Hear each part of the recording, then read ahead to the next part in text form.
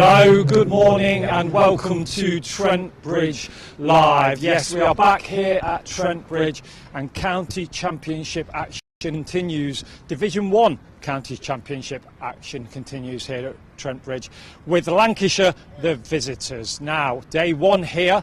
The toss has taken place, the teams have been announced, but I'm delighted to say that I'm once again going to be joined by the captain, Stephen Mullaney. And the toss captain, well done. Yeah. You want me to tell you what we've done? I know you're going to say what you always say, but... Yeah, we've won the toss and we're going to have a ball, yeah. Any particular reason or...? Not really, it just looks like obviously a little bit of cloud around, just looks like a wicket that hopefully will get a bit better batting second innings. Hopefully we can put them under some pressure this morning. Second home game of the season. We've had a week off. Obviously the boys haven't had a week off, but we had no game last week. If we can just touch on the Middlesex. Yeah. A little bit of rain around, obviously some time lost. Would you say an aggressive sort of declaration? Kind of sum up that sort of game for us. Yeah, well, we just took everything into account really, and we will do in every game. It's not saying we'll do that every game if we've got 250 on the board and 40 overs left. It's not saying that we will declare every single game, but we thought, Middlesex hadn't really batted well up until that point as a unit. We bowled Somerset out the week before in 34 or 36 overs. And credit to them, they came out and played aggressively and played well and put us under pressure, and unfortunately we came out on the wrong side, but it was a real positive move, and there's no scars from our point of view. We feel like we're playing good cricket. A week off, no game. Yeah. What's that kind of giving the lads, and some time away I imagine, but a bit of time to focus on obviously the next section of the season? Yeah, well, as you know, like 3 games in a row, it's hard work, especially for the seamers. So first and foremost, a bit of rest and recovery, and then we had a few days good training in between, and then just before this game, because we know now we've got 3 big games coming against Lancashire, Northampton, and here against Essex before we break for T20. Looking at the team, obviously a few changes since last time. If you just want to kind of talk us through them, because Luke Fletcher comes in as one of the big changes. Yeah, so Luke Fletcher and Ollie Stone come in for Dane Patterson, who's unfortunately just picked up a niggle in his back, which should be fine for next week. And we're going with no spinner, Liam Patterson-White. We feel it, if it's a similar wicket to the Somerset one, the seamers took all the wickets in that game for us, and hopefully we can, as I said, that's another reason bowling first put them under some pressure with 4 high quality seamers with myself and Lyndon to back that up. Lancashire, obviously a big county, runners up last year, a big game. What kind can we expect from them? Keaton Jennings is obviously a big miss for them, their captain. He is a big miss, but they're a fantastic team, well run, right from top to bottom. They've got some good, exciting young talent coming through, as well as experience. Obviously, it's been no secret that James Anderson's playing. He's a world-class bowler. We're going to have to try and counteract that. The experience of Croft, Villas, people like that. They're a very good team. They finished in the top 3 or 4 for the last 4 or 5 years. So they're going to be a tough test, but one that we're really looking forward to. You mentioned James Anderson. Obviously Stuart Broad is playing for us. The Anderson-Broad combination we've seen many a time over for England. How excited is Broady about facing and challenging James Anderson as an opposition? Yeah, I think he took Ollie Stone in that as well. We're lucky, and Ducky, we've got a few around the England setup which we're very lucky to have. Broady and Jimmy are very good mates, so I'm sure they'll have a little bit of a battle out there and send a few text messages later, whoever gets the upper hand. But I'm sure James is the same. With Stuart, he's solely focused on putting a performance in for us to win again. Well, thank you very much for joining us once again. 4 days of cricket, hopefully, weather a little bit around, but I wish you luck for the morning session. Thank you, mate. All right, thank you, mate. OK, we've mentioned a few of the players that are going to take part in today's fixture, but let's just remind you of the Nottinghamshire selected 11 for this fixture.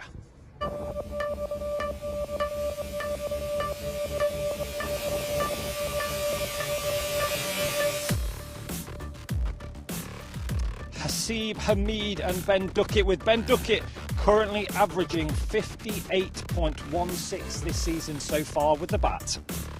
Ben Slater, Matthew Montgomery comes in and makes his second first team appearance of the season, with Joe Clark set to wear the gloves once again.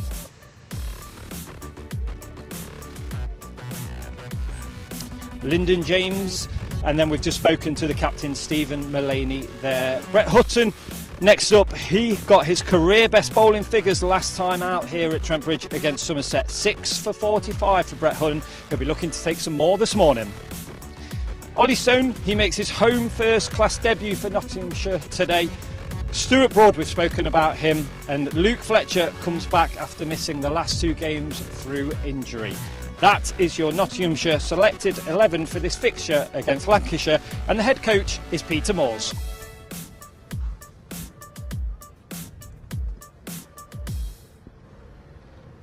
Okay, we are quite early on in the county championship season, but let's just take a look at the Division 1 table, because you'll see that this is, well, it's an important fixture, but if you look at the table, you'll see that Lancashire and Nottinghamshire are both on 29 points. Lancashire haven't won a game yet. They've had 3 draws. 3 games played for both of the teams, both on 29 points, and they'll be looking to pick up points to close down Surrey, who currently sit at the top of the table. Okay, we did mention that Stuart Broad and James Anderson are featuring in this fixture. There's obviously a lot more talent on show, but they are 2 big names, 2 England bowlers that have been greats. And if you just take a look at this graphic here, you'll see that they have taken, well, they've taken just a crazy amount of first-class wickets, to be honest. Stuart Broad currently sitting on 918, and James Anderson only needs 6 more to reach 1,100 first-class wickets. Two of the greatest bowlers that England have produced are on show here at Trent Bridge, and Stuart Broad will have the ball in his hands first thing this morning. That is because Nottinghamshire won the toss and they have elected to have a bowl. So we're just waiting on the players to come out. Your umpires for this fixture are Martin Saggers and Rob Bailey. We have 96 overs in the day, and your commentary team are Scott Reed and Dave Bracegirdle. Players due to get underway at 11 o'clock. The players will make their way out very, very shortly. So will the umpires, and the next voice you hear will be that of Dave Bracegirdle.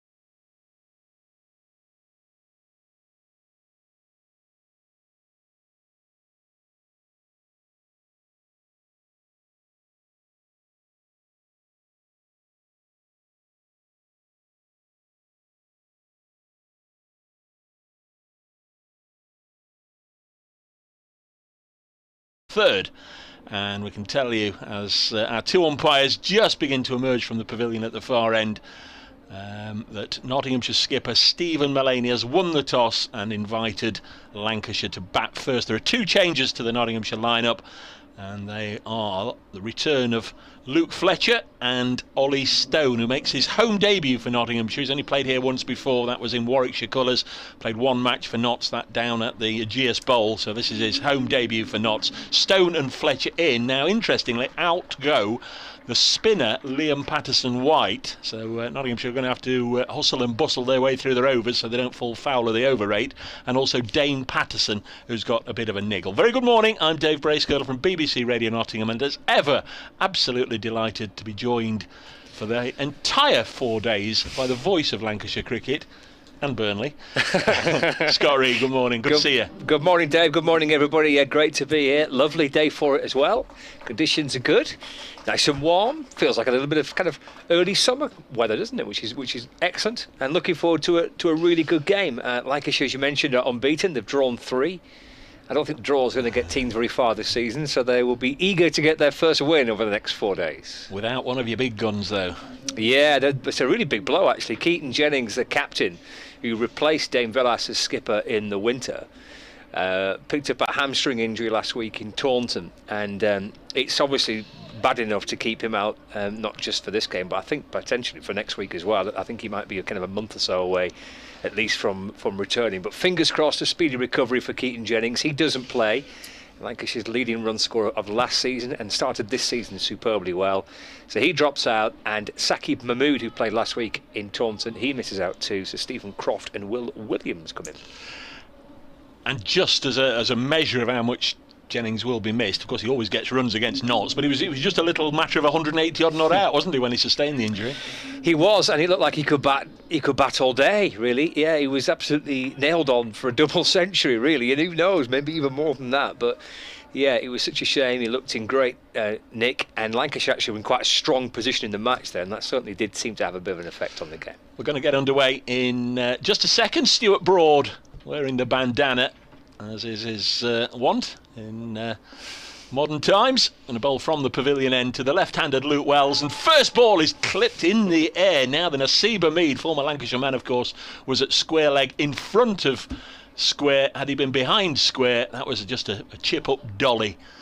Luke Wells is away with a single, but he very nearly chipped that straight to Nasiba Mead, and come back for a couple. He did, yeah. There's cries of catch, wasn't there? Hamid at square leg. It kind of went maybe 10 yards or so to his left, but just looped in the air. Maybe just a little bit of a flutter of the heart for Luke Wells to begin with. I think Brett Hutton was offering some kindly advice. Why didn't you dive? Brett Hutton was watching it all from first slip. There are 4 slips: Hutton, Duckett, Montgomery and Lyndon James. Joe Clark, of course, with the gloves on. That'll be a new thing for Lancashire supporters who've joined us early on, as the next ball is just dropped down to fine leg. Luke Fletcher back in the starting lineup, does the fielding, and there's going to be a rotation of strike, because that is a single to Wells, 3 without loss. He's got all 3 after a couple of deliveries, and brings George Balderson onto strike. And as Scott was saying, Balderson has been biffed up the order to replace the injured Keaton Jennings. Just waiting for an update to join BBC Radio Nottingham listeners, but I can bid a very good morning to listeners on 5 Sports Extra from Trent Bridge. We're in the first over of the match. In fact, the third ball about to be bowled by Stuart Broad from the pavilion end to George Balderson, and he's worked this one away, and there's going to be more runs. Plentiful amount of runs coming in this opening over here. We've had a 2 and a 1 and now a 4 for George Balderson. 2 left-handers out there opening. Luke Wells with a 2 and a 1, and now Balderson, first ball, he's clipped this nicely away to the shorter side of the ground, through square leg, and it's gone for 4. And it's been a bit of a torrid start, in truth, for Nasiba Mead, because they carefully positioned him in front of square, just in front of umpire Rob Bailey, and a couple have gone just behind square. We'll go through the teams for those of you just joining us in a moment. Just have to do an update for Radio Nottingham in just a moment, as Broad bowls, and this time Balderson solidly behind it, pushes it up to mid-off. Ollie Stone back in the Notts side today, does the fielding, rushes in from mid-off. So this is Stone's home debut for Nottinghamshire. England Test player, of course. Played in the first match of the season at the Ageas Bowl. Missed the last 2 matches. Good crowd in. And in fact, more coming through the gates as I mention it. 2 of the big hitters in Division 1. Broad bowls, and Balderson gets a good stride in there and blocks it up to the Notts skipper Stephen Mullaney at mid-on. Mullaney winning the toss, inviting Lancashire to bat first. Notts with 2 changes. Luke Fletcher and Ollie Stone return to bolster the seam bowling. Out go Dane Patterson, who's got a bit of a niggle, the South African, and Liam Patterson-White, the slow left-arm spinner.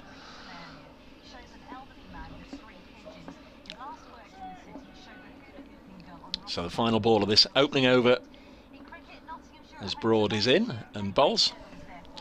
Where Stuart Broad has just completed the first over of the contest. Lancashire 7 without loss. They've been put in by the Nott skipper Stephen Mullaney, who won the toss. 2 changes for Nottinghamshire. Luke Fletcher and Ollie Stone return. Dane Patterson and the spinner Liam Patterson-White miss out. Lancashire batting. They are 7 without loss after 1 over.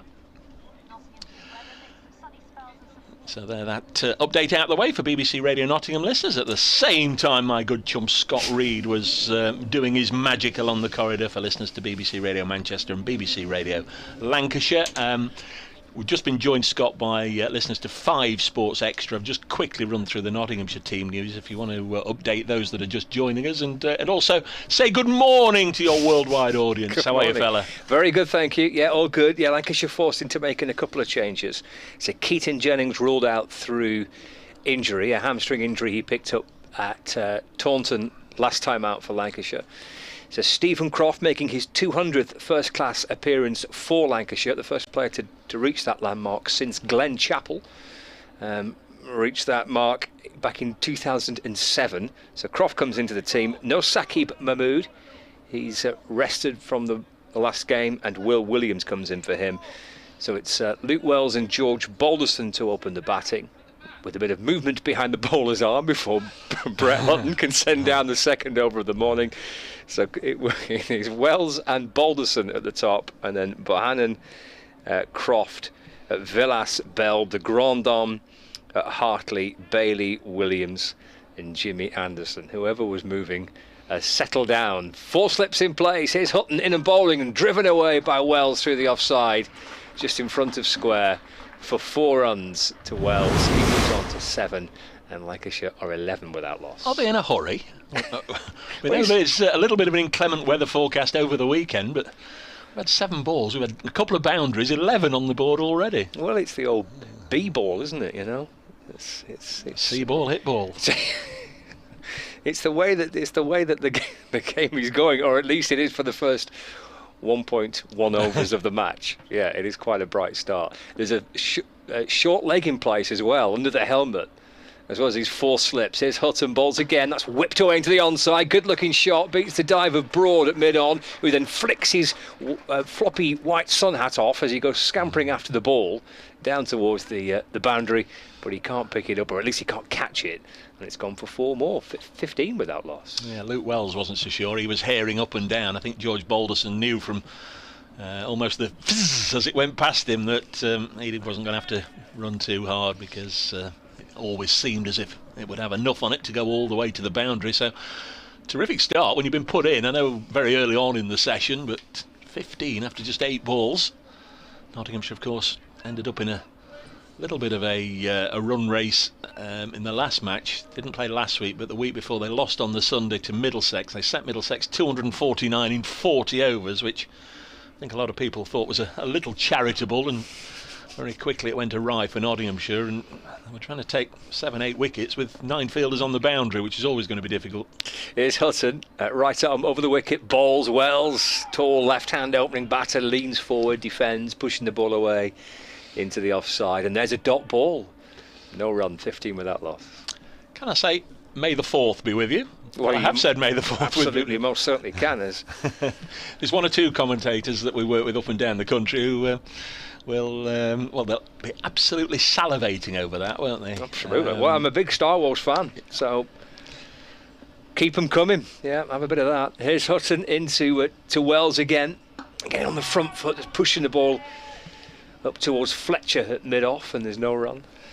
Can I say happy birthday to somebody I think that all cricket lovers know and love and respect, and I think many of them will be pleased he's no longer playing. Dan Christian, it's his birthday today. He's 40. He's now retired. Of course, he's had one or two good games against Lancashire in the past, I think it's fair to say. Of course, Nottinghamshire skipper for their 2 T20 Blast wins in 2017 and 2020. When he got hold of Liam Livingston, didn't he, in the semi-final, 4 sixes in a row to win it. Just a bit, yeah. Sort of hot sweats about that. Here comes Hutton in and balls to Wells, who's pushing forward. The ball goes past the edge of the bat and taken by Joe Clark, and there is no run.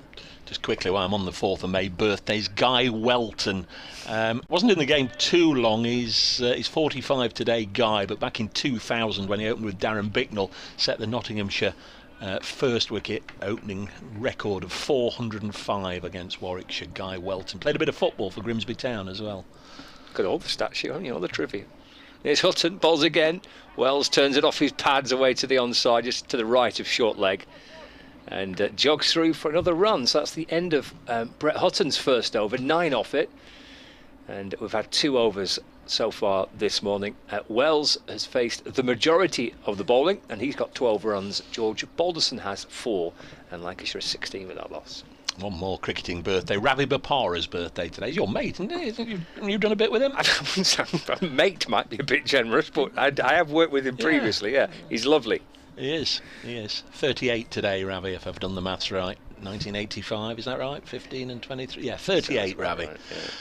So here is Stuart Broad, a chastening opening over for Stuart Broad, taken not exactly to the cleaners, but 7 coming from it. This has been billed, of course, as Broad v Anderson.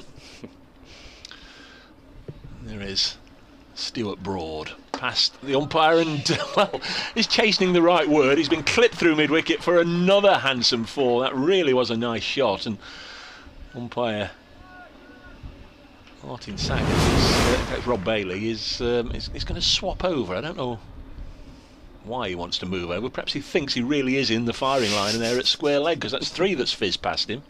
Well, it is the shorter of the boundaries by some distance, isn't it? And he's going to retreat to slightly safer ground, I think. Don't blame him. Lancashire 20 without loss. Trent Bridge, Division 1, Notts v Lancashire with Dave Bracegirdle and Scott Reed. If you want to send a message, you can get Scott at BBC Lancs Cricket, or myself at Brace Cricket. We'll have a look at your correspondence periodically, and we'll also have a little look at what's happening up and down the country in the other matches as Notts tinker with the field. No real surprise, they've put a sweeper out on that leg side fence. Lyndon James has gone out there just to try and cut off this battery and run of boundaries. This one's just played back to Broad by Luke Wells, former Sussex man, of course. He had 1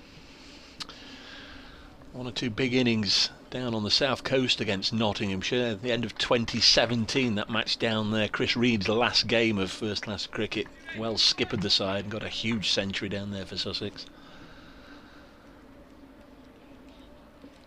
There is Stuart Broad, 3 slips ready, and Wells knows where his off stump is, leaves it alone.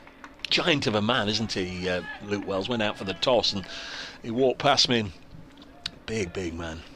He had a great year last year. I mean, Jennings got the headlines, 1,200 runs, Keaton Jennings, an average of 72 with 5 centuries, including a triple century. But Wells pushed him close. He was edging towards 1,000, 991 runs last season, averaging 52, 3 centuries and 4 50s. Had a very, very good year at the top of the bat, at the top of the order for Lancashire. And comes Broad to bowl to the left-hander, a pleasing push, but can't penetrate the ring on the offside. Ollie Stone does the fielding. Lots have gone with Broad and Brett Hutton. I suppose they could just as easily have gone with Ollie Stone and Luke Fletcher. There's some great options on both sides, isn't there? Yeah. So look at some of the names that are not involved. The bowling attacks from both these 2 teams. Yeah, Saqib Mahmood was in the squad for Lancashire, didn't get a start, nor too Luke Wood, of course, former Notts man. Here, saw him, but not involved as Wells advances towards Stuart Broad here, somewhat optimistically, but leaves it alone, shoulders arm. So Joe Clark, second match with the keeper's gloves on. Tom Moores, who actually had a little spell with Lancashire, didn't he, at the start of his career? A loan spell, made his county championship debut for Lancashire, I think at Southport, wasn't it? That's right, yeah. Against Durham. He's got a broken finger. So Joe Clark with the gloves on. And again comes Broad. Watery sunshine over Trent Bridge as Wells pushes this into the offside. No run. 3 overs gone. Lancashire 20 without loss here on BBC Radio Nottingham, BBC Radio Manchester, BBC Radio Lancashire, and all our friends up and down the country on 5 Sports Extra. And also we're joining you, those of you watching the live stream put out there by the Nottinghamshire County Cricket Club. there's some kind of quite eye-catching games this week, and eye-catching names across the county championship taking part this week, which is brilliant, isn't it? Really. Some mentioned Broad and Anderson in this fixture. So there's Smith playing for Sussex and Bairstow playing for Yorkshire. It's great to see. Championship packed full of really high quality players, and this week is this round of fixtures is no exception. It's Brett Hutton with Balderson on strike, and that's pushed wide of the Lancashire opening batter and into the gloves of Clark, and there's no run. You've brought some reading material, which I read a few weeks ago. One of the monthly cricketing magazines. They set their stall out, didn't they, pre-season, and the headlines on the cover. I mentioned it in the last match. Lancashire, the team to beat. Well, I suppose that's true. You haven't lost any yet. Forward goes Hutton in as Balderson defends up towards mid-off, and there's no run. Realistically, is this the year for Lancashire? Well, I mean, they've come pretty close the last two. Runners up last season, albeit I think Hampshire pushed them, probably pushed Surrey more than Lancashire, even though Lancashire finished second. The season before that was the one where they probably that's the nearest they've been to winning it since they actually won it in 2011. Hutton to Balderson again, it's left and through to the keeper, and there's no run. So they've been knocking on the door for a couple of years, but I don't know. There's some good teams, aren't there? There's a lot of quality teams in Division 1. But you will have players dipping in and out at various times, of course. Phil Salt away with the IPL. Josh Butler, maybe you won't perhaps see as much of him as Hutton turns at the end of his mark. Yeah, with 3 slips in place. Comes over the wicket and balls to Balderson. It's turned out towards the leg side, to the left of short leg. Sure there's much bat on that. Maybe just deflected off his thigh pad down into the ground, and there's no run. Liam Livingston? Yep, they're all 3 of those, I think, are still at the IPL. Yeah. I think they'll get to see quite a bit. I mean, potentially when the IPL finishes, and depending on how far those players get with their respective teams, I think Lancashire are optimistic they'll see quite a bit of at least 2 of those 3 in the blast, Livingston and Salt, when that gets underway. Hutton to Balderson, who defends, gets right in behind this delivery, angle back in towards him this time, and there's no run. There's a name that I've obviously seen on your scorecards the last year or so, but I don't think I've seen in person yet. Will Williams. What can you tell me about Will? Yeah, so he's a New Zealander who was playing some club cricket in the UK last year, in Somerset actually. Is that Hutton comes into Balderson again, that's defended to the leg side, and there's no run. It's the end of the over. We've had 4 and Lancashire 20 without loss. So he was playing some club cricket in Somerset. Lancashire came kind of aware of him. He came up to Old Trafford, he bowled well in training. They were impressed with what they saw. They gave him a short-term contract, and he bowled beautifully for the first couple of games that he was given the short-term contract, took wickets, impressed everybody, and that short-term deal's turned into a 2-year contract. So he's left, he's moved away from New Zealand now. He's given up the right, so to speak, to play in New Zealand. He has a British passport through his mother, and he's a local player now. Plays in this one ahead of Saqib Mahmood or Luke Wood. Going to be Stuart Broad. That last over just brought back a semblance of control for Nottinghamshire. A maiden from Brett Hutton. Here is Broad then from the pavilion end, bowls to Wells. This one hits him high on the splice and just pushes it into the offside. Ollie Stone's doing quite a lot of work actually. He's in that wide-ish mid-off come extra cover position where you sort of expected really to stop everything that goes either straight or through extra cover. It's a thankless task there really. They sort of put one man in to cover 2 fielding positions, don't they? The wide-ish mid-off. In fact, he's moved around a little more now. It's probably a more conventional extra cover for Broad in again. Wells advances towards him and then just drops it on the leg side for a single. And the board gets moving again. 21 without loss. Our scorers for this game: Roger Marshall, as ever, doing the notching for knots. Chris Rimmer, a welcome visitor here whenever he comes, the regular scorer for Lancashire. We mentioned our umpires already. Rob Bailey, the former Northampton Derbyshire batter. Martin Saggers spent a lot of his cricket with Kent, both briefly played for England, didn't they, at various points in their career. And Simon Hinks, former Kent wicketkeeper, is the match referee, as Broad into Balderson. There was a little bit of animation out there. Didn't really look as if he flinched at it at all, did he? I think he knows pretty much where his off stump is, but he's gone down and doing a little bit of gardening here, and Wells joins him just for a little bit of a word in his ear.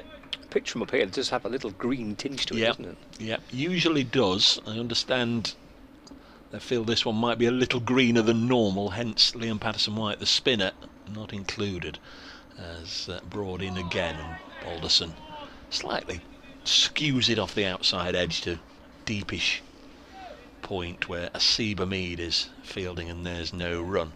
Nott's got the better of Lancashire last time round here in 2021. You're giving me looks, but no, I phrase it like that because Lancashire have had, say, over the last decade, 15 years or so, they've had a pretty good record on this ground. But last time in 2021, of course, it was sort of the conference system, wasn't it? And then the so-called elite at the end of the season, and Nott's won that game. This has pushed to backward point again.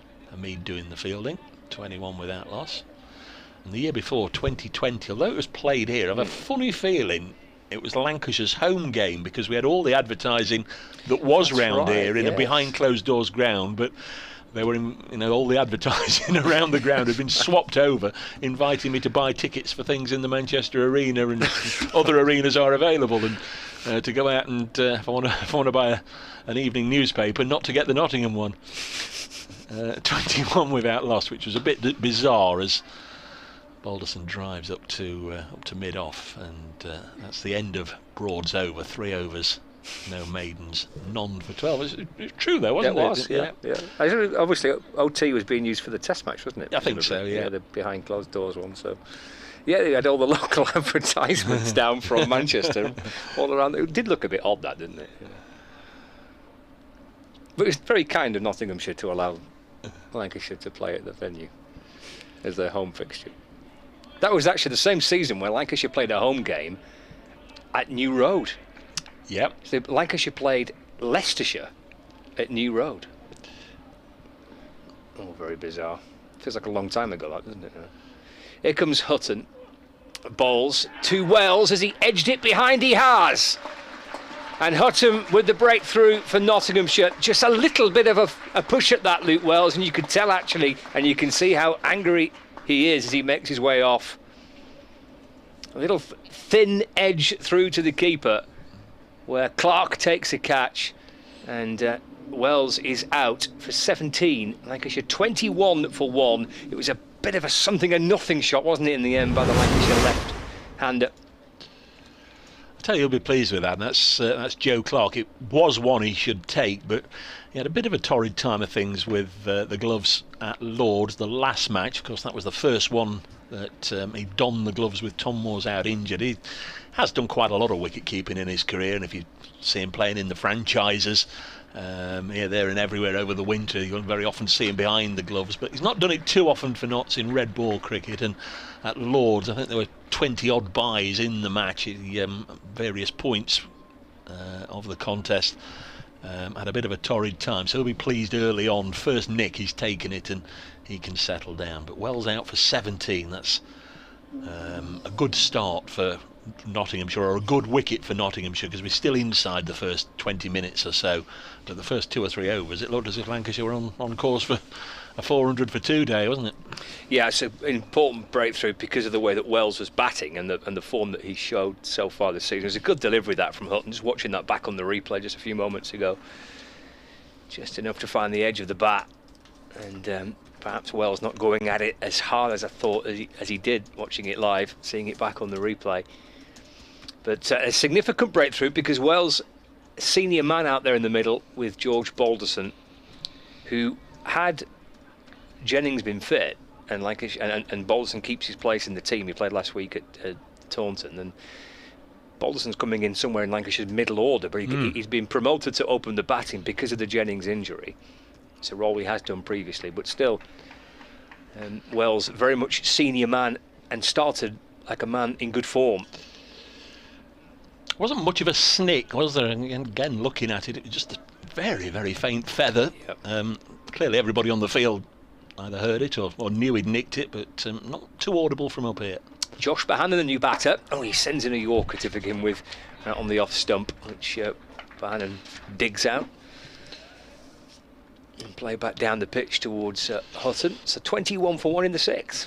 So where do you think they'll go? Stephen Croft coming into the side. Will he go 4? Dane Vilas 4? Or there are other options, of course. Probably Croft next, then Vilas, then Bell. Hutton in to Bohannon. And that front foot, the ball drops into the offside. There's no run.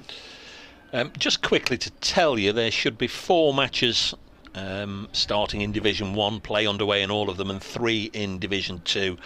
And just quickly, Essex batting against Surrey, 18 without loss. Hampshire 8 without loss against Warwickshire.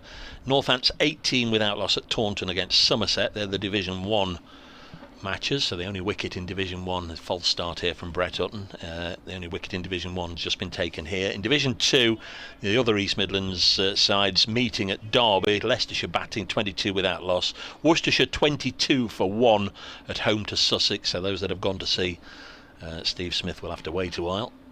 There's Hutton balls to Bohannon, who plays forward, defends to mid-on. There's no run, no ball signalled by the umpire.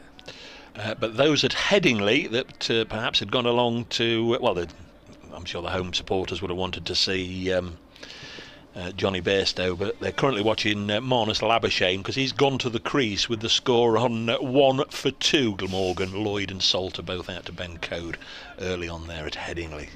Labuschagne and Sam Northeast at the crease, man who briefly had a spell with Notts a couple of years ago. Hutton to Bohannon, that's left. And through to the keeper, and there's no run. 23 for 1, so Bohannon joins Balderson here at Trent Bridge. Decent crowd in, Scott. Okay. You know, we sort of can't always see or tell how many in this Radcliffe Road stand, but as we look to our right, the middle tier, certainly behind the arm, seems to be heavily populated. Hutton balls, Bohannon drives, and will get runs to the right of Broad, who again loses his cap in pursuit of the ball, and Bohannon does come back and runs 3 actually, so he's off the mark with 3. And Lancashire move on to 26 for 1 with 1 ball left of the 6th over. 1 or 2 people have kindly got in touch at Brace Cricket or at BBC Lancs Cricket. Dave Palmer says, morning Dave and Scott, the car's in for service today, so I'm working from home, in inverted commas. I've got the big screen on, your commentary, coffee, 3-day win for Notts, so you can get down to the lane for the playoff on Sunday. Hutton comes over the wicket to Balderson, that's pushed wide outside the off stump, and he allows it to go through to Clark. It completes a wicket taking over that for Brett Hutton, who's bowled 3 overs and has picked up 1 for 14, Lancashire 26 for 1. Yeah, if we're still here on Sunday, there is football at Meadow Lane at lunchtime. Notts County playing Boreham Wood in the National League playoff semi-final. For those of you interested in that, Simon Gledden, good morning Simon. Trent Bridge has been a very happy hunting ground for Jimmy Anderson over the years. As a Notts supporter, I'm hoping he'll bowl well but be very unlucky in this game. Thank you, Simon. James, is it time for a Stephen Mullaney statue outside Trent Bridge? In the age of statues, surely a man of his morals should be built. Former Lancashire man, of course, Stephen Mullaney. Just waiting for somebody who knew it was going to be the start of the over, so decides just to stand rock still at the side of the pavilion at the far end, but unfortunately was right in the eye line of Josh Bohannon. So there's Broad to bowl to a right-hander for the first time, and that's nicked, and it's just fallen short of Matthew Montgomery at 3rd slip, and probably put the mockers on him, but I'll say this, if Montgomery can't catch it, nobody can. It did fall just short of him, but that fella catches pigeons. He was the leading catcher in the Royal London One Day Cup last year, and wherever you put him he'll catch it, but that one just in front of Matthew Montgomery at 3rd slip, and I think it was a genuine edge, full shot from Josh Bohannon. Broad with his dander up in bowls, and this one down the leg side and tickled away and tucked away, and Luke Fletcher nowhere near it really. Luke Fletcher was at long leg and it was tickled away nice and fine. So 4 to Bohannon, he moves on to 7. Lancashire 30 for 1. We've not yet been playing half an hour, so those of you that like your cricket fast paced, the entertainers are in town. I thought it was an edge from Balderson, but he didn't go at it too hard, did he? He did play, but he went quite softly. The ball bounced, therefore, in front of slip. Comes Broad. Gone for 16 already. This is just his 4th over, and there's going to be at least one here. It's worked wide of the short leg Ben Slater, and they'll come back for a couple. Ollie Stone does the tidying up. 32 for 1. And already Bohannon on to 9. David Fennick, morning Dave and Scott. I'm watching your game as Durham have got a free week this week, so your friend Marty will be off dolphin spotting, no doubt, on the Roca Riviera. Are they playing on an under 11 wicket? Looks very close to the boundary. It's not really. We've been a lot closer to the boundary than this. And you needn't talk, David. We've had games up at Durham recently where they've pulled the rope right in as Broad is in bowls, and again help just down the leg side. This might have been off the pad. Let's have a look at umpire Saggers. Is he going to bang his knee? Yes, he does. It's the left knee that gets the treatment. Leg bye, 33 for 1. You're making a note of that leg bye there? No, I was making a note of which umpire's at which end, because I can't tell them apart from here. Rob Bailey at this end, standing very tall. Could almost be standing outside Buckingham Palace this weekend for the coronation. He does stand so tall, doesn't he? Which is probably the way to do it. Don't get a slouch. Don't get backache if you slouch. Nice looking drive to this next Broad delivery. Past Stone at mid-off, and they'll come back for a couple. Been unable just to dry things up or really bar that edge that fell short of Montgomery. Really threaten a wicket so far, Stuart Broad. They have been quite positive, haven't they? Yeah. Lancashire, since they came out to bat. That's been continued by Bohannon as well. Rob Spencer, good morning. Looking forward to a great day of cricket. I'm watching the live stream. Keep up the great work. Thank you, Rob. Broad to the left-handed Balderson. Drives this, clips this to mid-on. No run, end of the 7th. And it remains 35 for 1. Trevor, one of our regulars. Good morning, everybody, from a bright, breezy and somewhat chilly Suffolk. Assume Liam Patterson-White missed out was purely tactical. Yep, that's what I understand, Trevor. They think this one will be more suited to the 4 frontline seamers. Suzanne, Navenby Travel, morning. Listening loud and clear in Lincolnshire. Can you give us a shout out? Certainly have done, Suzanne. In Navenby. Duncan says, do you think Jimmy and Broady will bowl any bouncers to each other in this game? I think we've seen a little bit of it in the past, haven't we? Not holding back, looking to get the upper hand.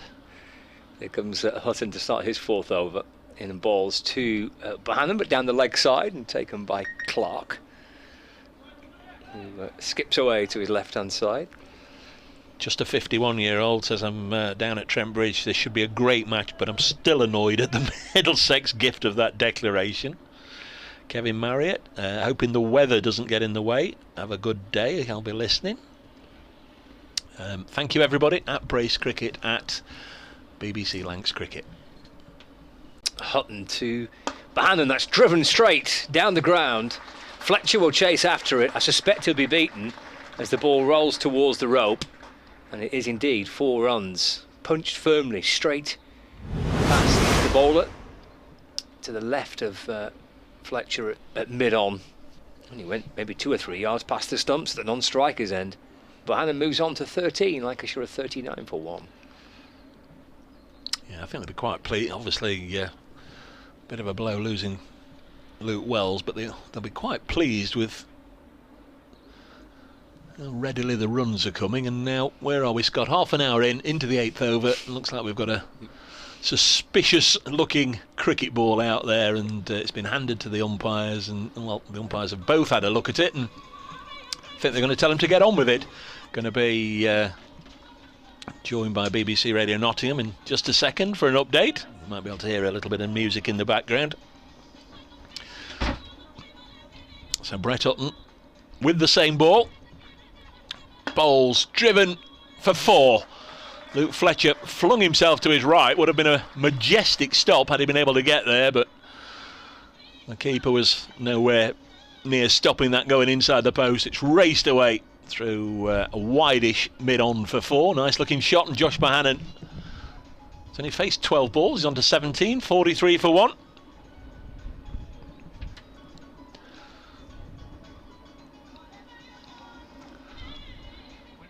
Lovely shot. And again, a rejig with the field. Short leg Ben Slater is going to come out. He's going to go into the covers.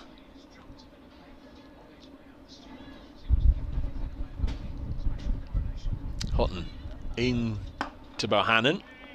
Goes deep into his crease and almost like French cricket squares him up and brings the bat down and pushes it back to the bowler.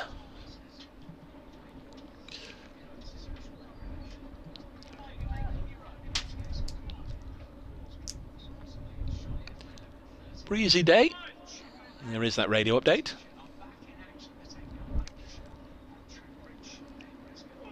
It's been a fairly fast-paced start to this match, Mark. Lancashire put into bat by Stephen Mullaney. We've already got 44 runs on the board and we're already in the 8th over, but the big wicket to go down, that of Luke Wells, he tends to hold the innings together for the Lancashire top order. Made 17 pretty quickly and then nibbled outside his off-stump to Brett Hutton, and Joe Clark took a decent enough catch. That was 21 for 1 in the 6th over. They've now moved on to 44 for 1. There, the update for BBC Radio Nottingham. And Scott's back.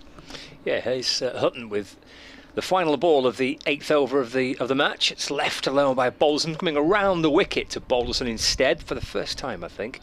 Having gone over the wicket to the left-hander previously, but around the wicket there, left by George Balderson. So he's on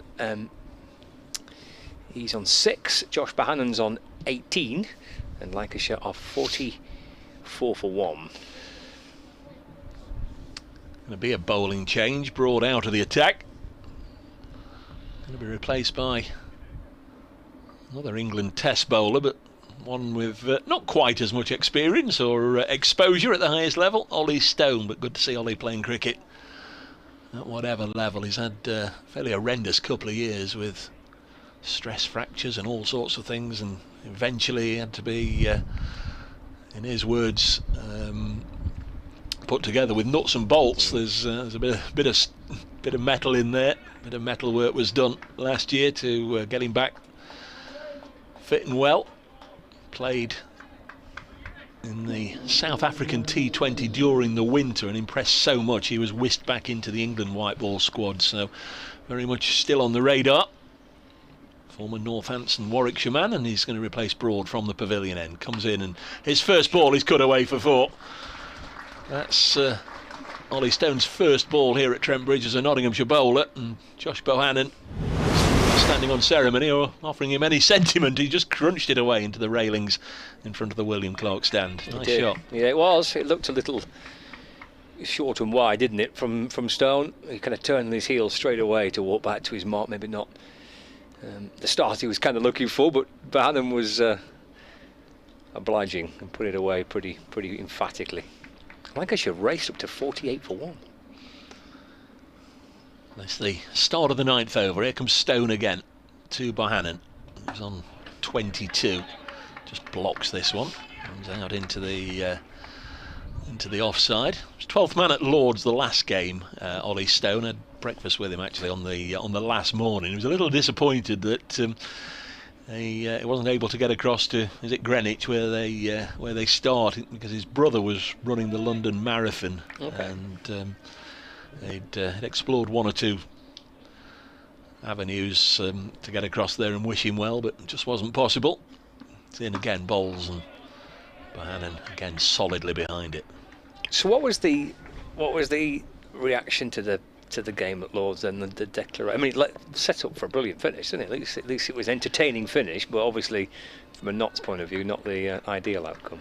No, I think those that, myself included, that had watched the first 3 days sort of didn't really fancy their chances of getting 10 wickets on that track in 40 overs, unless Middlesex sort of fell on their sword a little bit. Next ball is defended into the offside, but they nearly did. They nearly let Notts back in a time or two. They showed their cards right from the off in sending out Eskenazi to open instead of Robson, and Broad got rid of him, so how are they going to play it now? And then Peter Milan, who hadn't scored a run, if you'd seen Peter Milan's scores from the first couple of rounds of matches, he'd hardly scored a run, he'd not got into double figures, and he came out and started throwing the bat. Next ball is guided away between the slip cordon and Hamid at backward point, and down there to the vacant third area for 4. Nicely played, and that's the 50 up for Lancashire, 52 for 1. But then him and Max Holden and then John Simpson when he came in, and they all hit at a strike rate of more than 100, and he just got to a point where you thought Lancashire, I beg your pardon, Middlesex really can only lose this from here, and Notts were trying to protect the boundary, so they were trying to take wickets to win, but at the same point they'd got almost everybody out on the fence trying to protect boundaries. It was I think it was a thrilling 2.5-3 hours for those that were there, but from a Notts persuasion it did look a fairly generous and an ambitious declaration, as this is run to backward point, but they were all in it together. Risk and reward. I think you were talking off air when we had a little chat when you arrived this morning, weren't we? Wins are so important in the county championship, and sometimes you do just have to take a risk or two just to try and get the extra reward of the points. But on that occasion, Middlesex got over the line. The round of applause was for another bowling change, and Luke Fletcher, who's missed the last couple of matches with an ankle niggle, back into the attack, or back into the side, and now he's into the attack. Yeah, I watched Peter Moore's interview after that game at Lords, and as ever from Peter, he speaks really well, doesn't he, and gave a really honest assessment of the declaration and the way the game finished. But I think it is interesting that this season, because of the point structure, that wins are always crucial, aren't they? I get that, but it's perhaps even more so this year, with it just being 5 points for the draw, and the batting bonus points changing too. Here's Fletcher in bowling to Bohannon, who looks to drive a foolish ball. Fletcher's put it there to try and encourage that type of shot, and Bohannon went for it, playing a miss and through to Clark, and there's no run. 53 for 1 as we start the 10th. This double bowling change. Broad and Hutton replaced by Stone and Luke Fletcher, who's got 3 slips in place. He comes over the wicket and bowls, and Bohannon shuffles it back and across and defends up towards mid-on. And Ollie Stone fields, and there's no run. Bohannon remains on 27 not out. Appropriately now he's just come out of the attack. I've just seen a note I'd made. This is Brett Hutton's 50th first-class game for Notts, and considering his debut was in 2011, he had 3 years away with Northants. Fletcher to Bohannon, that squeezed its way down towards third man. Looked a little edgy from here. If we see a replay, we might be able to confirm as they run 3, and whether he's just opened up the face of the bat and run it down to third man. There's 3 slips and a backward point. He's got 3 runs for it. Moves on to 30. Score moves on to 56 for 1. Yeah, it's one of the reasons Brett Hutton moved to Northants for 3 years. Start of the 2018 season, just could never really nail down a spot. It just seemed whenever there was an overseas player, Notts have been reliant on overseas fast bowlers. They've had Stuart Broad, of course, dipping in and out. Around the wicket, Fletcher comes to Balderson. He's up off his toes and glancing this one off his pads down to backward square leg for a single. Moves on to 7, 57 for 1. And it seemed in his first spell here that Brett could never really get a run of games in the red ball side, so he went away to Northants, but came back start of 2021. Played quite a lot of matches since then. One or two more people have been in touch. As Fletcher moves in, balls to Bohannon, who plays forward in defence, and there's no run. The Bandmade fan says, I'm enjoying your commentary. I'm putting up a fence in not so sunny Sheffield. No offence. I wanted to listen to Mighty Yorkshire, but I'm not being able to. Is there a problem? Yeah, the problem is that you want to listen to Yorkshire. Listen to Notts. Obviously, I have no idea if there's something wrong with the Yorkshire stream.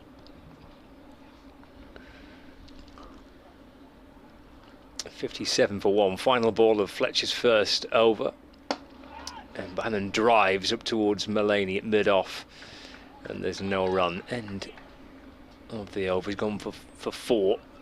And the score's 57 for 3 for Lancashire. Sorry, 57 for 1 after 10 overs. Yeah, Graham Rowley, another regular. Morning, gents. What's your thoughts on Notts going into the game without a frontline spinner? Well, it's always nice to see a frontline spinner. I think they've looked at the strip, and maybe the same as we all have. We've looked at the weather forecast, and it does seem as if we'll be extremely lucky to get from now till Sunday tea time or whenever the game finishes without seeing quite a bit of rain. That's what the forecast is. And it looks okay today, doesn't it? Yeah, I think it's later in the week. I just hope they don't fall foul of the over rate. But there is Matthew Montgomery and, of course, Ben Slater. Maybe if they just need to bolt, and of course Mullaney doesn't take too long either. But yeah, it's a shame Liam's not playing. 57 for 1 as Ollie Stone comes in to bowl to George Balderson, who's on 7, and he blocks this one. Daniel looking forward to Saturday and Sunday, more matches that incorporate a weekend, please. I think that's about it for now. Lots of people inviting me to buy various bits and pieces. We don't need those adverts. Balderson on 7, fairly watchful. Leaves this alone. Goes through to the keeper. He's faced 21 deliveries for his 7. George Balderson. It his first ball away for 4, but bowled a better line at him since then. Biffed up the order a little bit. It's been in the middle order, hasn't he, Balderson? He has. He has opened the batting previously. In fact, when he first came into Lancashire's championship team, he opened the batting. Ollie Stone in again, wide of the pegs. It goes through to Joe Clark. A thud into those white gloves of the wicket keeper. He ended the season in that kind of shortened season in 2020, opening the batting, and did a little bit in 2021 as well. So it's not unfamiliar, far from it. He's opened the batting at different age levels for England as well. But yeah, I think he'd have been safely kind of positioned in the middle order had Jennings been fully fit. Stone once more. Bowls delivery that was still on the rise when Clark took it. Quite a speedster, Ollie Stone. He is, and he's quick when he's fully fit and tearing in. Great to watch, isn't he, Stone, when he's bowling, when he's on form. As you said before, it's just good to see him fit. He's had a torrid couple of years, hasn't he?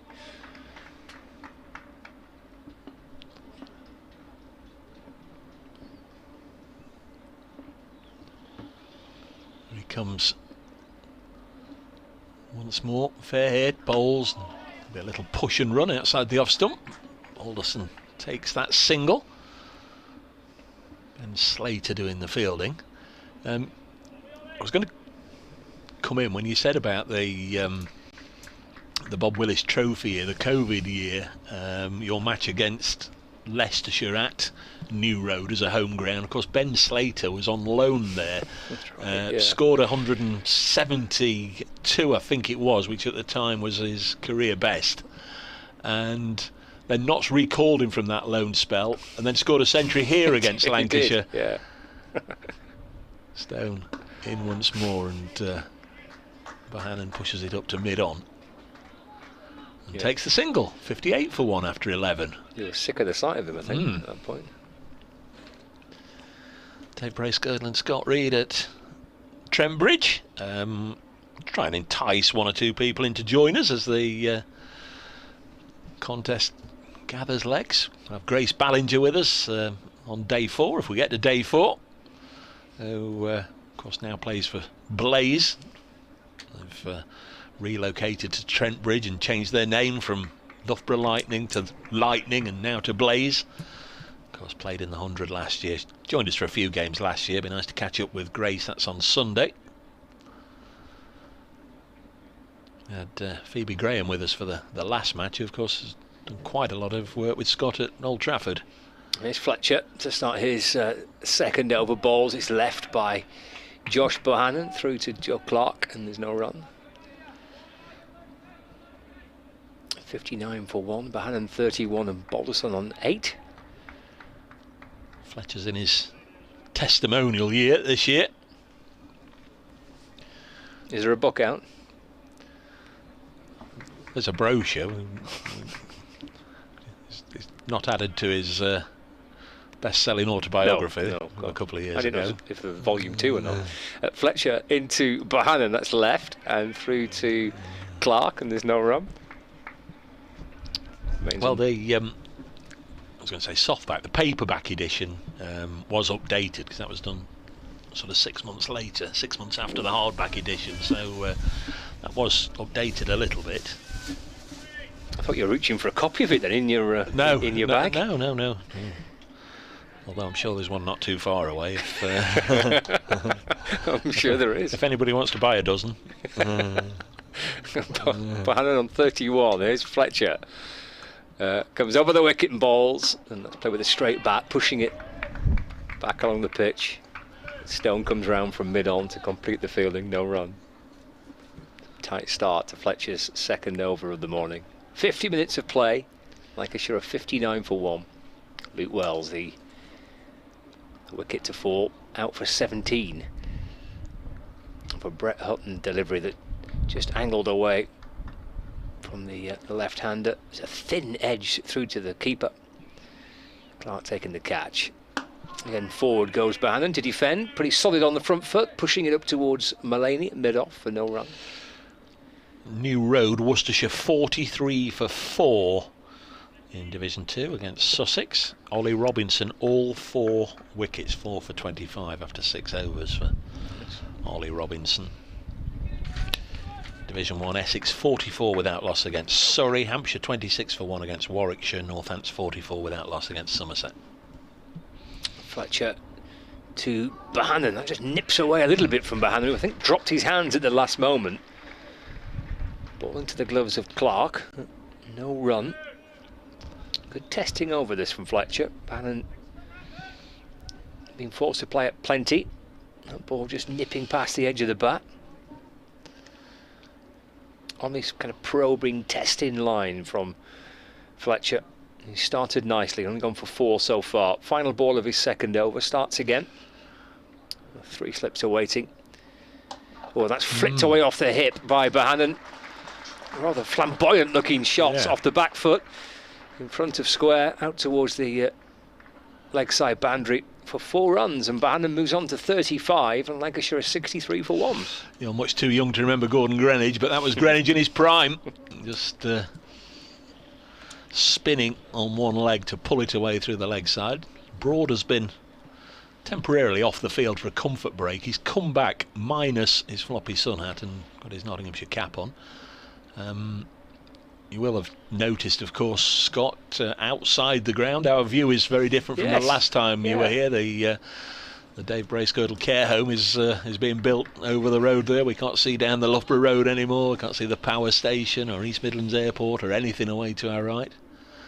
Don't seem to be doing an awful lot on it today, though. I don't know if work's stalled on this particular May Thursday or not, as Stone comes in to bowl to Balderson, who remains on 8 as he lets this go through. So what is it going to be? It's just over the road. It's going to be retirement flats, retirement apartments.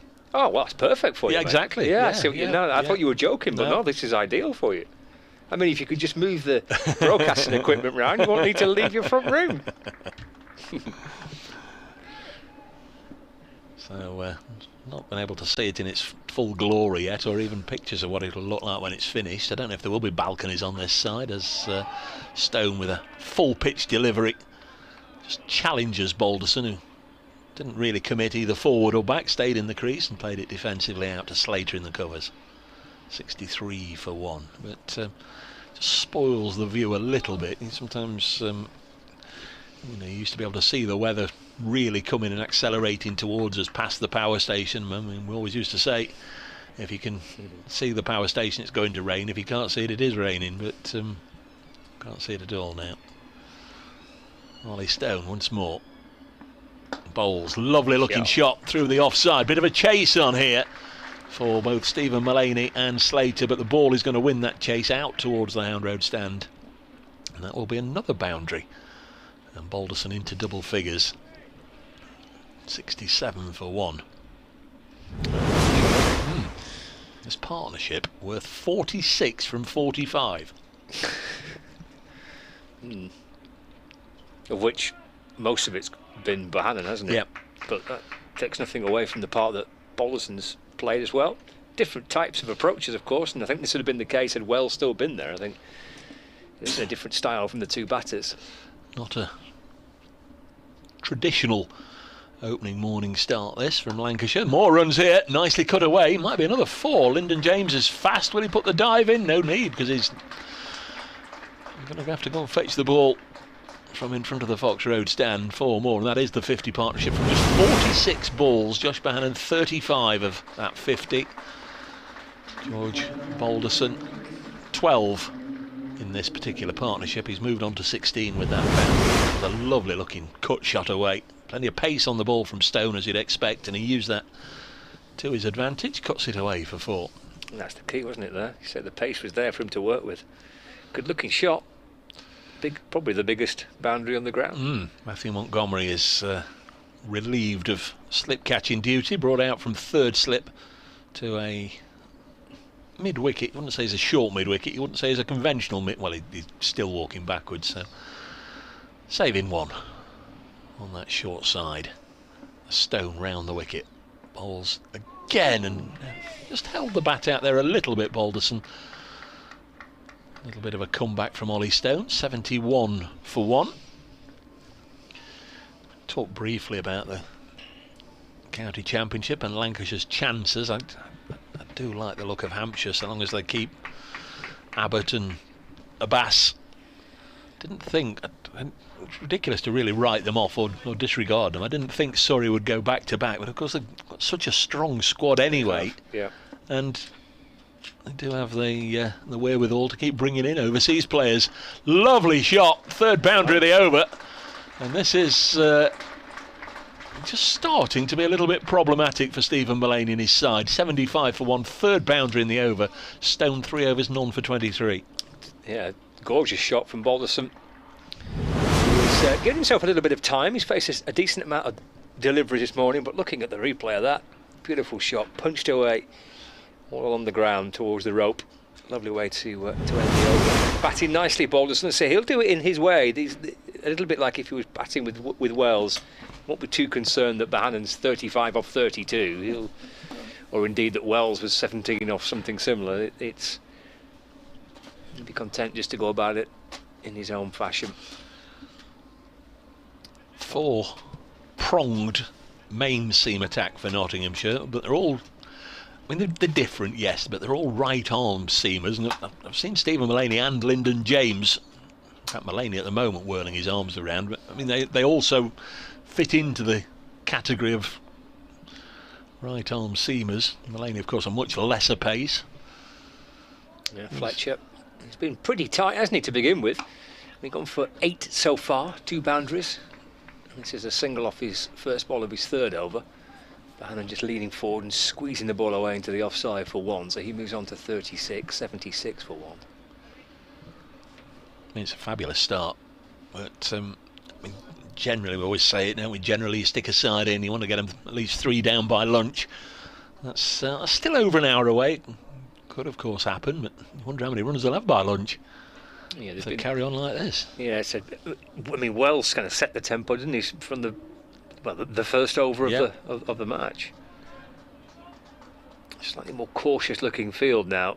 Still got the 2 slips in place, but the short mid wicket, short cover, point, mid off, mid on, deep backward square leg and a fine leg.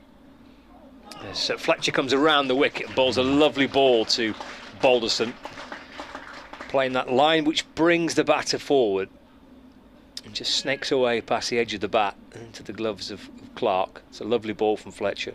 But I think actually from this end has got things relatively calm for his captain. Mullaney making a double change relatively early on, but there's runs coming at the minute from the far end under with Ollie Stone. But Fletcher doing his usual stuff from this end. This is left alone by Balderson, just a fraction wider this time of the off stump. Taken by Clark, and there's no run. 76 for 1. Balderson on 20. It's quite a breezy day. You can see the shirt and the trousers of the Nottinghamshire bowler there, just slowly flapping in the breeze, but there's occasional quite a strong burst across the ground. Fletcher bowls again. It's carved away for 4. Absolute missile out towards the boundary. It's a terrific looking controlled cut shot from Balderson. Knees slightly bent, slicing the ball away towards the offside. Score moves on to 80 for 1. Onto that in a flash. Thumps into the advertising board. Really hit that hard, didn't it? Moves to 24 not out. Fletcher bowls again. It's driven down the ground. Mullaney will get across to cut that off. Coming from mid-on. And there's no run.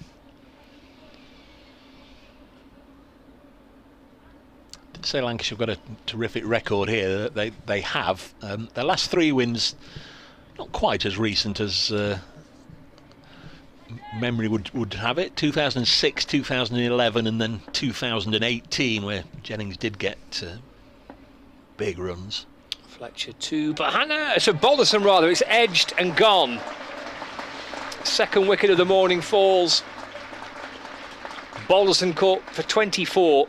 Little thin edge to Hutton, and Fletcher picks up his first wicket. Lancashire lose their second. Balderson out for 24. Lancashire are 80 for 2.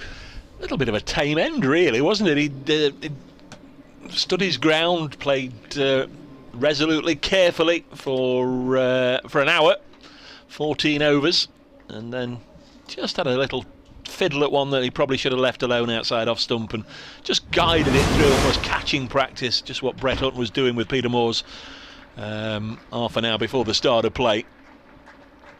Fairly routine catch. So Notts have got that second wicket. It's come at a price, of course, with 80 on the board already, but they'll be delighted to get rid of another left-hander. Here comes Stephen Croft. Very, very fine player indeed. And as Scott was saying, playing his 200th first-class game for Lancashire.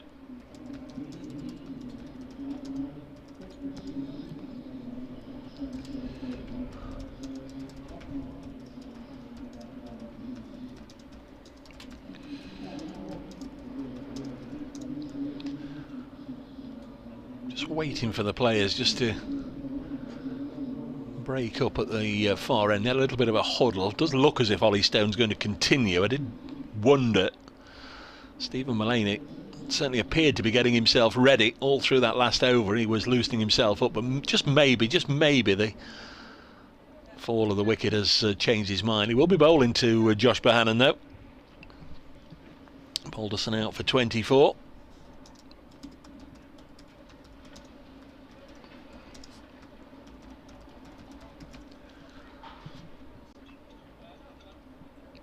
So Hutton involved in both dismissals, with a wicket and now a catch. So Ollie Stone, 3 overs, none for 23 from the pavilion end to bowl to Josh Bohannon. Cuts this one firmly away. Hamid's going to have to put the dive in front of the William Clark stand, and does, and keeps them to 2. Bohannon on to 38, 82 for 2.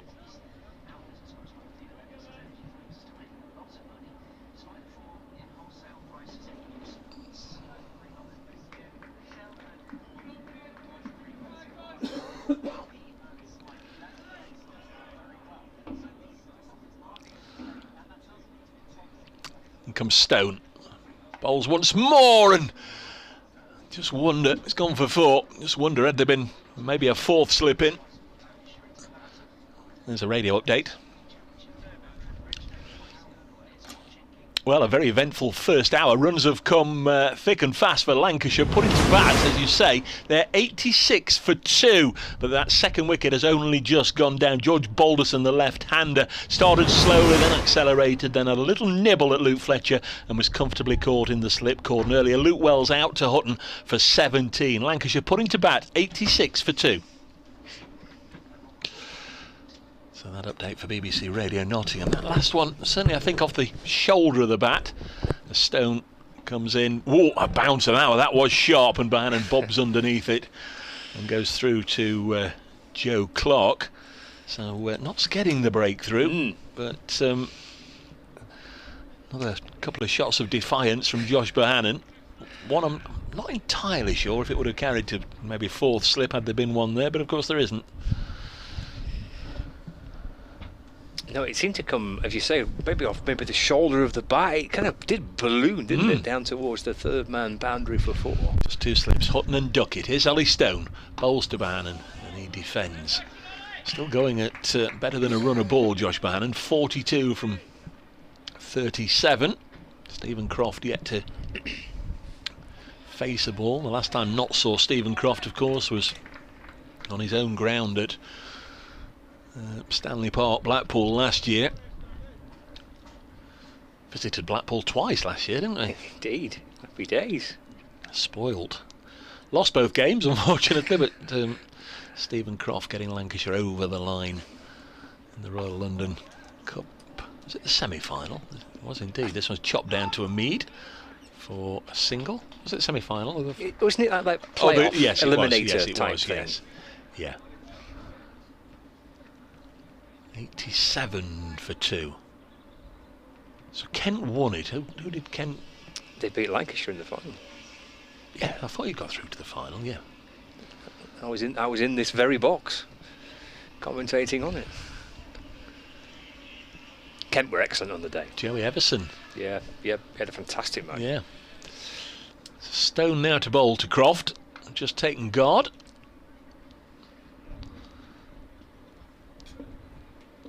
Shirt outside his cricket flannels, and Ollie Stone to bowl to him. Punchy middle order stroke player, blocks this one.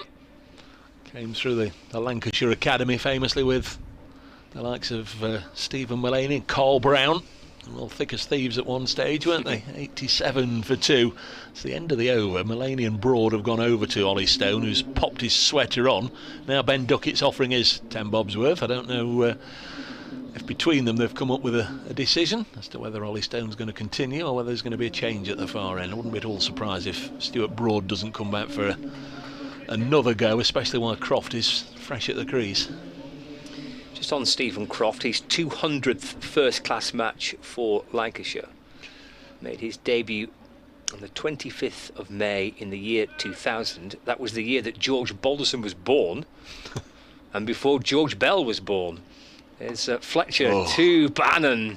It's away from second slip and down towards the 3rd man boundary. Reaches the rope, and 4 more runs to Bohannon, who moves on to 47. And Lancashire to 91 for 2. Have he got his stats? Well, I was thinking, how old is he? Basically, is the question I was going to ask. Crofty? Yeah. I'll have a look. Oh, it doesn't matter if you haven't got it. I'm not 100% certain. I've just got the debut and the little element that the fact that it was the year that Balderson was born. And also the first player to reach this landmark for Lancashire is Fletcher bowls to Bohannon, who defends, and there's no run. Well, the last player to reach 200 first-class matches for Lancashire was Glenn Chappell, and that happened back in 2000 107. So it's a fantastic achievement to reach 200 first-class games for Lancashire. Of course, this wasn't certain, was it? How many has he played this season? He missed the last game against Somerset. I think he played the previous 2. Right. Yeah, started the first 2. Here's Fletcher in. That's uppish, but on the bounce towards extra cover in the end. And there's no run. Born 11th of October 84, so he's 38 then, isn't he? 39 in October. He's been kind of living on a year-to-year contract almost for the last 2 or 3 years. It feels like you're always having a conversation with Stephen about, when's what's next, kind of moving on. You're always looking in the future. Is it a new Darren Stevens, do you think? I think he might well be. I love that. It's Fletcher to Bohannon. Oh, that nips back in. There's an appeal belatedly from the bowler. A little bit from the keeper and the slips, but nothing much more. So he keeps on having terrific years. I mean, last year for Lancashire with the bat, 837 runs at an average of 44, 2 centuries and 3 50s. Well, he essentially won that game against Notts in the Royal London, didn't it? Terrific player. First rain delay has come at Taunton, Somerset Northants. Fletcher to Bohannon, just back of a length and a whip it away into the onside. Deflects out into the offside, no run. Worcestershire 56 for 5 now at New Road against Sussex, 4 wickets to Ollie Robinson. Finn Hudson-Prentice has got the other one. Glamorgan 33 for 2 at Headingley against Yorkshire. They were 1 for 2. And Leicestershire 47 for 3 against Derbyshire at Derby. Sol Budinger, former Nottsman, out for 31. No wickets for Zach Chappell yet. Final ball of the over for Luke Fletcher. In and bowling to Bohannon, who hammers it off the front foot, but it's straight to Mullaney.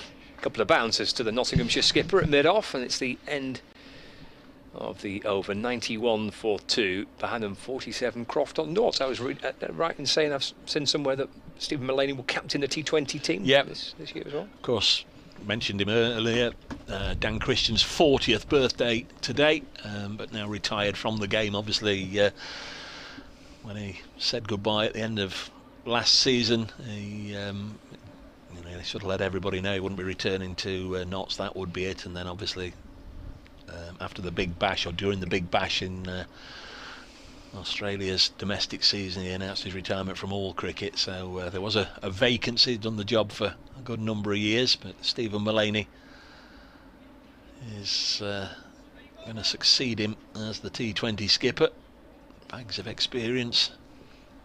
Did lead the side in that COVID season of 2020 in the blast when Dan Christian couldn't get across. Well, in fact, he did get across initially, and then he was called up for Australia, so went away with them. Still going to be Ollie Stone. 4 overs, none for 30. Not really been able to put a break on the scoring at all. His first ball went for 4, and it's been steady supply of runs ever since, but Stephen Croft can't do anything bar sway out of the way of that one. 91 for 2. Good morning if you're just joining us. In fact, good afternoon. We're beyond the yard arm. Nottinghamshire winning the toss. Dane Vilas, the Lancashire skipper for this game. Done it many times, of course, in the past, but Keaton Jennings is the club skipper now. Dane Vilas went out there. Called incorrectly. Mullaney said we'll have a bowl. Here's Stone in, and Croft again happy to leave it alone. Yeah, see, Vilas' record at the toss has not improved. He was on a bit of a losing streak at the back end of last summer, and loses another one this week.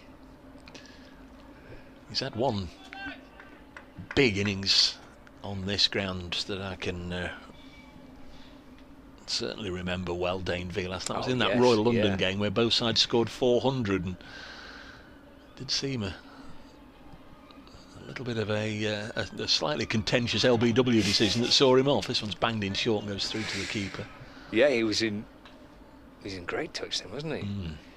I think probably it was a massive score to chase, wasn't it? But Lancashire, both sides got 400, and Lancashire were on course. They were, weren't they? Yeah, and then the Vilas LBW kind of helped to change it a little bit. It's a good game, that. Is that in that season when there were a couple of 400 scores here? Yeah. Stone in again, bowls to Stephen Croft, and don't know exactly, without looking at the replay, which part of Stephen Croft that hit, but self-preservation I think was very much a priority there. That was a quickish delivery, and it almost looked from his reaction as if it made him wince. Got him somewhere amidships, but he seems to be okay. 91 for 2.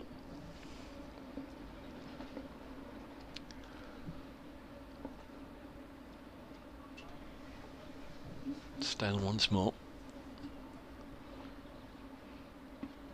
Bowles hit him on the pad. That's going to be close, but not close enough, according to umpire Saggers.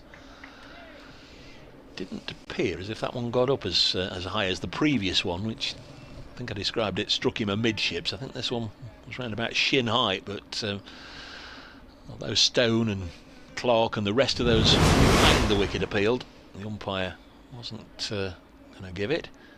Sorry, oh yeah, drifting down the leg side, but might have done him for pace there. Perhaps a good job for Stephen Croft. A little straighter, just tailed on down the leg side. Comes Stone again, bowls, and Croft remains on naught as he blocks this one. It's 91 for 2. Better over from Ollie Stone, and he's got a maiden to his name. 5 overs, 1 maiden, none for 30. Yeah, best over sent down that, wasn't it, by Stone so far this morning. One LBW appeal, but was shaping down the leg side, it would appear, on the replay. Yeah, I found that game April 2019. Okay. Notts got 417 for 7 in their 50 overs. Joe Clark 139, Ben Slater 74, Tom Moore 74, and Luke Fletcher 46 off 17 with 5 sixes. I think he hit Matt Parkinson for 3 or 4 in a row. Yeah, I remember now. So the target 417. Here comes Fletcher to start his 5th over of the morning. It's run down to 3rd man by Bohannon for a single. Moves on to 48. 92 for 2 now. And Lancashire 406 for 9. Dane Velas LBW to James Pattinson for 166. Pattinson got 5 for 61, but when he got Velas out, that was in the 47th over, 393 for 7. That made it. So they weren't too far away at that stage. Yeah, it's a terrific 50 over game. Yeah, I do remember Fletcher lumping Parkinson for a few sixes. To Croft. He's back in a cross. Drops the ball away into the offside. No run. Because he's another one. We're talking about players that aren't here. He's another one who's gone off to the frozen north. Gone off to the northeast to play for Durham. Yeah, I'm not sure if how much he will play. The original deal was for just 1 match, and that 1 match happened last week against Derbyshire. So yes, it was strange. It seemed to be he's gone for 2 weeks, but they didn't have a game this week. Yeah. Fletcher to Croft. That's safely pushed into the offside for no run. Remains on naught. Durham had taken on an overseas spinner, and there was Kuhneman, and he'd picked up an injury, so they were sort of left in the lurch at the last minute. I think he's gone back to Australia now, isn't he, Kuhneman? I think that injury's kind of ruled out his stint with Durham. 3 slips in position. There's Fletcher again. Pushed away up to mid-off. There's a little bit of movement through the air there for Fletcher. Gathered by Mullaney, no run. Wendy has been in touch. Wendy from Grimsby. Dave, the lady who sent Easter eggs up for you last time is called Rose. She's from Sheffield, and she's sat to your right of the players' steps. I'm to the left of the steps. Nice to be home again here at Trent Bridge. Thanks ever so much. Yeah, just for the last game, you've timed your weeks wrong, Scott.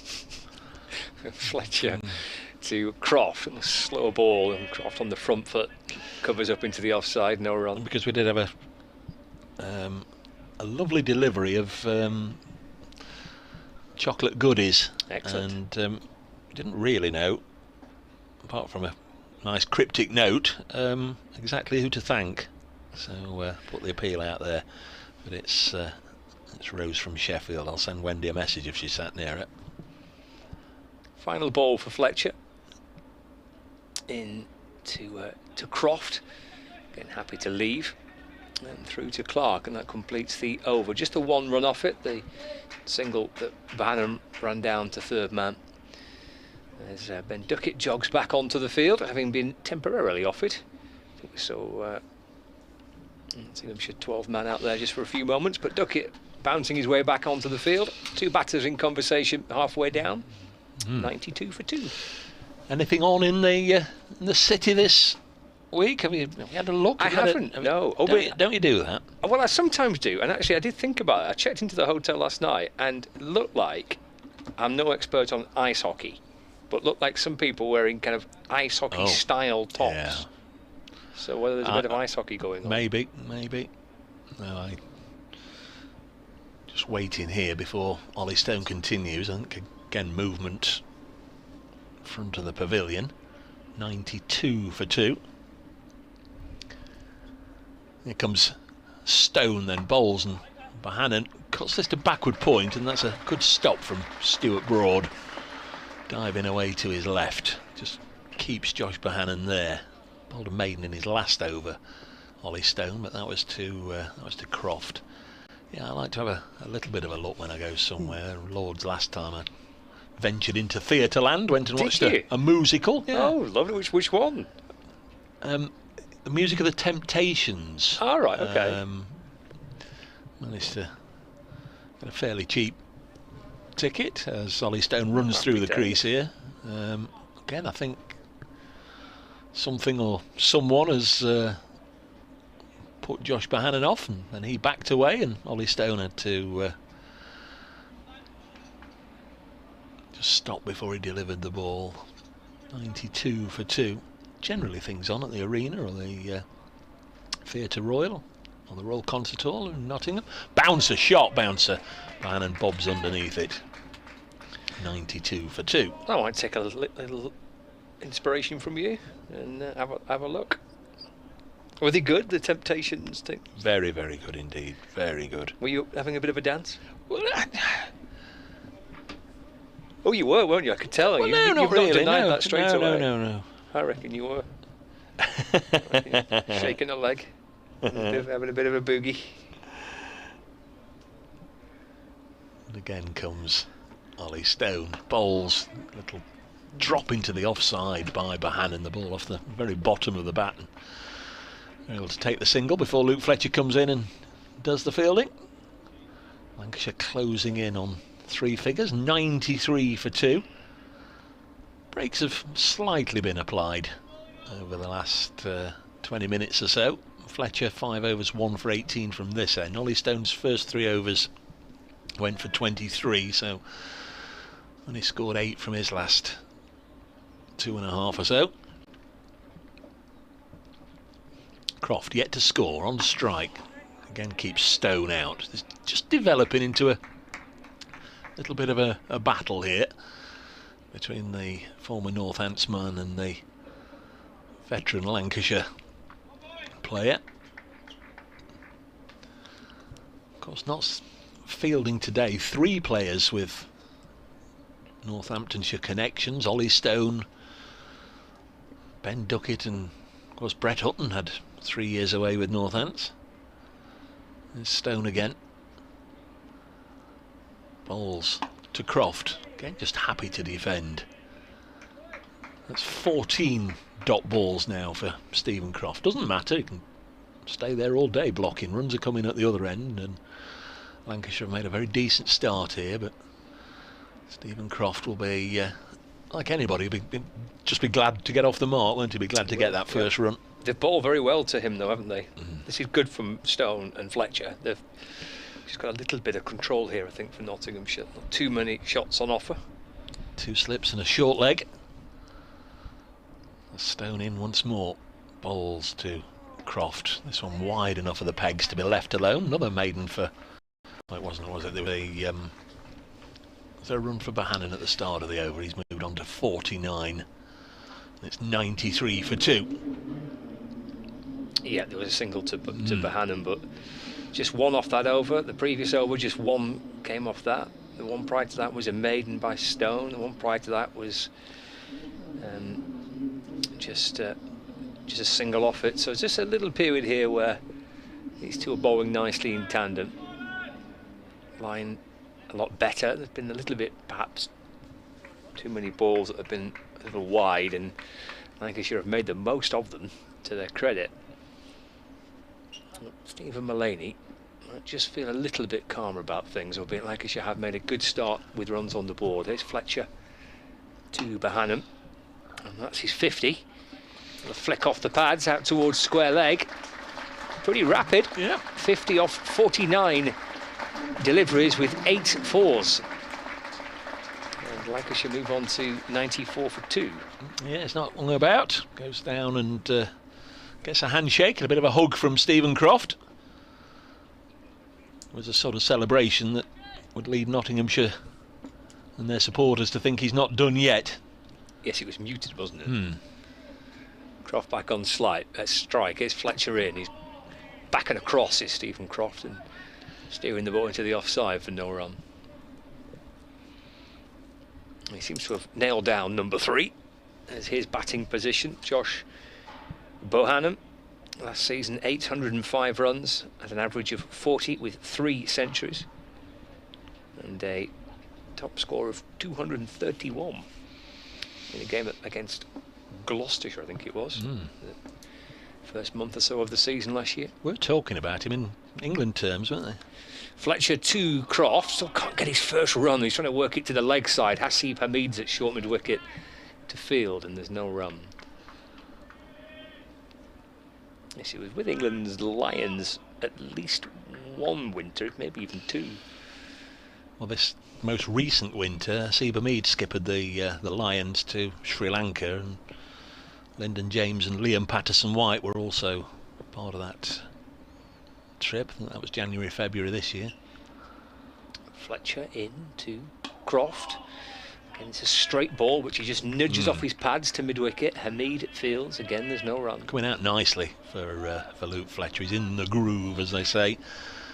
Missed a couple of matches with an ankle niggle. 94 for 2. Said I'd done with the birthdays. I've actually got 3 more today if you want to have a bit of a play. Rory McIlroy. How old is Rory McIlroy today? Oh, right. Is Fletcher coming into to Croft? Again, that's forward defensive and there's no run again. Hamid at mid-wicket to field.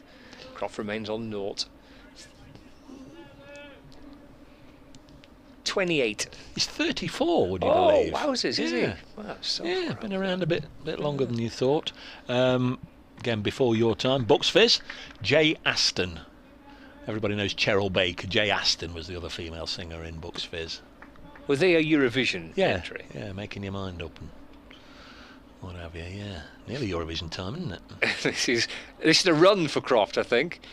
I think that's come off the bat rather than the pad. It has. He just flicked it away down towards fine leg for his first run. He's now faced 20 deliveries, but his innings is on the move. He moves on to 1, and he pinches the strike as well. And Lancashire in 95 for 2, and Josh Bohannon puts his right hand on Croft's shoulder to say, well done, mate, got there in the end. Broad's coming back for another tilt. So Stone 6 overs, none for 31 in his first burst here at Trent Bridge as a Nottinghamshire player. Well, you'll be watching the old Eurovision. I can't say I'm a huge fan of it, really. I've got you wrong. I thought you'd be hosting Eurovision parties. And Did you? Did you think that? I did. No. So Jay Aston. Massive fan. Jay Aston. Right. No, you're not. I wouldn't have a clue. Well, they won in 1981, and Jay is 62 today. Oh, I was going to go for 61. Oh well. And I've got one more. Okay. Jackie Jackson. You're going to say, who's Jackie Jackson? Here's your clue. The eldest of the Jackson 5 brothers. So you remember Jackson 5, don't you? So I'm going to go kind of 82. No, he's a little younger than that. He's 72. Okay. And there's a follow-up, a supplementary question. You can get the point back. So name the 5 original members of the Jackson 5. I can assure you that is not happening. 95 for 2. Michael. Well, see, they had a lot, didn't they? Because of course Latoya and Janet weren't part of the group, were they? The 2 girls. So Croft on 1. Here is Stuart Broad trying to dislodge him. I was going to say just before lunch. We're not quite at 12:30 yet. Let's just push back to the bowler. Jackie, Tito, Jermaine, Marlon and Michael. There we are. Terrific. You'd be wonderful for a pub quiz, you would. Or a phone a friend. When it comes to useless information, I'm going to give the girdler a ring. Broad's first burst was just 4 overs, none for 20. He's in. Bowls to Stephen Croft, pushes it back to him. As Scott said, there's definitely a greenish hue about the strip they're playing on. We very often say that on the first morning here at Trent Bridge, but did look a little greener than we're used to. We are expecting rain over the course of certainly the weekend. Coronation Day Saturday, we understand there'll be the national anthem played before the start of play on Saturday as Broad is in. Croft works this through mid-wicket for a single. No. In Blackpool Brogue, must have been Stephen Croft. 96 for 2. And he's on to 2. Josh Bannon 50 not out.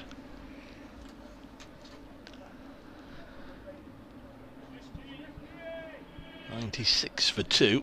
Not sure how many wickets Notts would have to get in the last half an hour to turn this round, to make them say yes, they've had a good morning session.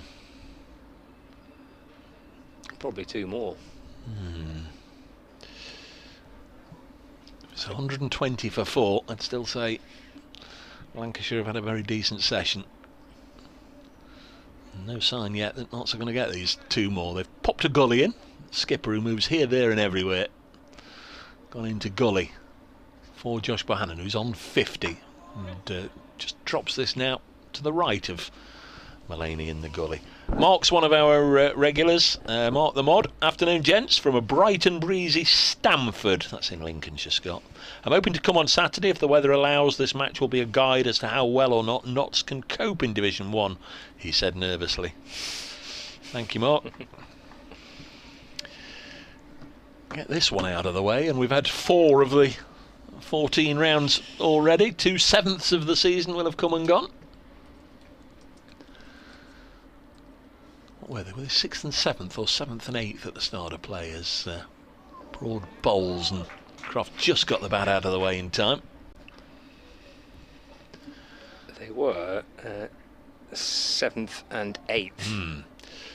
So Middlesex were right stuck at the bottom. Played 2, lost 2, only 6 points before that successful run chase against Notts. I think that's what got a lot of people's dander up a little bit, that they're a side that potentially Middlesex will be down towards the bottom. Let's see if we can keep them there. As Broad is in again, Croft once more leaves it alone. It goes through to the keeper. 97 for 2 at the end of Stuart Broad's comeback over. Couple of runs ensued. 4 bowlers used this morning. Notts going into this match without the frontline spinner of Liam Patterson-White. So they will need to rattle through the overs. Brett Hutton's coming back. 4 overs, 1 for 23. Brett Hutton dismissed Luke Wells, the first wicket to go down. That was in the 6th over. Wells caught behind by Joe Clark. And then Brett Hutton was the catching recipient of a nick to dismiss George Balderson for 24 off the bowling of Luke Fletcher. That was in the 14th over. Yeah, back to Hutton as well. So it's changed by Mullaney, bringing Hutton back in, having bowled the first 4 overs from this end.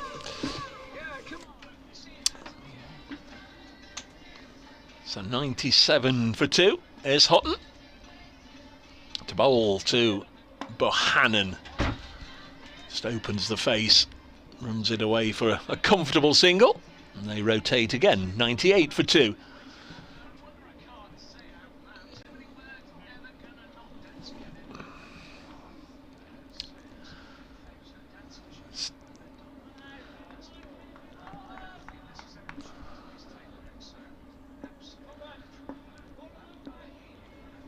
Croft's faced 25 deliveries. Here comes the 26th. Hutton bowls to him.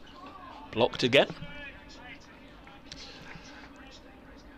Yeah, you feel they could do with another wicket or two, certainly before that 1 o'clock luncheon interval comes around, Mark. Lancashire 98 for 2. They've scored freely, they've scored quickly this morning, despite losing Wells to Brett Hutton for 17 and Balderson to Luke Fletcher for 24. It's Josh Bohannon who's doing most of the damage. He's 52 not out from 51 deliveries. Lancashire 98 for 2. And more runs there, right on cue. Stephen Croft this time driving through the offside to bring up the 100. 22nd over. It's a lovely looking shot. It was slightly overpitched. He made it into a half volley and drove it away for 4. 102 for 2 Lancashire. And Croft with his first boundary moves on to 6. Nice looking shot that. It was, yeah. He played the first 2 matches of the season, Stephen Croft. They then made the change for the third match at Somerset. They went for Balderson ahead of Croft. Croft back in because of the Jennings injury. Just run away down to third man. Almost played it as if he wanted to leave it. Kind of deflecting off the face of the bat.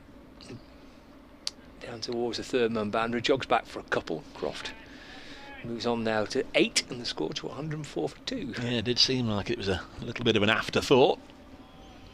Played it nicely. Not been any real devilment in the strip, has there? Usually plays pretty well here at Trent Bridge. Notts won home game. Defeated Somerset quite easily 3 weeks ago. Hutton to Croft. That's driven to mid-off where Mullaney fields and there's no run.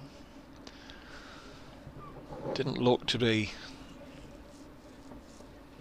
all that clever during the course of the 4 days there. Somerset, they'd had a lot of top order woes. Bancroft and 1 or 2 of the others hadn't yet found a run. But you had quite a high scoring draw down there with them last time, didn't you? That's right, yeah. Hutton to Croft, that's left. And through to Clark. It's the end of the over. 104 for 2. They still had those similar top order problems in that match though. Lammonby for 15, Dixon for 0, Bancroft for 7. So they needed Abel and Rue to rescue them in their first innings, and then they lost wickets in their second innings. But yeah, the pitch was pretty flat. Yeah, Sean Dixon hadn't been able to buy a run in the first 2 matches, and that continued into your game, didn't it? Got Norton 19. I think the 19 will comfortably be his top score so far since moving from Durham. It's going to be Broad to continue.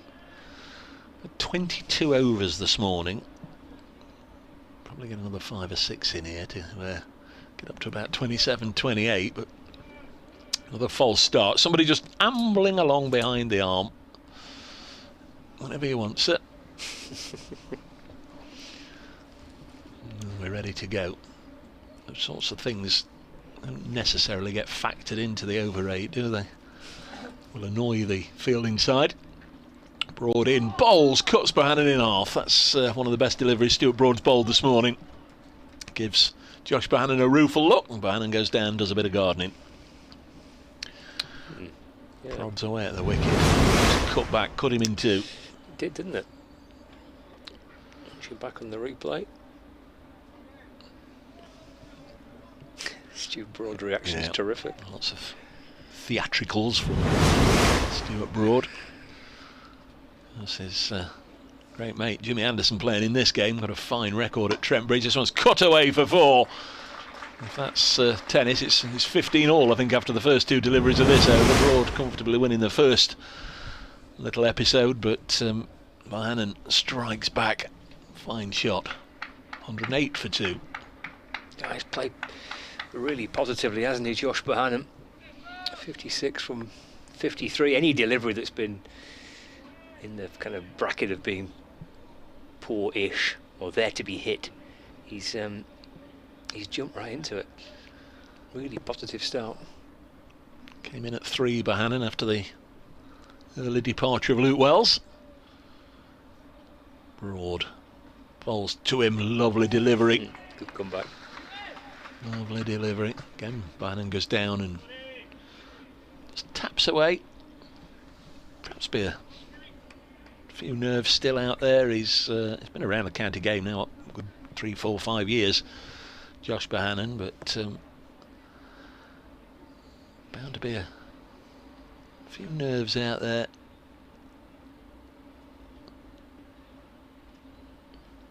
There's Broad. In again to bowl. Clips it up to mid-on. I'm sure you can't not be aware of the fact of who's bowling and everything that sort of surrounds facing Stuart Broad. When I say nerves, of course, he'll be confident and comfortable in his own ability and his own belief, I'm sure, that he can go on and get a big score here, but there's lots going on around a Stuart Broad over, as very often there is with the Jimmy Anderson over. He's in again, bowls and cut away for, I'm going to say, more runs. I didn't see a Seba Mead there. He was hiding behind the what do you call it? The frame of the window frame in front of the William Clark stand away to our right. The sort of one area of the ground that hasn't been redeveloped over the years, apart from the pavilion, of course. Don't think there's any work going on in those new builds across the road. Last game we had cranes and all sorts. 109 for 2. Stephen Croft has 8. Stuart Broad into bowl to him. 2 slips and a gully. Bowls. Ooh, that's a bit of a flail, and he's got a bottom edge through to Joe Clark, and that was a little bit of a gimme wicket for Notts, who pick up a bowling bonus point for getting 3 wickets, but that one was just handed to them a little bit on a plate. Stephen Croft perhaps tried to make an impression against Broad, trying to drive it through the offside, and he's just feathered it through to Clark, who takes his 2nd catch of the morning. Croft caught Clark ball Broad for 8 at the crease for 40 minutes, faced 31 balls, and for most of those 31 balls he was pretty comfortable. He was, yeah. But you might be feeling that maybe that one's been given away a little bit. It's a real bonus, that, for Nottinghamshire. I think we said perhaps 2 more wickets would at least bring them back into the session. If they can get Lancashire at 115, 120 for 4 at lunch. We see a replay of that. Thin edge through to the keeper. So yeah, frustrating way for Croft to go. Broad celebrates. 3 down now. Need 1 more, Nottinghamshire, just to get a sense of like they've kind of wrestled a little bit of control back in the morning session. Lancashire will still be pleased to have reached 3 figures at lunch. They're 3 down. And that is a pretty solid start with the bat having been put into bat by Nottinghamshire. Dane Velas is the new batsman to join Josh Bohannon. Fine player, the Lancashire skipper, of course. That ends the Broad over. 6 overs, no maidens, 1 for 27. Both him and Ollie Stone, in truth, from the pavilion end have gone for runs this morning, but that wicket, as Scott was saying, just gives Notts a lift. Yeah, Stone 6 overs for 31 from the pavilion end. Broad 6 overs, 1 for 27. We've got Brett Hutton from the Radcliffe Road end to start again. He's into Bohannon. He goes back and just flicks the ball away off the pads. Down to backward square leg. The throw comes in right above the stumps to Joe Clark. Bohannon moves on to 58 not out. It's 110 for 3. So Villas takes guard from the umpire, about to face his first delivery. Lancashire's captain again for this game. They've been skippered the club for 4 years before standing down in the winter. But back with the job as of leading the team in the absence of the injured Keaton Jennings. 2 slips in place. And that's edged and been gone. And Hutton picks up his second wicket, and that is 4 wickets to fall in the morning session. It's a first ball duck for Dane Velas, edging behind to James, who takes a good catch in the slips. And Nottinghamshire have prized out 4 Lancashire wickets. Velas, the latest to fall, is 110 for 4. Yeah, that is a big one as well. Dane Velas, fine player. But he's come and gone quickly. Brett Hutton had a hand in 3 of the 4 dismissals now. Just getting a replay of it. Just pushed it through. And Lyndon James, who only ever fields at first slip when Brett Hutton's bowling, of course, because Hutton's normally there. Well, has been the last couple of games, because Joe Clark would be the first slip. It's a position that they're just having to try 1 or 2 different things with Tom Moores being out of the side. The knock-on effect is the fact that they've lost their first slipper, Joe Clark. So Brett Hutton's been doing it. Of course, when he's bowling, Lyndon James goes in there. Here comes George Bell, another one who I don't think I've seen before. Was it George Lavelle? Has been the wicket keeper. You'll have seen Lavelle play, certainly in the one-day Cup competition last year. Wicket-keeper batter George Lavelle, but George Bell, another wicket-keeper batter, he will have the gloves when Lancashire are bowling. But another exciting young player. They think a lot of him. He's made a very encouraging start to his first-class career with Lancashire. He does look a real player. Only 20, replacing Dane Velas. Out for a first ball duck. So Bell, the new batter, 110 for 4, 15 minutes left of the morning session. Tricky 15 minutes this. Hutton's in. And Bell off the front foot to defend, and there's no run. As well as the 4 wickets, the fact that they've just got Croft and Velas within the space of a couple of minutes, that's huge. Sometimes a wicket almost feels like 2 wickets, doesn't it? The importance, the magnitude of the person you've got out. Yeah, they're 2 senior players in that Lancashire batting lineup, certainly. Again, Bell defending safely into the offside, no run. We're almost getting down towards Colin de Grandhomme. What have you made of him? Have you had the chance to sort of spend any time with him? No, I've not had a chance to speak to him much yet. He's in next. He's had a couple of kind of like cameo knocks with the bat, really. In the game at Essex, he came out and gave it a bit of a bish. Again, Bell to defend as Hutton bowls, no run. Seen him against Notts for Warwickshire a little bit in the past in the Blast, but not faced him for a while. The big man. Isn't he? De Grandhomme. And he's a big man. Yeah. So yeah, he can. I think he's got a test average of about 35. I think. Extremely good player. Yeah. Hutton to Bell, forward again, and that's pushed into the offside. No run. Excellent stuff from Brett Hutton. Just the 1 run off it and the wicket. 110 for 4 as we edge towards lunch on the first day. And Lancashire rattling along through the first kind of 45 minutes or so, up to an hour or so. It was a really bright, bubbly start, but Nottinghamshire have chipped away. Wells for 17, Bolson for 24, Croft for 8, and Velas for 0.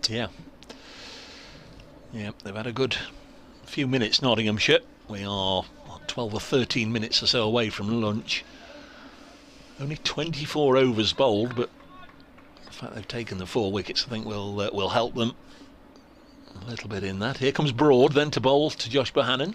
Held the innings together, really, on 58, and he's going to get another one here. Just moved across his crease, looking to pull it away on the leg side. The ball wasn't really there to play that shot, so he just dropped it and took the single, and I think actually Broad would like that.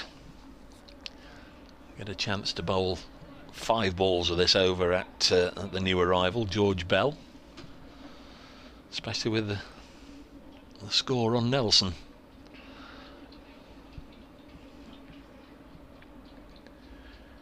Leicestershire 62 for 6. They've had a clatter of wickets at Derby. 4 of them to Henry Brooks, who's gone from Warwickshire on loan, I saw yesterday, to Derbyshire. He's 6 overs, 4 for 6. There's Broad. Bowls wide, and it went wider and wider and wider, and took a decent diving stop from Joe Clark. So that's in Division 2. Leicestershire 62 for 6 at Derby. Worcestershire 89 for 5 at home to Sussex. Glamorgan, who were 1 for 2, are now 70 for 2 at Headingley against Division 2 Yorkshire. In Division 1, Essex 94 for 1 against champions Surrey. Nick Brown out for 16. Alistair Cook 51 not out. As Broad bowls to Bell down the leg side, taken by Clark. Hampshire 83 for 2 at home to Warwickshire. Fletcher Middleton 45 not out. He got 50s in both innings against Notts. And the other one, they're just back on at Taunton, where Northampton 86 for 1 against Somerset, with Casey Aldridge getting the wicket of Sanazad. Let's go to Wantage Road next weekend for a match against Northants. 111 for 4. Here's Broad. To bowl to Bell, looking for his first run. Just plays it with soft hands to Seabermead. Saw the read the match preview on the Lancashire website last night. Just the job, just everything you'd want from a preview for a match. But it was interesting that opposition players to watch, as Seabermead, Lancashire supporters made. There was a line which I liked quite a lot. It's a different sort of player now, a Seabermead, to the one that Lancashire supporters may remember, or something along those terms, as Clark makes a good stop in front of Brett Hutton, diving down to his right. A more attacking opener than he was during his Lancashire days, and I think that's probably about right. And lots happened to the young man over the years, a Seabermead, and switch of counties, and a return to the England Test fold, and then a fairly catastrophic Ashes experience back in the county ranks. Good year last year, and he led the Lions through the winter. Broad bowls, shot for runs by Bell. Gets him off the mark with a boundary square of the wicket on the offside for 4. Nice looking shot. 115 for 4. Lancashire off Nelson. Looks like a good looking partnership that they've got at the top there with Hamid and Duckett. Yeah. They complement each other quite well. Yeah, they do indeed. William Patterson-White, I see, he was just on the field there doing a spot of 12th manning, but off he goes. Just 1 or 2 comfort breaks taking place. Yeah, Nottinghamshire obviously sort of saw and acknowledged the fact that Ben Duckett opened for England during the winter, and felt it only fair and right and proper and best for his game and his development that he gets more experience at the top of the order, so they've flipped him and Slater around. It's Hutton to Bohannon. That's a forward defensive which comes off the kind of outer half of the bat down to third man for a single. Moves on to 60, not out, 116 for 4. So you'll find Ben Slater coming in at 3. Matthew Montgomery you won't have seen too much of in red ball cricket because he's not played that many games, but he has played in the red ball matches, in the white ball matches against Lancashire in recent times. Hutton beats Bell, who's pushing forward. The ball just shapes away from Bell into the gloves of Clark, and there's no run. May have just tucked the bat inside the line there, Bell. 116 for 4. Joe Clark, Lyndon James, Stephen Malay comes in at 7 now. Blimey. And then the 4 quicks in this game: Brett Hutton, Ollie Stone, Stuart Broad and Luke Fletcher. He's one of the 4. Hudson bounding his way back in to Bell against a nice ball with nice shape away from The young batter into the gloves of the keeper, no run. Been very different from each end this morning. It's Yes, been it has, the yeah. raw pace of Broad and Stone from the far end, and it just seems to have come off the bat a little easier.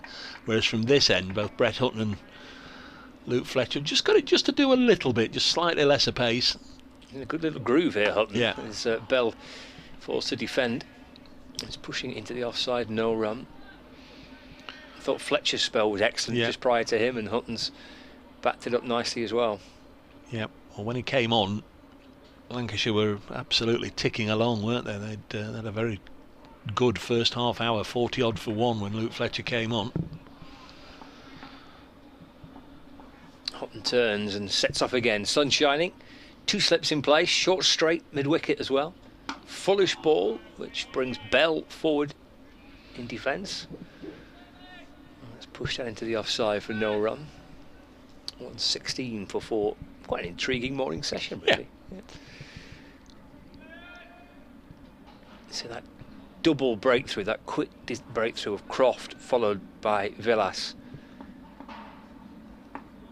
Sense a little bit of momentum shifting from one side to the other with that. Hutton to Bell. He's playing forward again, and there's no run. That's a really testing over that. Brett Hutton to Bell, and Bell played it beautifully. But really good cricket. 116 for 4.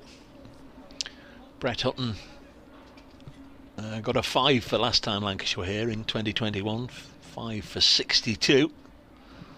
It's just his 4th game against the Red Rose.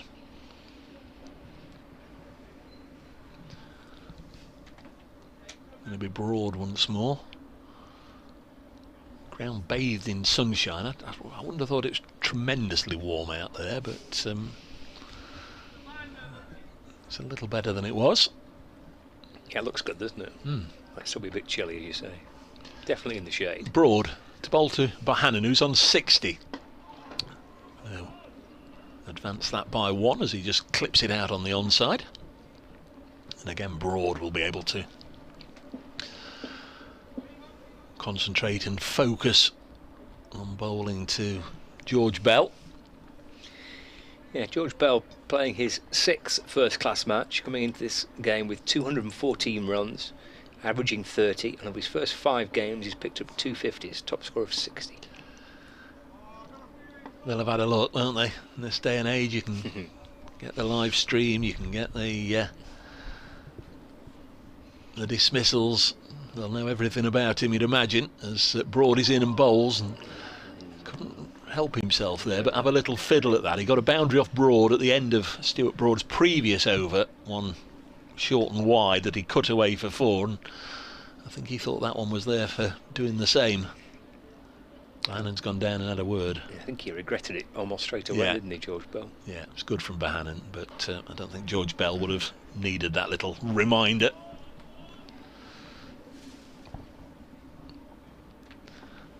I wonder if Broad was setting him up, or it was just a short and wide loose delivery. Sometimes we give bowlers too much credit, sometimes we don't give them enough when things come off or don't come off. Broad's in again, bowls this one. He was certainly targeting the stumps, wasn't he?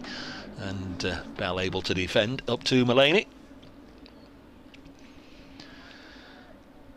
So 96 over days scheduled. We are hopeful that we'll get them all in today.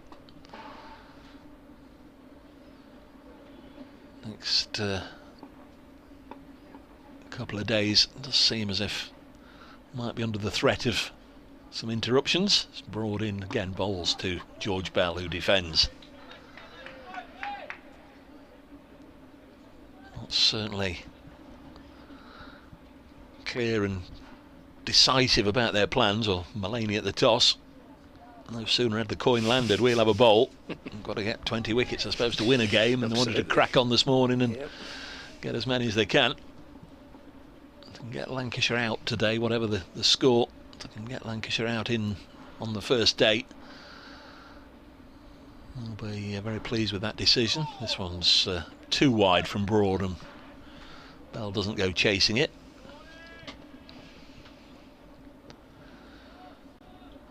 Jack Blatherwick's not featured at all this year, has he? Not yet, no. I think he was in the squad perhaps for one of the games, but no, they've got such a big squad of players. You look at some of the guys that are not featuring this week. We touched on it a little bit earlier on, didn't we? Ahead of Blatherwick, you've got Wood and you've got Mahmood. There's Broad to Bell. Plays that with soft hands, chops it down to Hamid. Third man, take a single, 118 for 4 at the end of the 27th over. Stuart Broad, 8 overs, no maiden, still 1 for 34. Here on BBC Radio Nottingham, BBC Radio Manchester, BBC Radio Lancashire, the live stream. Glad to have you along wherever you are following us from, with myself, Dave Bracegirdle, and Scott Reed, as we think just about edge towards the final over of the session. Looks that way, doesn't it? Yeah, 2 minutes to 1 o'clock, so time for another Hutton over. 2 for 32. His figures. George Bell gets himself settled and ready to face it. 2 slips are in place. And Hutton to start the final over of the morning. Edge gone! 5 down at lunch. Bell has to go for 5. Good low catch. And Duckett for Nottinghamshire with a terrific pair of hands. It's a very, very sharp chance, low to his right-hand side. And Bell's departure on the stroke of lunch. And the morning session, which the first half belonged to Lancashire, the second half belongs to Nottinghamshire. And the players are heading off for lunch with the score 118 for 5. Yeah, Brett Hutton with his 3rd wicket. He's been Nottinghamshire's man of the morning, and they've needed him really. As comes to the party once again, they're going to actually troop off a minute or 2 earlier just to save Colin de Grandhomme coming out for the remainder of this over. Could have got it in, but they've decided to go for lunch. 118 for 5. That's certainly put a different tilt on things, with Lancashire at one stage 109 for 2, and Stephen Croft 109 for 3, Dane Villas 110 for 4, and George Bell 118 for 5. 3 wickets to Hutton, 1 to Broad and 1 to Luke Fletcher. Not seamers have repaired some of the damage. That was a terrific second wicket partnership of 59 between Balderson and Bohannon. Josh Bohannon still there on 61, and Lancashire are very, very grateful that he's managed to bat through the morning. It's been a really entertaining morning session. Thanks to Scott, thanks to everybody that's taken the trouble to get in touch. We'll read out the rest of your messages and any more that come in after lunch, but as the players leave the field and go for their 40-minute break, we'll do the same, and you'll come back and join us for the afternoon session with Lancashire 118 for 5.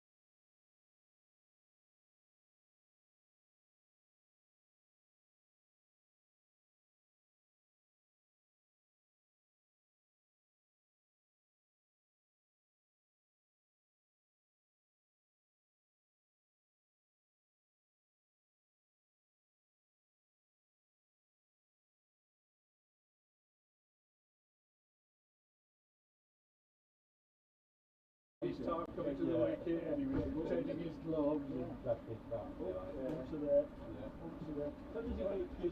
Yeah, I know I always say it just seems to be Carl Colston, but thank you.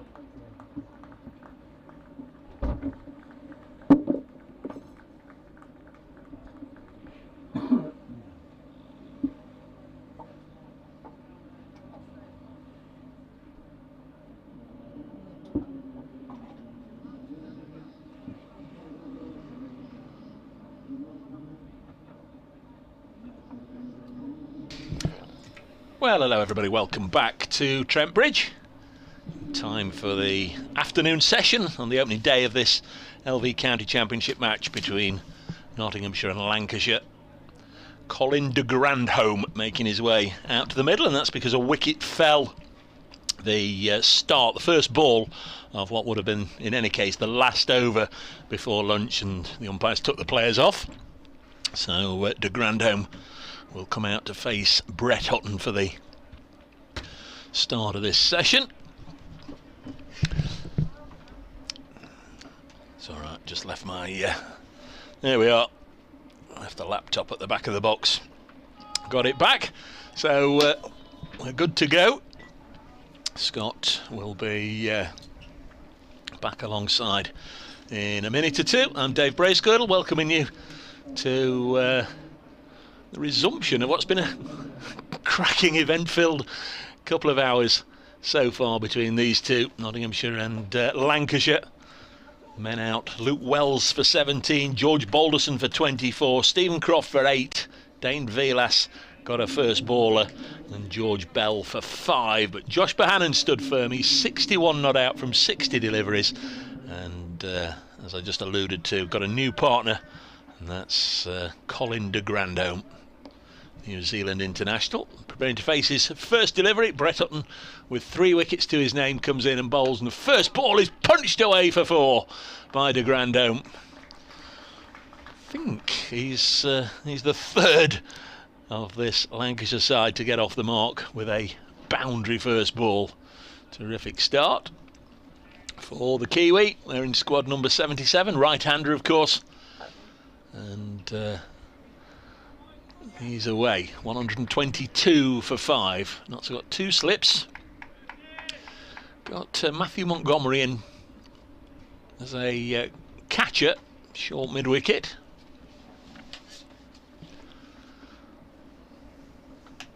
Ball returned to Hutton. In he comes now and bowls, and another positive stroke, this time through the offside between extra cover and wide-ish mid-off. Mullaney, the skipper, is after it, and they'll run hard and come back for 3. So de Grandhomme not hanging about. 4 and a 3 to him, 125 for 5. So Brett Hutton into his 8th over. Figures of 3 for 39 right now.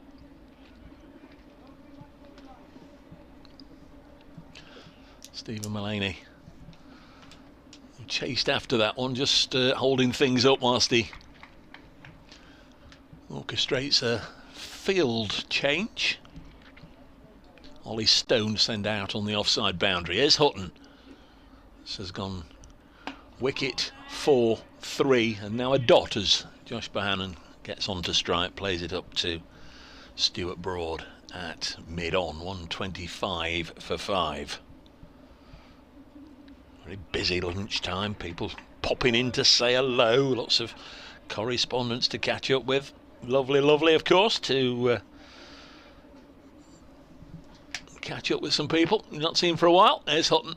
Bowles, great delivery there. There's an appeal from behind the wicket, not from Brett Hutton.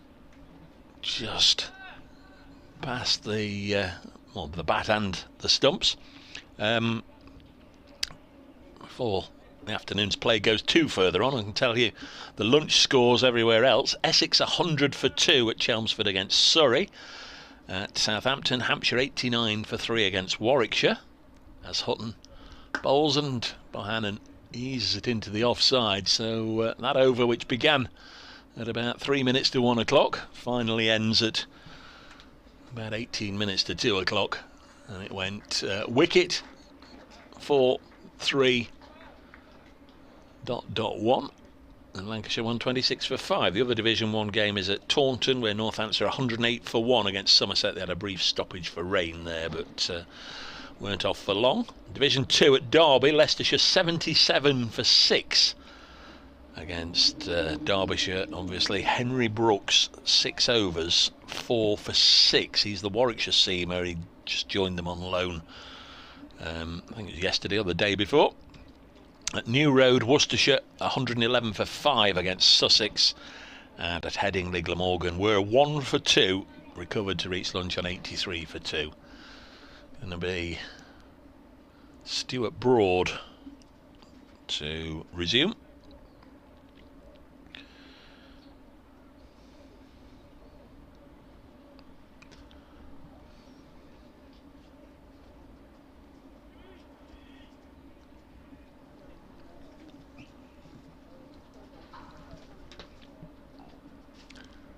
So Josh Bohannon has 62.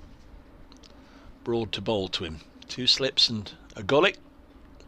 Comes Broad, bowls Bohannon. A little push into the offside. Fletcher will field, and they take the single. 127 for 5. Well, it was a fairly energetic, fast-paced morning, and the afternoon has begun very much in the same vein.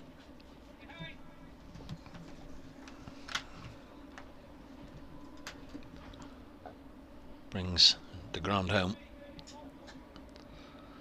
down on to strike. So we're caught up with the scores. 1 or 2 people have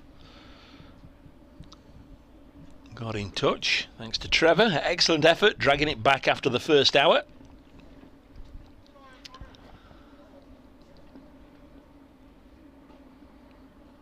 Now Broad into the ground home, who leaves this one alone with a little bit of flamboyance outside the off stump.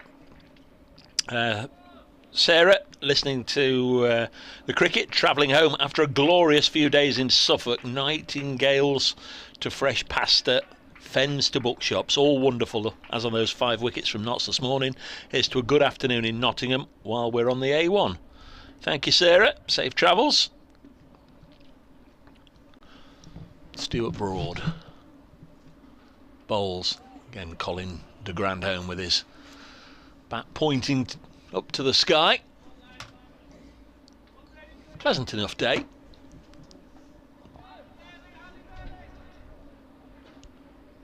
A little bit of gentle breeze when he got the Nottinghamshire flag flying above the pavilion.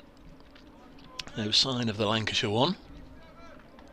Got a couple of sponsors' flags above the Hound Road stand as usual. Here comes Broad bowling again wide of the pegs, and it goes through to Joe Clark. Had a pretty decent morning, I thought. Joe Clark, a couple of catches. You'd have expected him to take them, but no spills, no frills, no buys. Decent morning for Joe Clark.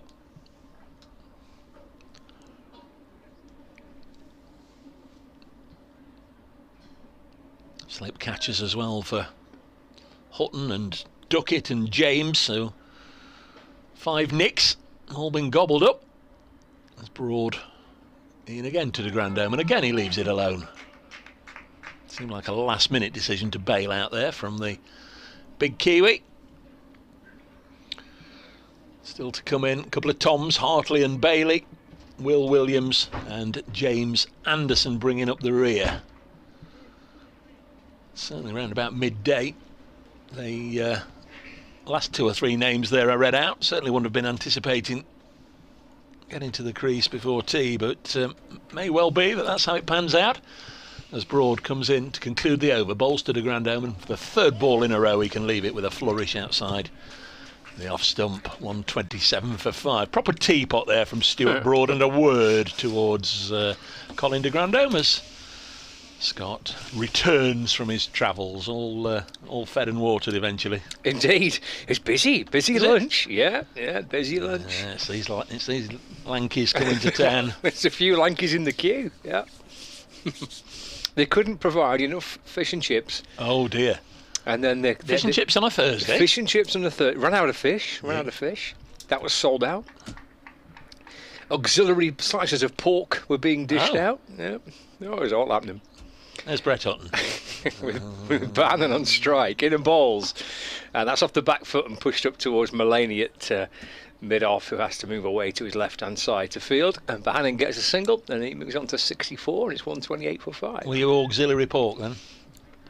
No, I went for a sandwich. I went for a sandwich. You did? I didn't fancy the pork. I mean, it looked lovely. I'm sure it was lovely, but after all that. Well, actually, I was offered a vegetarian burrito. Oh. That sounded quite exciting. Well, it sounds exciting. There's Hutton comes into Grand Dame, and that's defended, and there's no run. But they said it's made to order, and it will take a bit of time. So I was running out of time. So I said, it's okay. Thank you anyway. Oliver. I told you, take your Cheese and ham time, stay sandwich. as long as you need. But it was good to see it nice and busy. I've been steering the ship along. I know it's in safe hands. I know. I just thought you'd miss me. It's Hutton to De Grand Dame again, going back into the crease to defend, and there's no run. I don't know if you saw De Grandome's first ball, but he just whacked it away for 4 first ball. I think that's about, was it 3, I think, that have got off the mark, first ball with a boundary. Certainly Balderson didn't he, third ball of the match. And I wouldn't be at all surprised if Josh Bohannon did as well. Just came out and hit his first ball for 4. I think so. I think that's 3 that have got off the mark with a boundary. 2 slips in place. And Hutton balls, and that's up in the air, but to the left of extra cover. It was a bit streaky, that from De Grand Dame. And Ollie Stone, an extra cover, kind of leaping away to his left, trying to get something on it. But just beyond the reach of the Nottinghamshire man. And De Grand Dame moves on to 8, 129 for 5. To bring Bohannon back on strike. Field changes, that extra cover man located to backward point. As Hutton's in, it's a slow ball. Dug out by Bohannon. Picked up by Hutton off his own bowling, no run. Is De Grand Dame here for a while? He's here until the end of the T20s, yeah. Right. And Daryl Mitchell's due at some point. In fact, he might have even arrived already. So he'll be available for some championship games and some T20 games for Lancashire as well. Another New Zealander. Hutton to Bohannon, that's off the back foot and eased away through mid-wicket for 1. 65 to Bohannon, 130 for 5. It's a shame the other Daryl Mitchell has retired, otherwise when you play Worcestershire you could have had the Daryl Mitchell derby. Terrific, that, wouldn't it? Good man, Daryl Mitchell. Read his autobiography. Frank Watson wrote it, who you will know well, who have spent many a happy hour in the commentary box with, I'm sure. 130 for 5 is the score. Tom Hartley, Tom Bailey, Will Williams and James Anderson. I was told recently, I don't know who told me, it might have been Anthony Gibson, I think. He has somebody who sends him a steady supply line of stats and facts. I was told recently, county cricket, the 18 county clubs have more Toms on their squad depth than any other Christian name or any other first name in the country. So a couple of Toms, Tom Hartley and Tom Bailey. There's Broady and Bowles worked away by Tom Bohannon for a single. Yeah, it definitely was Anthony Gibson, because we were going on about they've a few, there was Tom Abel, Tom Banton, who wasn't playing, Tom Kohler-Cadmore, yeah, there was Tom Lammonby. That was it. So someone painstakingly gone through every squad. Apparently so. Right. And Notts, of course, had Tom Moores, who's currently out of the game with a broken finger, but more Toms apparently than any other. 131 for 5. De Grand Dame on strike, and just drops us into the offside. No run, broad bowling. Ben Slater does the fielding. 131 for 5. Not many Lukes around, as Luke Fletcher always tells me. Of course, there's Luke Wells in this game. I think for a while there was only Fletcher, Wells and Luke Wright, but there's 1 or 2 more around now, I think. There's only one Luke Fletcher. Yes, indeed. Broad eyes the ball up suspiciously. Bowles cut away by de Grandhomme into the air, and Hasiba Mead has taken a wonderful catch. Former Lancashire man does a huge disservice to his former county with a fine diving catch to get rid of de Grandhomme down at third man. And well, the Kiwi came out certainly with positive intent, and it's not served him too well, because he's made only 8 at the crease for quarter of an hour. Faced 12 balls, hit 1-4, that from his first delivery, and then he's gone to take Broad on, lifted it uppishly down to third man, and Mead, all the shouts around the ground of catch, and he did. Good diving catch. Well done, Haas. The first one not to fall to a snick behind the wicket, although it was a catch actually behind the wicket, but very, very deep behind the wicket. Well, it's a good catch. He's on the move, isn't he, taking that? Yeah. And he's come across the ground, got both hands on it. He's a fine catcher, isn't he, Hasiba Mead? Yeah. And takes with his taped up fingers. Yeah, I don't know if that exactly. was a thing from his Lancashire days, but No, it was. Yeah. Yeah, you get those fingers taped up, don't you? See, he used to feel quite a bit at short leg. I don't know whether he still does or not. He does for the spinners. Okay. Ben Slater does it for the quicks. Tom Hartley coming in. It's some turnaround, this, isn't it? Lancashire were 80 for 1, now 130 for 6. It's a bit of a slump from Lancashire. Rattle of wickets. And continuing into the afternoon session as well. A lot of batting has gone. There's a little bit still to come. Certainly Tom Hartley and Tom Bailey. But they've got through the bulk of the recognised frontline batters. Nottinghamshire, Lancashire with an awfully big task now, just to try and get a decent score on the board in their first innings. I hope you've brushed up on your Thompson twins knowledge this year for when Tom Bailey gets to the crease. I don't need to, because I know that you're here to provide me with all this stuff. That's another one that you bamboozled me with a few years ago, isn't it? That? So Broad's going to go round the wicket. So he's got 2. Comes in to bowl to the left-handed Hartley, who doesn't get off the mark with a boundary. In fact, he doesn't get off the mark at all, because Ben Slater's made a fine stop. In sort of position are we calling that? A very short, very short long leg, which is a ridiculous thing to say. But he's behind square on the leg side. He's almost gone to a leg gully now, hasn't he?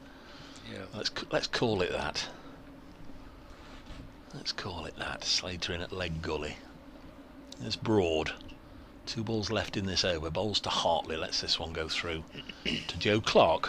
131 for 6. So 5 snicks for the morning wickets. 2 to Joe Clark. 3 to the slip cordon. 1 to Brett Hutton. 1 to Lyndon James, and 1 to Ben Duckett. We sort of didn't really talk about Duckett's much because they went off for lunch at that, and we said ta-ta to you, but it was a really good catch from Ben Duckett right on the stroke of, well, obviously into the final over of the session, right on lunch to dismiss George Bell. There's Broad. Again, fairly wide, and called wide this time by umpire Saggers.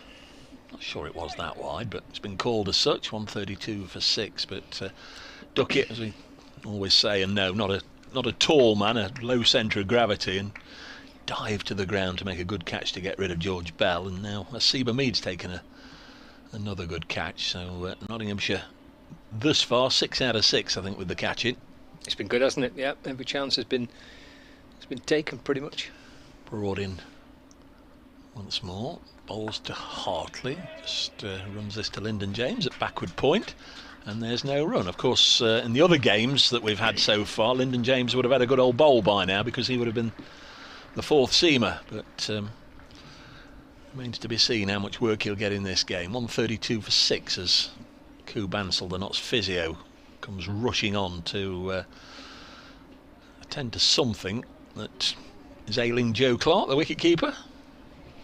Yeah, the bowlers used so far, Broad just completing his 10th over, 10 overs, 2 for 37. Brett Hutton, 9 overs, 3 for 43. Ollie Stone, 1 over for 31. And Luke Fletcher, 6 overs, 1 for 20. And at 80 for 1, if you remember, Stephen Mullaney had the best part of 2 overs warming up. I don't know if you noticed, but he was getting himself ready, but then 80 for 2, and then 109 for 3, 110 for 4, 118 for 5, 131 for 6. So things turned round. He wasn't required, but you can imagine the thoughts that were going through his mind. I've won the toss here, I've stuck them in, and they're 80 for 1 after an hour. Yeah, and I'm going on to bowl. Yeah. How things can change pretty quickly. Hutton to Bohannon. That's chopped away down towards third man for a single. And Bohannon moves on to 67 not out, 133 for 6. Don't usually bother with somebody down at third man knots, but they've obviously work, and they've got some down there for him. And of course, it's a good job they had somebody down there for Colin de Grandhomme as well to take the catch. There have been some good catches taken today. Hamid's certainly up there. As you say, Duckett was a fine catch before lunch. It low to his right at second slip. Hutton around the wicket balls, and Hartley drives with no timing really. Ball just squirts back down the pitch and gathered by Hutton. No run.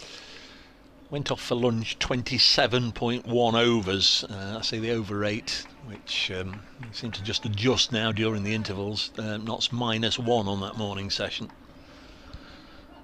Did pick up 5 wickets, of course. Hutton from the Radcliffe Road end balls, and that's an edge down to third man for 4 by Hartley. Playing away from his body with 2 slips and a backward point in place. Short boundary, flashed away down to third man for 4. Catch for gully, wouldn't it, if there'd been one there? Again, we say, well, would he have played it if there was a man there? I don't know. Well, they put a man on that third man boundary now. So backward point's gone to third. I've had a grouse whilst you were finishing your lunch. Where's the Lancashire flag? We haven't got a red rose flag above the pavilion. Hutton balls, forward goes Hartley to defend, and there's no run. Well, we had this conversation the other week at Taunton. It didn't make its trip a trip to Taunton neither. Oh. I don't think he bothered going to Essex. I think he's lost in a broom cupboard somewhere in Manchester. We always blame the scorer, don't we? Is it not Chris Rimmer's responsibility? If you want to go and blame Chris Rimmer, no, I don't. But you fill your boots. I'll give you that. The old death stare. It's Hutton in, balls back of a length. Hartley takes it on, swats the ball high towards the leg side. It bounces, it plugs in towards the ground. It won't reach the rope, and Hartley comes back for 2. It's a big swipe out to mid wicket for a couple. Hartley moves on to 6, 139 for 6. Looks like they've all got something to do on Sunday, doesn't it? Everybody's getting on with it. Yeah. That was the kind of tempo straight from the first over of the match, really. Playing with lots of positivity. Hutton to Hartley. Hooks this one out towards deep square leg. Little bounce in front of Montgomery coming up from the boundary. For a second there was a cry of catch, but it probably landed maybe 3 or 4 yards in front of Montgomery. So Hartley gets through for 1, and he's pinched the strike as well. He's taking a run. He moves on to 7, Lancashire 140 for 6. Well, he's just taken on 2 short pitch deliveries from Brad Hutton. I wonder what's going through. Well, we know what's going through Stuart Broad's mind.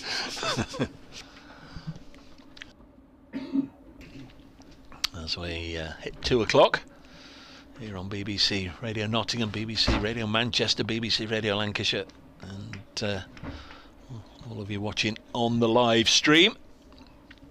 140 for 6 Lancashire.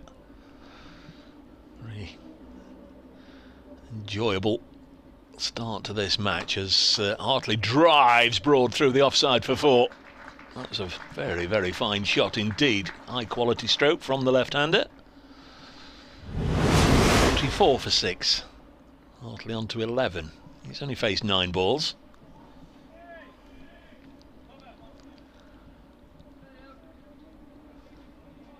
Can Stephen Mullaney decides to act now rather than a little later. Takes Montgomery from third slip, puts him in the covers, and leaves Lyndon James out there. So some protection for Stuart Broad.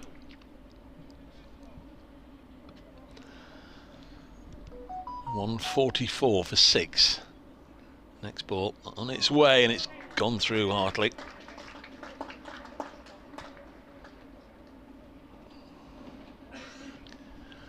We welcome listeners to BBC 5 Sports Extra to Trent Bridge, where this game providing plenty of enjoyment and entertainment for a largish crowd that's come along to watch. The sun is out, the cricket is good. Lancashire 144 for 6. They were 80 for 1, Notts have fought back strongly. And Stuart Broad comes in to bowl to Hartley, good delivery, beats him outside the off stump, and I think that's pretty much the first time today that Joe Clark, the standing keeper, hasn't taken one cleanly. It burst through his gloves but didn't run away for byes thanks to the alert Brett Hutton, who dived and stopped it. Where Lancashire now 144 for 6. We've been playing 20 minutes since lunch. Notts have picked up another wicket, that of the New Zealander Colin de Grandhomme. He had a shot at Stuart Broad outside the off stump, played the uppercut. The ball went all the way down to third man, where Asiba Mead took a fine catch. Lancashire put into bat 144 for 6. So there, a quick update for BBC Radio Nottingham. You've just missed one ball that Tom Hartley in at 8 for Lancashire, the left-hander. Just nudged out into the offside, and there's no run. 2 slips. Brett Hutton, who's had a fine day, 3 of the wickets have fallen, and he's also grabbed a catch. Ben Duckett at second slip. Broad bowls again to Hartley. This one just shaping into the left-hander, and it's nicely adjusted by the tall spinning all-rounder. Still to come, Tom Bailey, Will Williams and Jimmy Anderson. This one very much being billed as Stuart Broad versus Jimmy Anderson. Well, Broad has struck early, got a couple of wickets today. It's missing Stephen Croft and Colin de Grandhomme. Now into his 11th over, it bowls, and Hartley the pleasing push up to mid-off, and that ends Broad's 11th over. 11 overs, no maidens for Stuart Broad, 2 for 41. It's been 2 different modes of attack really from Stephen Mullaney's side. Broad and Stone have bowled in tandem from the pavilion end, just seemingly bowling as quickly as they can. And at this end, a little bit more control and line and length from Brett Hutton and Luke Fletcher. I'm Dave Bracegirdle, Scott Reed back alongside me, and it is going to be Brett Hutton to continue. He's bowled well, hasn't he, Brett Hutton? Through the course of the morning, even when the runs were coming pretty freely in that first hour, this Ratcliffe Road end was a little tricky to get away. The runs were mainly from the pavilion end, and he's picked up 3 for 51, Hutton. And bowls a full-length ball to Bohannon, who drives to mid-off, and Mullaney fields, and there's no run. 67 to Josh Bohannon, where Lancashire would be without him. Got new listeners with us on 5 Sports Extra. The one wicket we have seen since lunch, Scott. What a catch from Asiba Mead. Yeah, it was a belter. Down at kind of wide third man, he's Broad bowling, and de Grandhomme went to cut the ball as Hutton's into Bohannon's off the back foot and chopping into the offside and calling Hartley through for a quick single. Moves on to 68. 145 for 6, and Hamid was quickly across the ground, wasn't he, on the move when he took the catch, diving forward. Yeah, it was a good catch from Hamid. And it's one of those that you often see bounce out as he hits the ground. I mean, he had no control over what his hands were doing by catching the ball. He was certain to hit the ground with force. Yeah, they've been excellent in the field, Nottinghamshire. Every chance that they've created, they've taken. Lancashire have lent heavily on Josh Bohannon. This is a magnificent knock, isn't it? 68 from 71. Yeah, in the context of a score of 145 for 6. Bohannon's 68, absolutely vital. 3 fielders now positioned on the leg side as Hutton comes around the wicket and bowls fullish ball to Hartley, who turns it off his pads to mid-wicket where Mullaney fields, and there's no run. Well, he tried to take him on twice in the last over, didn't he? Anything that Brett Hutton dropped short, Hartley seemed prepared to take on. Well, there's now protection out there. It's almost as if Mullaney's saying, well, go on then, go on, let's see how far you can hit it, because I've got men out there in the deep. Yeah, got a deep mid-wicket, deep square leg and long leg. Hutton into Hartley. It is a short ball, but it's outside off stump, so he just rolls it down to third man for a single. Moves on to 12. Score now to 146 for 6. Brings Josh Bohannon back on strike. Yeah, fascinating day, really. It's Lancashire set off like a train this morning. First hour or so of play.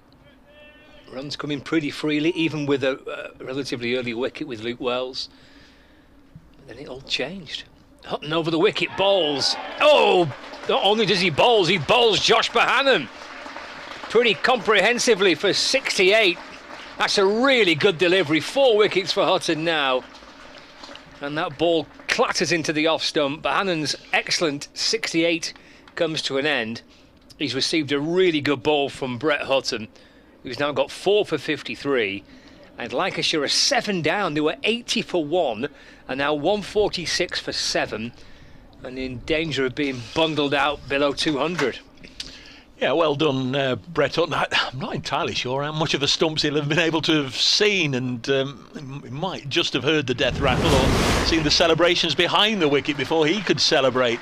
It seemed as if Bohannon had got everything covered up. At the crease for 2 hours, faced 72 balls and hit 9 fours, and it did come back, didn't it? Yeah. Almost as if there was a Lord's slope out there for it to come down, but it didn't. It was just a lovely, lovely bit of bowling from Brett Hutton, who, we mentioned it earlier, playing his 50th game only for Nottinghamshire in first-class cricket. Made his debut in 2011, and he was always the one. He had to wait, perhaps get 1 or 2 games a year in his first 2 or 3 years with internationals around and what have you. It's so hard to get a place. Went away to Northampton for 3 years, came back. He's been more of a regular since he's come back, and terrific player now, over 250 first-class wickets.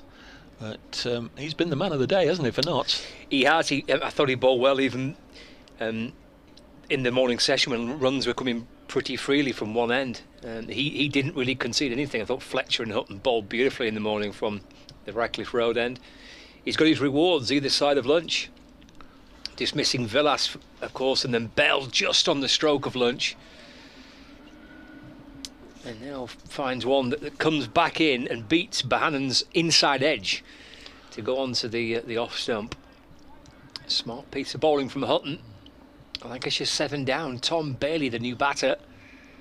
And Hutton's in and bowling, and Bailey gets right forward in defence. And there's no run. End of the over. Just a couple of runs off it, but the wicket of Josh Bohannon, and no wonder the Nottinghamshire supporters are showing their appreciation for a very good over from Brett Hutton. 146 for 7, Lancashire. Yeah, Brett Hutton didn't play in the first match of the season down at Hampshire. Then against Somerset here, the second match, 6 for 45 and 3 for 44, so 9 in that one. He got 3 wickets in the last match against Middlesex. He's gone into this game 9 wickets at an average of 9.8.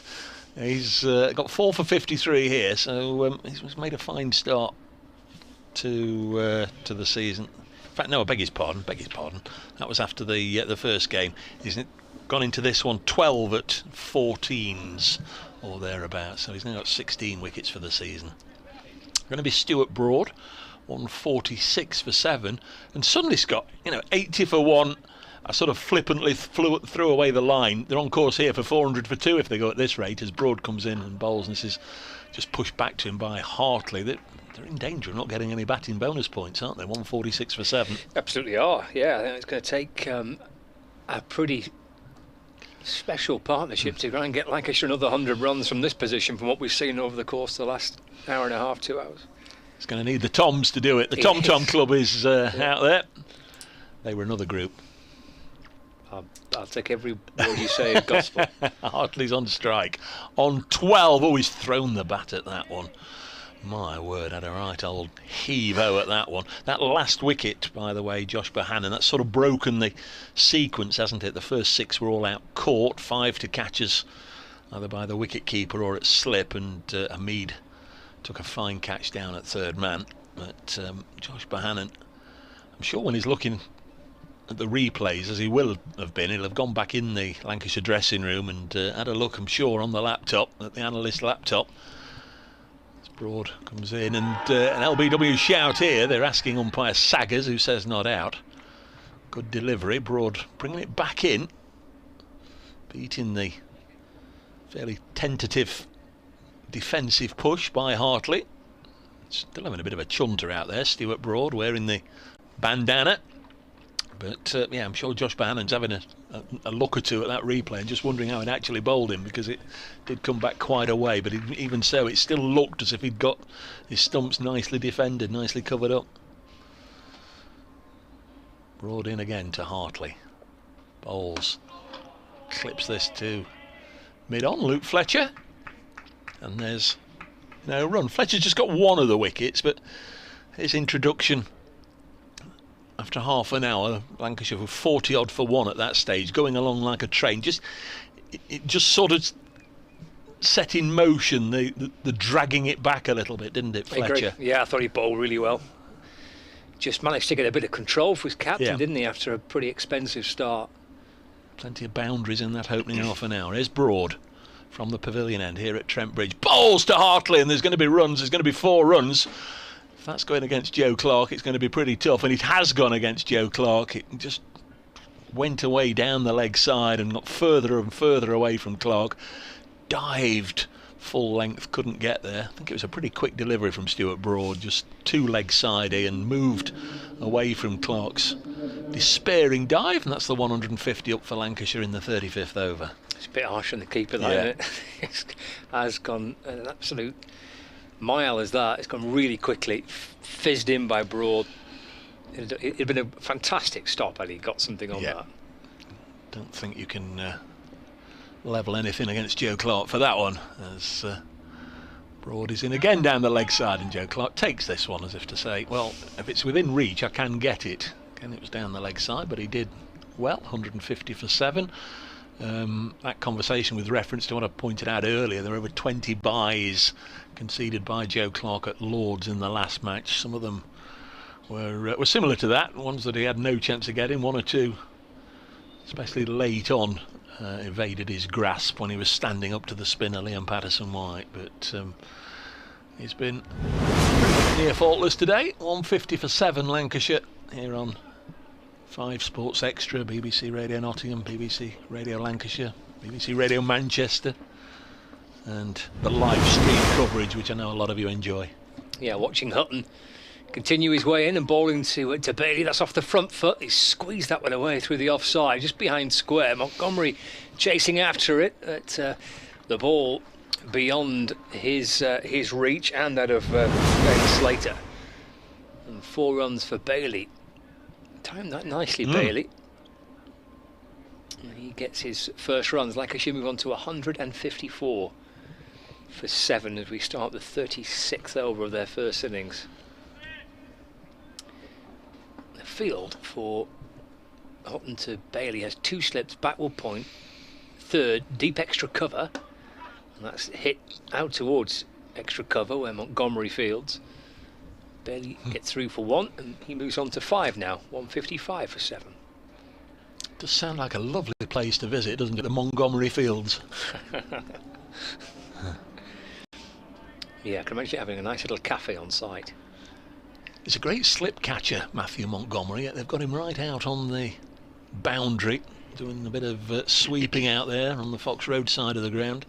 But terrific slip catcher. Got those 3 catches out in the deep on the leg side again for Hartley.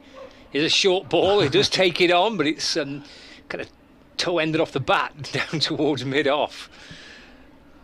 Hutton tries to stop the ball off his own bowling. Mulaney just pick it up in the end. There's no run. Well, he dropped it short and he went for it again. There's 3 fielders on the leg side boundary all waiting to pounce as something come a little bit more through the air towards them. Long leg, deep square, deep mid wicket. Maybe 15 yards in from the rope.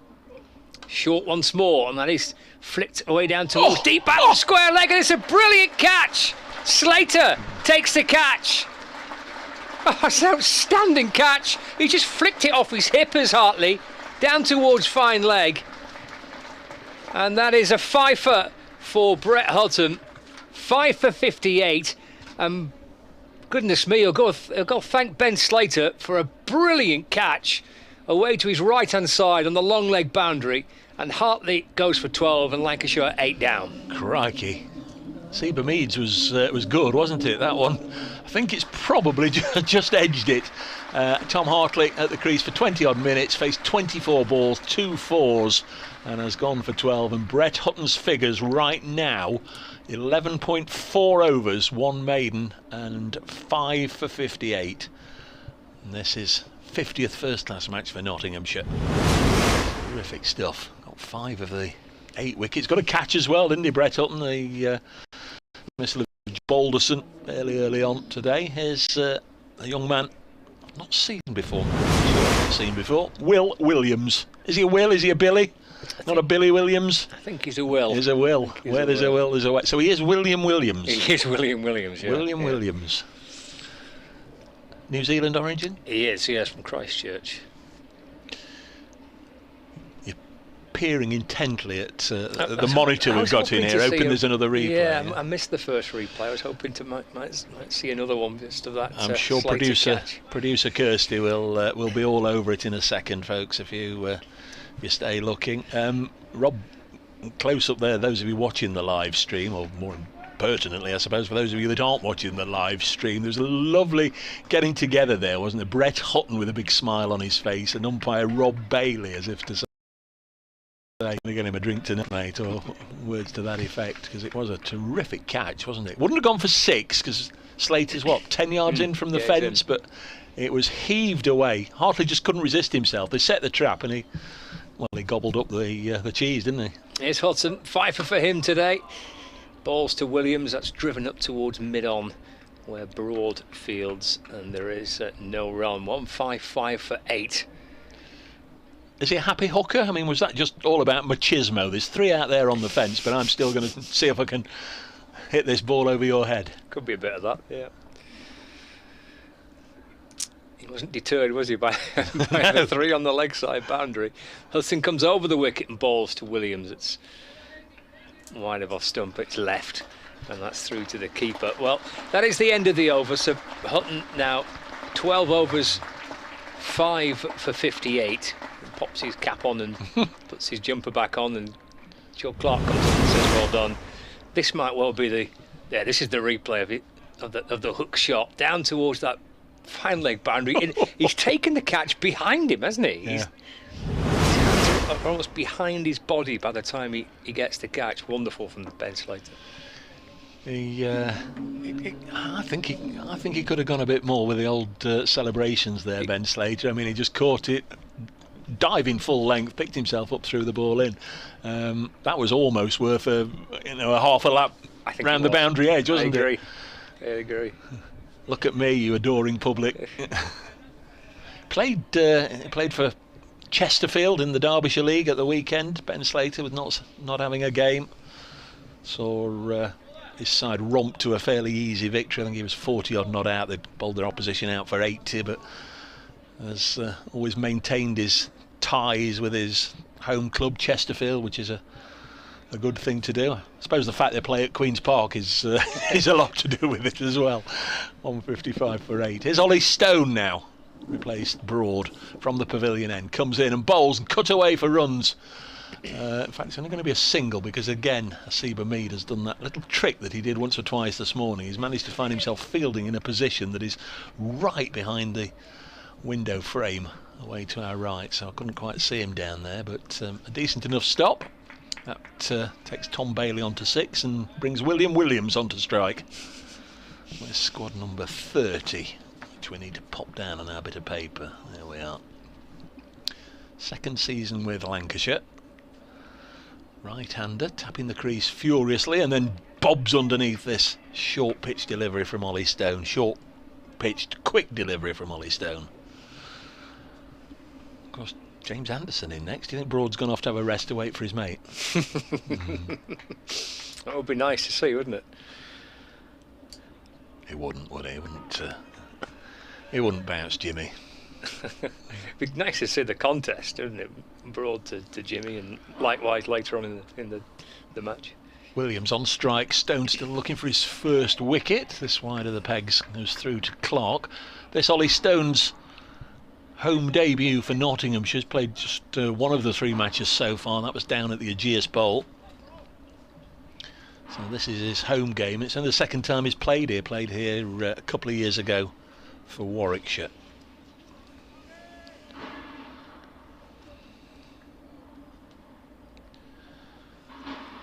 Oh, he's a wee bit expensive, wasn't he, first in this morning, Stone? But yeah. he's come back. His second and third spells have been good. I think that's something we're going to have to get used to. He's in bowl. This is down the leg side. It's going to be 4 leg byes.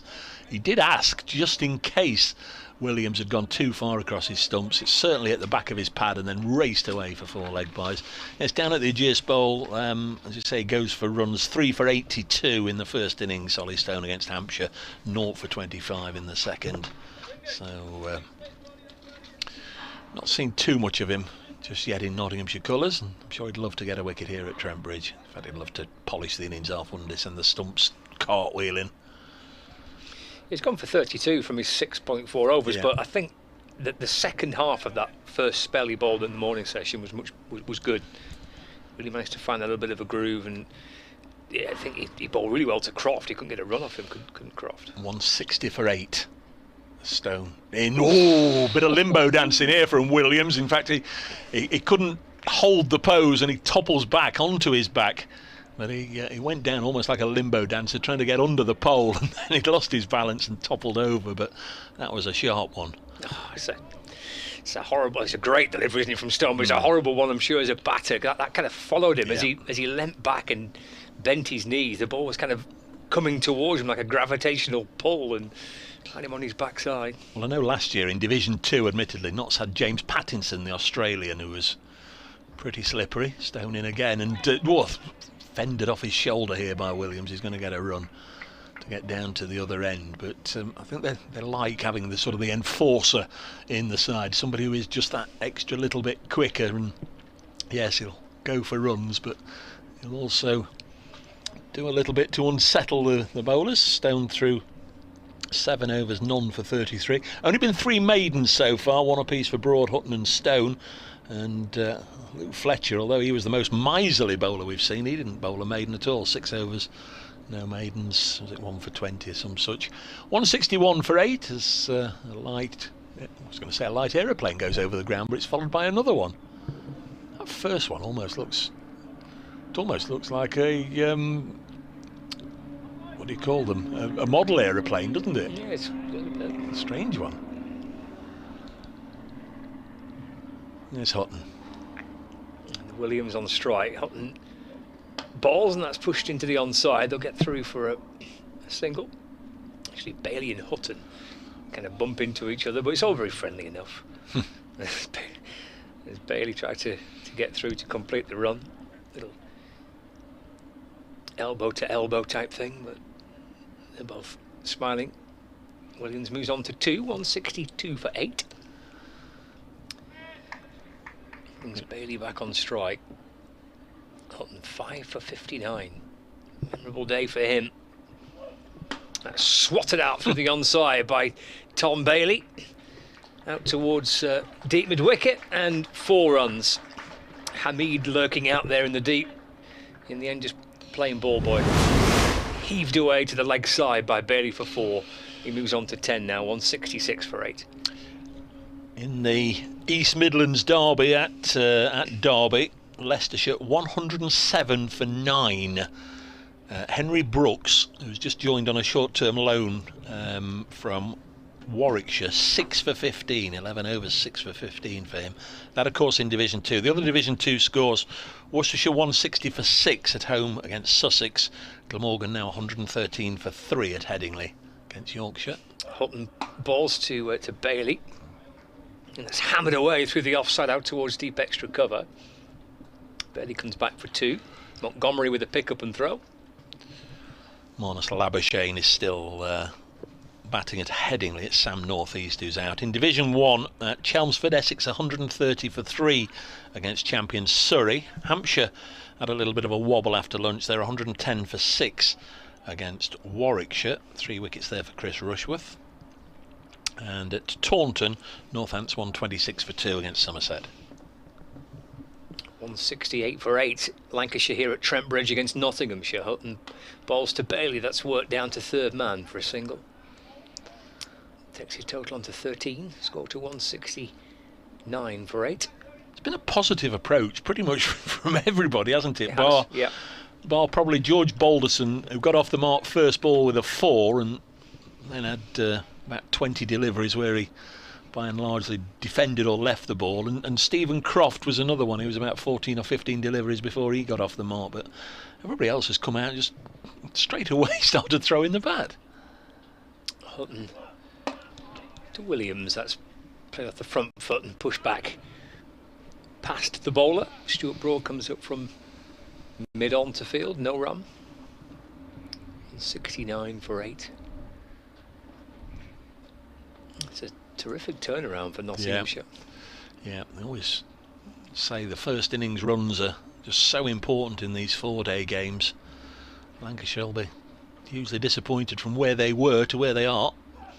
That beats Williams. They've gone through, I think, initially for maybe a caught behind. The keeper's taken the catch. It's gone, I think, past Williams' inside edge into the gloves of the keeper. I think that was the appeal. Was for a caught behind. A little shake of the head from the umpire Bailey at this end. Wicketless over on that occasion for Brett Hutton. Lancashire 169 for 8. It was a fine delivery, or whatever. When you've got fielders and wicketkeeper, I think appealing for 2 different things, you know it's a fine delivery.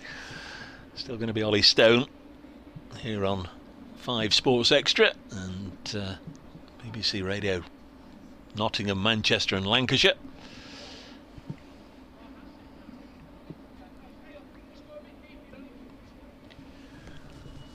Going to be Ollie Stone. Good afternoon to Adrian Thomas, who's with us. Just wondering if he's gone back to the 1950s, he says here, in Hutton and Bailey. Reminds him of England, Len and Trevor.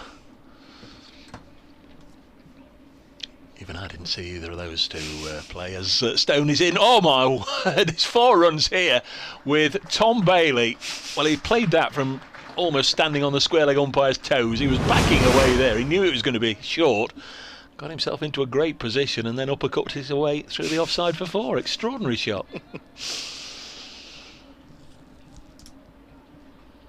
He didn't fancy getting in line though, did he?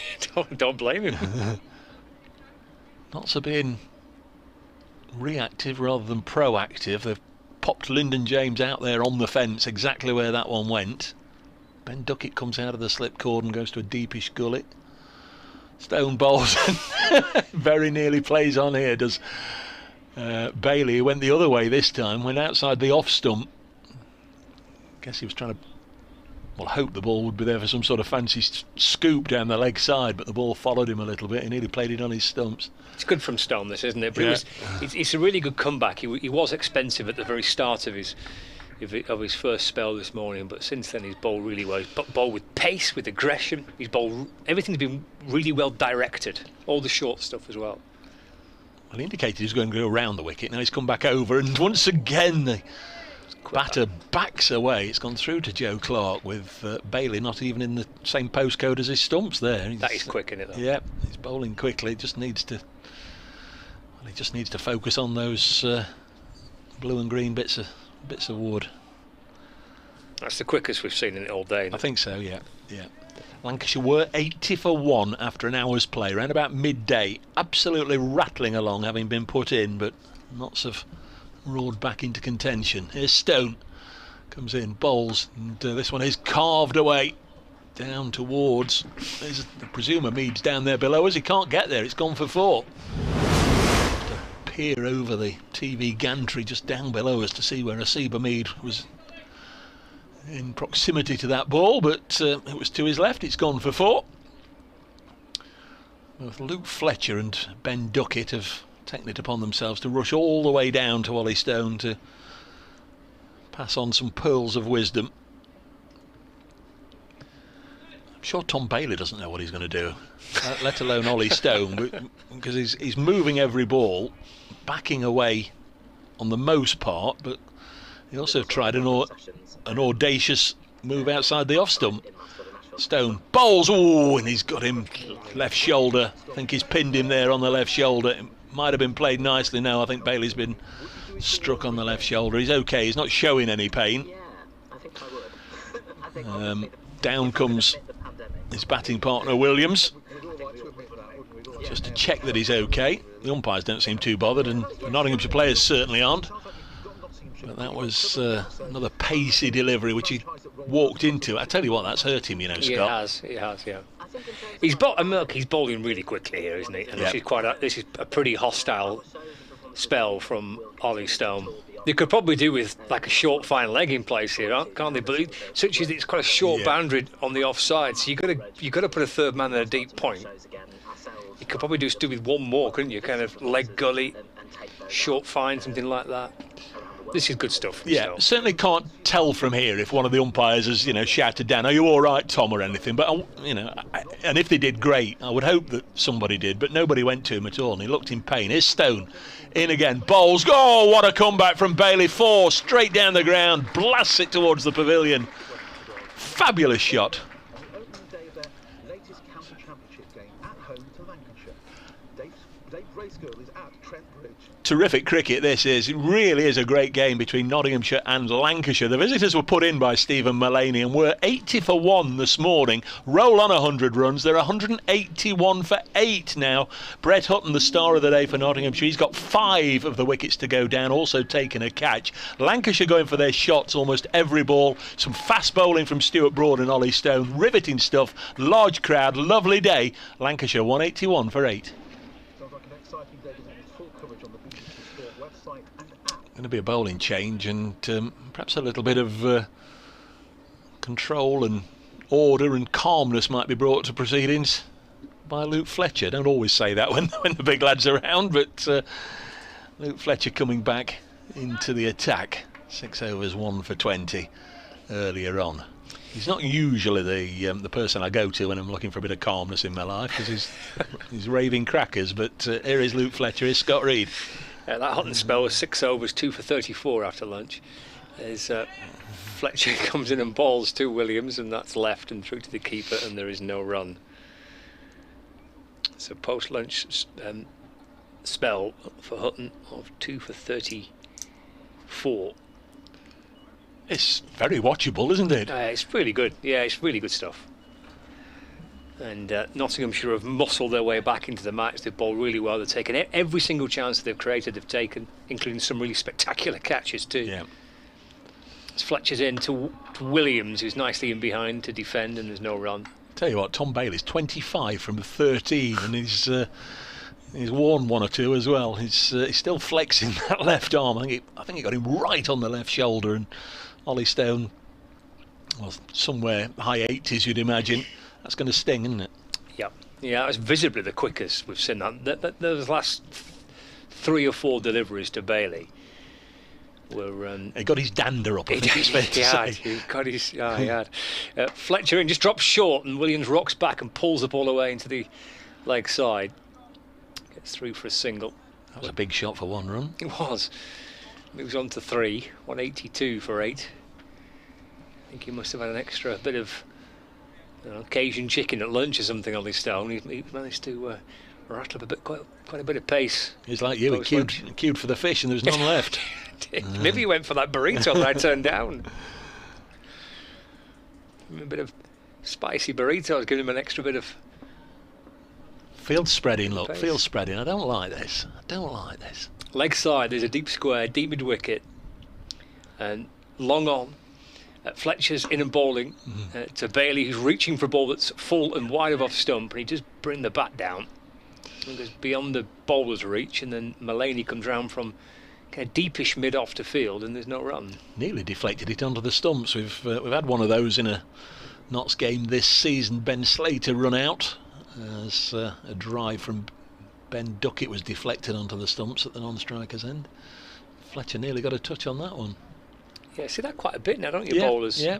Deliberately trying to ricochet it onto the stumps. Fletcher to Bailey, short again. It's a swing and a miss from Bailey. Plays underneath the ball through to the keeper. That's exactly what it was. I was looking for a baseball reference. It was a swing and a miss. I don't know if they're strikes or what they are. Never really got into that. Some say there's a little bit of closeness between the two sports, but no. Well, he was swinging and missing pretty emphatically, was Bailey. He goes again, clubs it down the ground, a couple of bounces and 4 runs. Kind of mid-off and mid-on, kind of halfway back, Mullaney and Broad. But it was kind of a bit of no frills, that wasn't it? Stand and deliver. Walloped it back over the bowler's head for 4. And Lancashire, I think, just trying to wallop their way to 200 if they can. 186 for 8. Yes, maybe that Tom Bailey's got to play that shot a few more times. Got Luke Wood on the field, which is always nice to see, but sadly for his former supporters here at Trent Bridge, he's got training gear on. He's brought out a towel and a drink, I think, for the 2 batters. I would imagine he's also been sent out maybe by the dressing room. Just go and just check that Tom's okay. Do you think? Quite possibly, yeah. He was flexing his arm, wasn't he, in the previous over. So Williams is on strike now to Ollie Stone. Good luck, lad. Yeah. And the field is being brought in. Just a bit. So there are 2 slips, Hutton and Duckett. There's a leg slip, Matthew Montgomery. There's a short leg, Ben Slater. If you're not watching the live stream, all I can say is Will Williams is going to feel very crowded and very intimidated because Ollie Stone's just going to bowl this missile at him at 85 mile an hour, and he does, and it's cut away. Cries of catch. Oh, that's the best of the lot. That is the best catch of the lot, and it's Lyndon James. We've seen some pearlers today from Asiba Mead and from Ben Slater, and now Lyndon James has flung himself down at third man right on the boundary edge, full length, to take an absolute stunner, and Ollie Stone has got his first Notts wicket at Trent Bridge thanks to the most amazing catch out on the fence. It's 186 for 9. Well, I mentioned that Nottinghamshire, every chance that they've created, they've taken today, including some stunners, and that's right up there with the best of them. It's a very good catch from Lyndon James, and Stone has got a wicket cut down at third man, but that dismissal has come because of the way he's been bowling at these 2 Lancashire batsmen. He's got men around the bat. They're expecting something a bit short. They're expecting something in and around the rib cage. They're expecting to be hostile and nasty, and then he just gives them a chance to back off and slap it down to third man. I'm just going to turn the effects microphone up. Yeah, Jimmy Anderson's on his way out for Lancashire. And that's what it's for. So I know there are a lot of Lancashire supporters here, but well done Notts as well, because they do recognise they're in the presence of one of the game's greats. Jimmy Anderson getting a huge round of applause from the Nottinghamshire members, which is nice to see. I wonder if Stewart will in the return at Old Trafford. Probably not. No, he probably won't be playing that. But no, because it'll be the height of summer as well, won't it? But it's a new hotel built now and all finished. It's not far off. Yeah, it's not far off. Well, is have my room ready for the return fixtures? I don't think the room's going to be ready in time, but I think the stand in front and the restaurant bit's going to be ready for the Ashes, I think. Looking forward to seeing it. 186 for 9, so Notts have got maximum bowling bonus points. Lancashire, well, it's not inconceivable that this last wicket partnership will put 64 on to get him a batting point, but unlikely. But he has taken part in at least one memorable 10th wicket stand here, hasn't he, Jimmy Anderson, when he got 80 odd against India a few years ago. Going to be Ollie Stone to bowl to him, buoyed by his first wicket. How long will Jimmy Anderson stick around for? Well, he's had to duck underneath the first one. No fast bowlers union there, was there? That's not fair, is it? Come on, Ollie. Calm down. Might be thinking this fella's is just keeping me out of the England team. If we can retire him off here and now. I'm sure he's not. I'd be surprised if he follows it up with another one, though. You'd imagine this will be Yorker length. It'll be quick, whatever it is. Here comes Stone. He only does quick. Bowles and Anderson's away, guiding it with an open face. Down towards Hamid at third man. They take the single. 187 for 9. Jimmy Anderson's away. Of course, Notts haven't yet got rid of the problem that is Tom Bailey, who's thwacked his way to 29 from 16. Yeah, I get the feeling it might not last too much longer. Rode his luck a little bit, but this is pretty difficult, this, isn't it? I mean, good luck to these two. Stone is following a really feisty spell here. Yes, talked about him coming in as the enforcer, sort of replaced the James Pattinson type figure that Notts had last year. Here is Stone then in to Bailey, who has got it away behind square. Might have been off the pad. It's a pretty good effort if he's got it down to long leg off the pad. Let's have a look. No, some bat involved. 188 for 9. Rob Bailey, the umpire at this end, all of a sudden has started crossing over from square leg to square leg. He's not been doing it for most of the day, has he? He's just been grazing on the Fox Road side of the strip, whether it's been right-handers or left-handers in there. Is Stone in. Bowles now to Anderson again. He has to just be on his mettle, just to duck his head, just duck the helmet underneath that one. Didn't have to crouch too far down because it was so short from Stone. The battle of the number 9s. Nottinghamshire's Ollie Stone wears 9, as does Jimmy Anderson.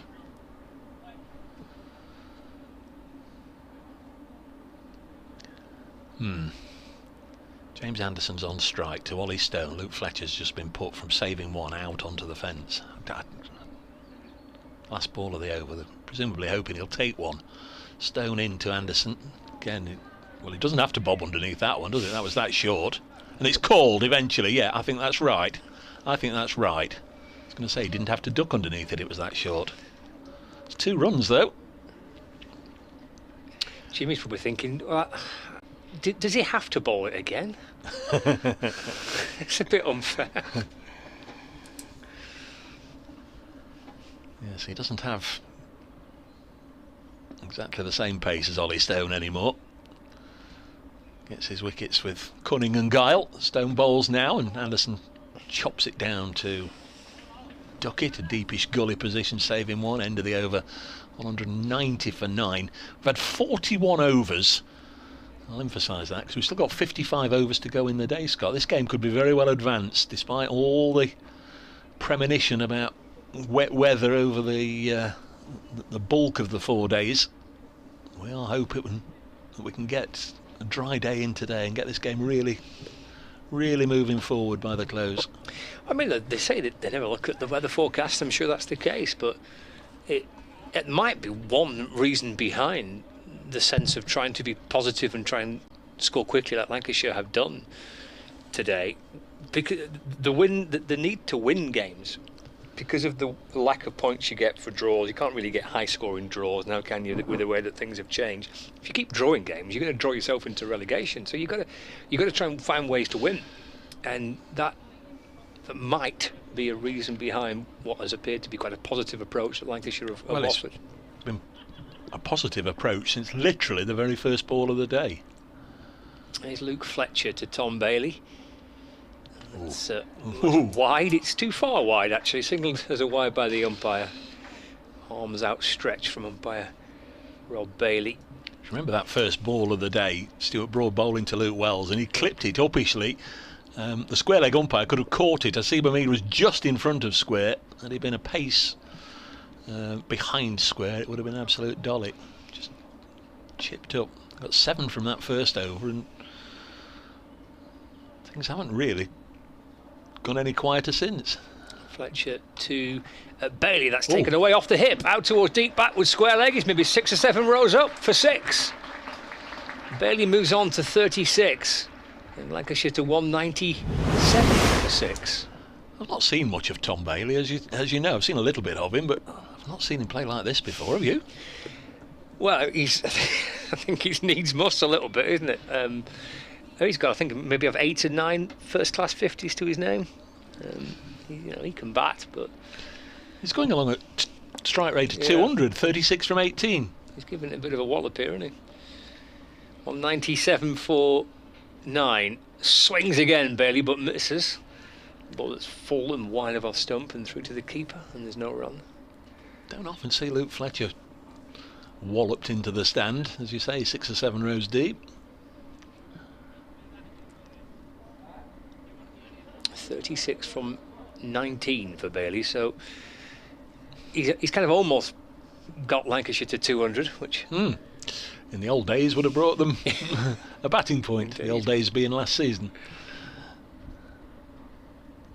Fletcher from the Radcliffe Road end over the wicket, balls, and Bailey skips across the stumps and tries to scoop the keeper, or at least run it off the face of the bat. Misses it through to Clark, and there's no run. Well, he's having a bit of fun here, Tom Bailey, isn't he? He is. Although he's got a sore left shoulder as well, which seems as if it's discomforting him. Brett Hutton must be secretly quite enjoying this. Well, I've got me 5 for 50, and I'll leave it to you boys now. It's Fletcher trying to finish it off for Nottinghamshire here. Into Bailey, who's down the pitch and heaving the ball up towards the long on boundary. Broad comes up maybe 10 yards from the rope to field. Bailey gets a single, moves on to 37, the score to 198 for 9. The Lyndon James catch, I mean, the instant thing was to say that's the pick of them, and the reason I said that was it went so quickly down to him and so flat. He wouldn't have had too long to just move sharply around the boundary edge and throw himself full length. Slater's was brilliant, really good catch. You won't see more than 2 or 3 of those a season, but it was in the air a long time, wasn't it? I think you could judge it where it was going. It's still a terrific catch. Fletcher comes around the wicket to Anderson. It's a full ball and off stump, and he'll just squirt it away into the offside for a single. Moves on to 2, 199 for 9. Well, there's been some great catches today. I mean, it's been a pretty entertaining day's play, hasn't it? Well, we're not at the halfway point yet, are we? Still 54 overs to go. Josh Bohannon, the top scorer with 68. Tom Bailey, second top scorer with 37, not out. Final ball of the over for Fletcher, looking for his second wicket. Bailey on strike. Down the pitch he comes and swats it away into the onside. Duckett picks up and throws towards the bowler's end, trying to run James Anderson out. It's the end of the over. 199 for 9, Lancashire. Bailey on 37 and Anderson on 2. It's always a thorn in so many sides, isn't it, when a 10th wicket pairing get together and frustrate the bowling side, who will have been on a little bit of a high. Had a nice steady rumble of wickets, and then they're held up by the last pair. Notts won't want this to go on for too long. Ollie Stone still with ball in hand, so we're not going to see Broad versus Anderson, at least just yet. You kind of want Stone to continue, because you don't often see bowling of this pace, do you, like this? This is really good stuff. Slip and a leg slip, short leg, gully. Anderson surrounded. Ollie Stone round the wicket to the left-hander, bowls.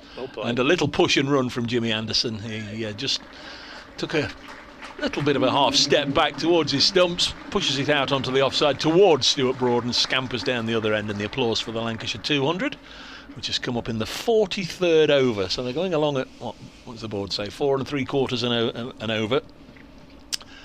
4.74 runs an over.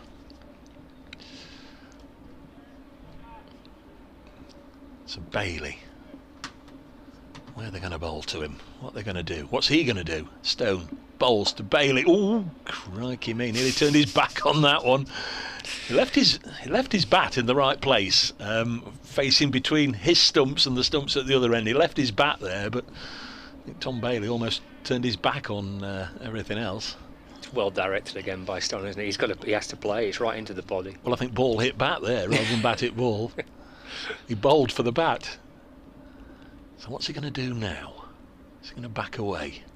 Here comes Stone, looking for this last one. Whoa! He's gone outside the off stump there, Bailey, and he's tried to swish the ball up towards us if he'd got hold of it, but the ball was already through and into the gloves of Joe Clark. Luke Wells made 17, George Balderson 24, promoted to the top of the order with Keaton Jennings not playing. Josh Bohannon 68, he was 7th out. Little clatter of Stephen Croft 8, Dane Villas 0, George Bell 5 and Colin de Grandhomme 8 went cheaply. Next ball, is it up in the air, down towards us for 6. Bailey managed to get enough on that to scoop it down the leg side. Just for a second I wondered if it was going to reach our level, but comfortably over the rope down below us. Useful runs. This partnership now worth 20, and Bailey moves on to 43. Lancashire 206 for 9. They are vital runs, these, aren't they? Yeah, absolutely, for Lancashire. They've got themselves to 200, which looked like a long way off, which seems a bit daft to say, because 2 hours ago they were 80 for 1. Yeah. But that's been the kind of the Have pace of the afternoon. Even Joe Clark, the wicketkeeper, has disappeared down below us. He's made the journey from the centre to look for the ball. Here comes Brett Hutton. There's always somebody in every team, every club. All you league cricketers will know, isn't there? There's always somebody who can dive into the hedge bottom straight away and find the ball, even when somebody's been looking for it for 10 minutes. In fact, look at people, they're coming from everywhere now. The ground staff are coming. I think it must have got pictures now on the live stream. Must have got lodged somewhere under one of the tarpaulins, or maybe behind the screen. Seabermead's playing peekaboo there. Oh, there's a little bit of hide and seek. Wonderfully village about it all, isn't there? The umpire's disappeared at the far end. He's going to fetch another ball. That's umpire Saggers. And yeah, absolutely right. A bit of village. We've lost the ball. Superb. I see Seabermead with his hands on his hips. Yeah.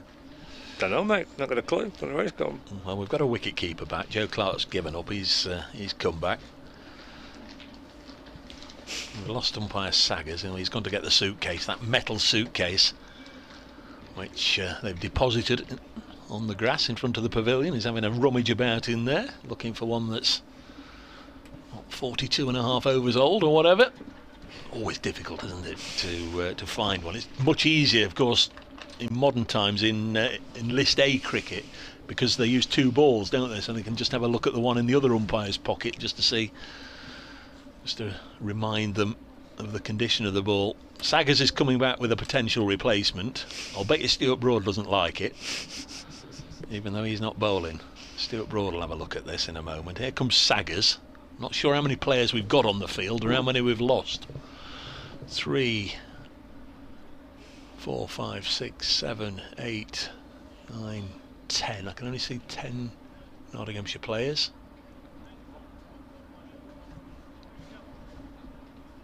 Oh, there's Lyndon James, who just appeared now. So that ball just disappeared.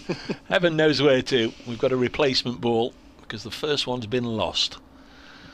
There's Stone in to Bailey, who's swatted it away for foot. No, he's not going to get 4. Fielded by Duckett, who's now out on the boundary edge. Way he hit that. I thought he'd pierced that gap nicely. 207 for 9. Partnership of 21. Something in a regulation I was taught as a kid and what have you, something there about a lost ball and 5 runs or something to the batting side. I've never seen that implemented in any form of cricket. I mean, I've played enough club cricket where the ball's been lost, hit over the road or into fields or whatever. Stone in. Bowls a really good delivery, which Anderson almost as an afterthought contemplated playing. By then it was in the gloves of Clark. End of the over, 207 for 9. It's a really good ball, isn't it, by Stone to Anderson. He's kind of backing away, expecting something short, expecting something to try not to fend off. He just pushes it a little bit fuller, almost gets the edge of the outside edge of the bat. Brilliant spell from Stone. Really enjoy watching him bowl here. Yeah. It's a fantastic way to try and wrap up an innings, isn't it? I mean, if they I mean, he's only got 1 wicket, Stone, but the way he's bowled, the style of bowling he's producing here on a pretty consistent basis, he's creating opportunities elsewhere for the team. The original ball has just been lobbed back on, so Good work, somebody. Ground staff, no doubt, moving tarpaulins down below us have found it. So do we have that ball or the other ball? For the Yeah, Fletcher? they've got the original one. yeah, now, we're back. Okay, back with that one. Happy days. Well, Bailey's 44 not out from 26 balls faced. And he's chipping them up and over extra cover. Going through for a couple more here. Yeah. It's his day, isn't it? No control there whatsoever, and it was so close to Brett Hutton. But risk and reward, and he's taken on the challenge, hasn't he? If it's been in his arc, he's had a go for it, and he's sitting on 46 not out and getting some batting advice now from James Anderson. I suppose if you try and to bounce him out of the game, haven't they? Really, with the way they bowled at Bailey's. Having a little counter-attack here. Again, tries to flick it over the keeper's head, following a ball that's wide of off stump and signalled as a wide by umpire Bailey. And Fletcher can't quite believe it. And he turns around and says to the umpire, well, what's wrong with that? 210 for 9.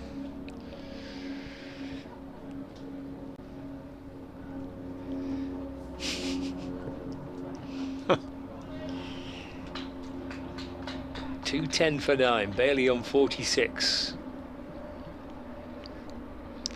Here's Fletcher. Ball's a slow ball to Bailey. That's scooped out through the onside. And Ben Duckett's on the deep mid-wicket boundary. Bailey moves on to 47, and Lancashire are 211 for 9. Fielders were all pushed out. They're all coming in once again for Jimmy Anderson. A lot of aircraft activity this afternoon. Yeah. Did have one or two people. I've been on 5 Sports Extra. We've just left 5 Sports Extra. Did have one or two people sending messages, Scott, and I'm sure you're absolutely dying to know. It's Fletcher to Anderson, swing and a miss from Jimmy Anderson through to the keeper, no run. All about the ice hockey. David Spence. This week it's the IIHF World Championship Division 1 Group A matches. Tomorrow is the final game. Team GB play Italy. That's in the ice centre. One or two other people have mentioned that. Thank you very much. Ian Hewitt was amongst them. The ice hockey at the arena is an international tournament. GB play Italy tomorrow night. Hence the ice hockey fans in the hotel this morning. Fletcher to Anderson, and beats the outside edge of Anderson's bat through to the keeper, no run. Philip the Bookman, I'm not sure which catch this was. It was a great catch. That'll teach him to take on Broad. Who did that? Must have been de Grandhomme. Yeah.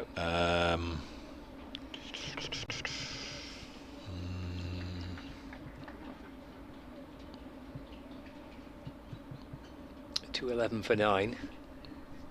Anderson on 3, 2 slips, third man, backward point, cover, mid-off, mid-on, mid-wicket, fine leg. He's driving nicely is Anderson through the offside. Broad will chase after it. To the right of Broad at mid-off. Anderson comes back for 2 more. The score moves on to 213 for 9. Anderson 5 not out.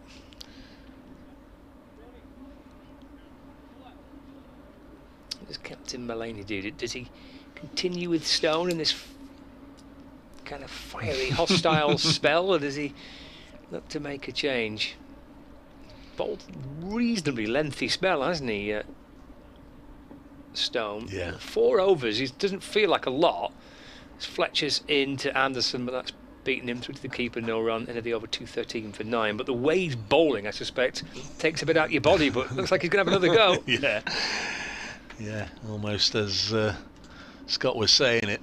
Stone, as soon as the umpire called over, was peeling off his sweater and cap. 213 for 9. 44 overs in this innings.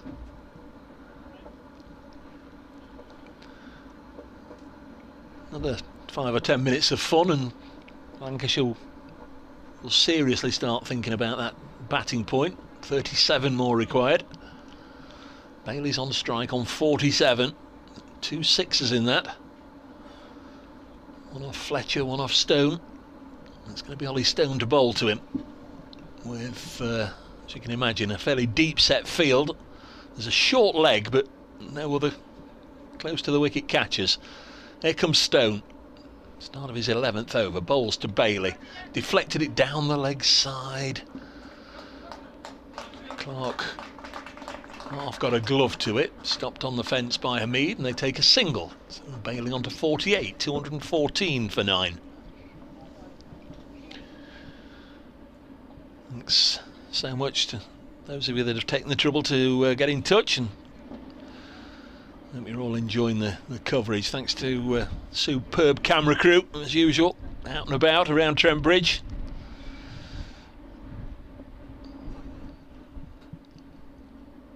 $214 for 9. Ollie Stone to Jimmy Anderson. Edged, caught by Duckett. The innings ends.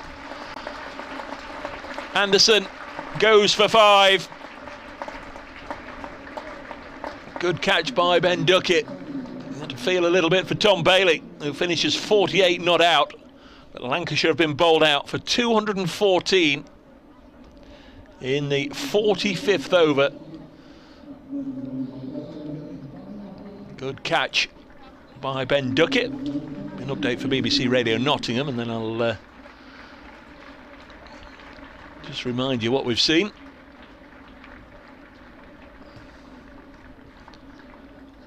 Nottinghamshire will lead them off. Bailey 48 not out, 29 balls, and Bailey also hit 6 fours and 2 sixes in his 48. That's a good knot. Brett Hutton 5 for 66. Applause in the background is for Brett Hutton, who's leading Nottinghamshire from the field with figures of 5 for 66. Lancashire were put into bat this morning when Notts won the toss. Were 80 for 1 at one stage. They've been bowled out for 214. Hutton, the star of the show, with those 5 wickets. A couple apiece to Ollie Stone and Stuart Broad as well. Lancashire 214 all out.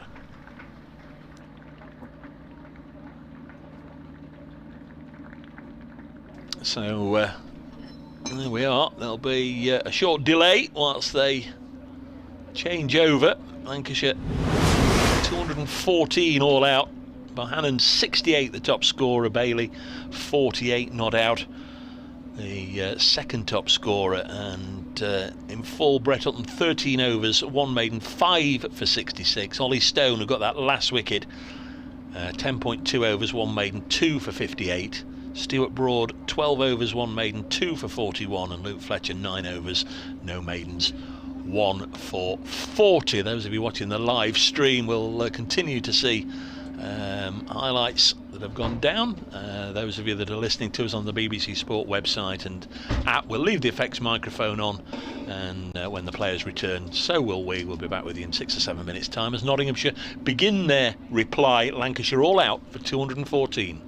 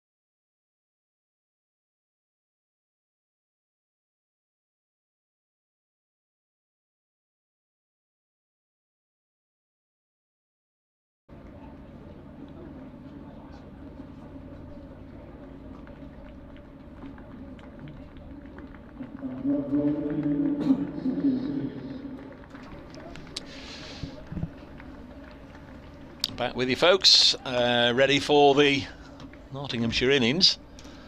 My, they'd have taken that, wouldn't they, at 10:30 this morning when Stephen Mullaney said we'll have a bowl.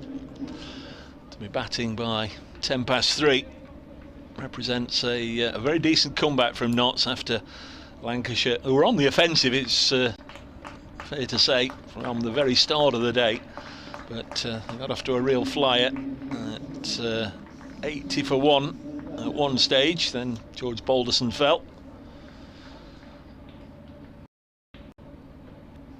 Brett Hutton, the pick of the bowlers, 5 for 66, couple of wickets to Stuart Broad, 2 in the end to Ollie Stone, and the other one to Luke Fletcher. They were the only 4 bowlers bowled. So Asib Hamid and Ben Duckett will open the innings for Nottinghamshire. Hamid, of course, a former Lancastrian, and Duckett and Jimmy Anderson, a little bit of past history between them. I think it was all a load of nonsense blown out of proportion. I think Ben readily admits he was a little bit inexperienced and wet behind the ears, and not entirely sure what the appropriate protocol was when you're away on tour in far-flung places, but they've had a little bit of history in the past, but that's way behind them. It is going to be Anderson to get things up and running. Number 9 to bowl to number 99, Asib Hamid. Looking forward to this, Scott. Yeah, absolutely. Looking forward to watching Haas bat again. Not sitting back for a little while because obviously the different division that Nottinghamshire were in last season, but great to see him have a good year. Got a lot of time for Haas, and yeah, it should be a good contest. It's been a really interesting day's cricket so far. So here's Jimmy to open up from the Radcliffe Road end to Hamid, and he gets him on the front foot and driving into the offside, bouncing rather awkwardly for Dane Villas at extra cover. He couldn't stop the ball, and Hamid can dart through for a quick single. Thus far, Dane Villas's day, lost the toss, out first ball, and a misfield off the first ball. Yeah. Can only get better. Yeah.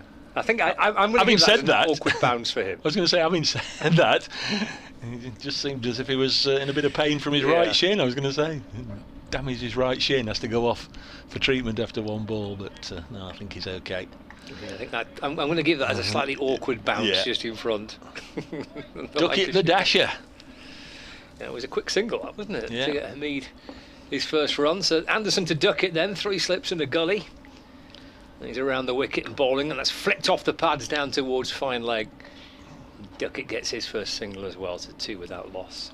So these two kind of, well, I appreciate Hamid perhaps plays a different way now than what he did when he was with Lancashire, but it would be fair to say that Duckett would be the more aggressor of the two, even though Haas has changed a little bit his style. Duckett tends to get on with it, doesn't he, pretty quickly. Anderson comes over the wicket to Hamid, it's left, and taken by George Bell, and there's no run.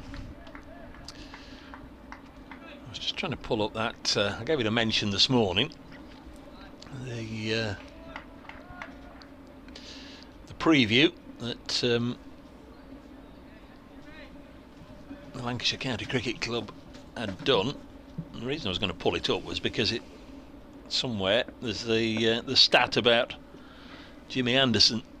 Anderson to Hamid, again it's left. It's shapes away from Hamid, and as you'd expect, some good pace and carry into the gloves of Bell, and there's no run. There we are. Jimmy Anderson has a stunning first-class record at Trent Bridge, claiming 86 wickets there at an average of 18.19 with 8 5-wicket hauls and 2 10-wicket matches.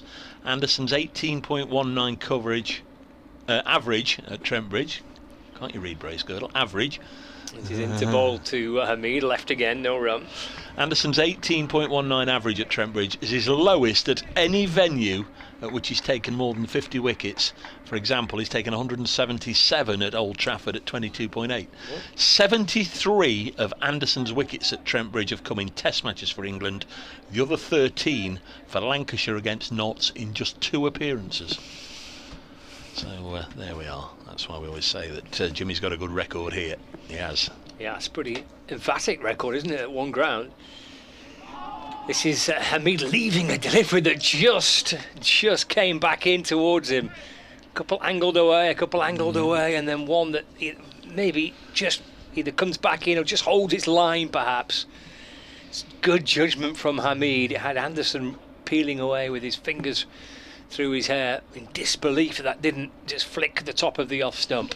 End of the first over of the Nottinghamshire first innings. Sent down by Jimmy Anderson. Just 2 runs off it, 2 without loss. Yeah, 86 wickets here at 18.19. I speak on behalf of all Nottinghamshire supporters when I when I wish him well and hope he doesn't celebrate his 100 in this week's match. That would be some haul, wouldn't it? 14. It's going to be Tom Bailey of the Thompson twins from the pavilion end. Right arm bustling medium fast bowls to Duckett, who tucks this away behind square on the leg side, and they'll come back for 2. That's purposeful running. It was well judged in truth, but just have to be a little careful, I guess. But Duckett's quick. Helps, doesn't it, when you're as sharp as Duckett between the wickets there. But it is good running. It's a reasonably short boundary. Expect probably a little flick down towards fine leg, and you just take the 1. But no, that's excellent from Duckett and Hamid to come back on run 2. Next one is forced into the offside. Vigalas this time doing a decent bit of fielding. It nearly stopped by the time it got to him, but he got to it.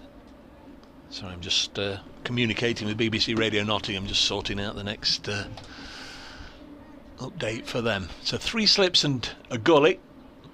Tall figure of Luke Wells at first slip. Bailey bowls. Duckett tucked up by this one, but competently and confidently gets behind it. Colin de Grandhomme at second. Tom Hartley at third. And a little bit of a gap. Good old natter going on there between, is that Josh Bohannon? It is, and Stephen Croft. Croft in the gully, Bohannon at point. Bailey to Duckett, clips this one to square leg, and there's no run. 4 without loss. We are just past the halfway stage of the day's allocation.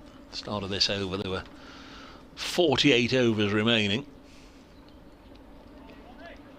So if the Nottinghamshire innings is half as feisty as the Lancashire one was, plenty to enjoy.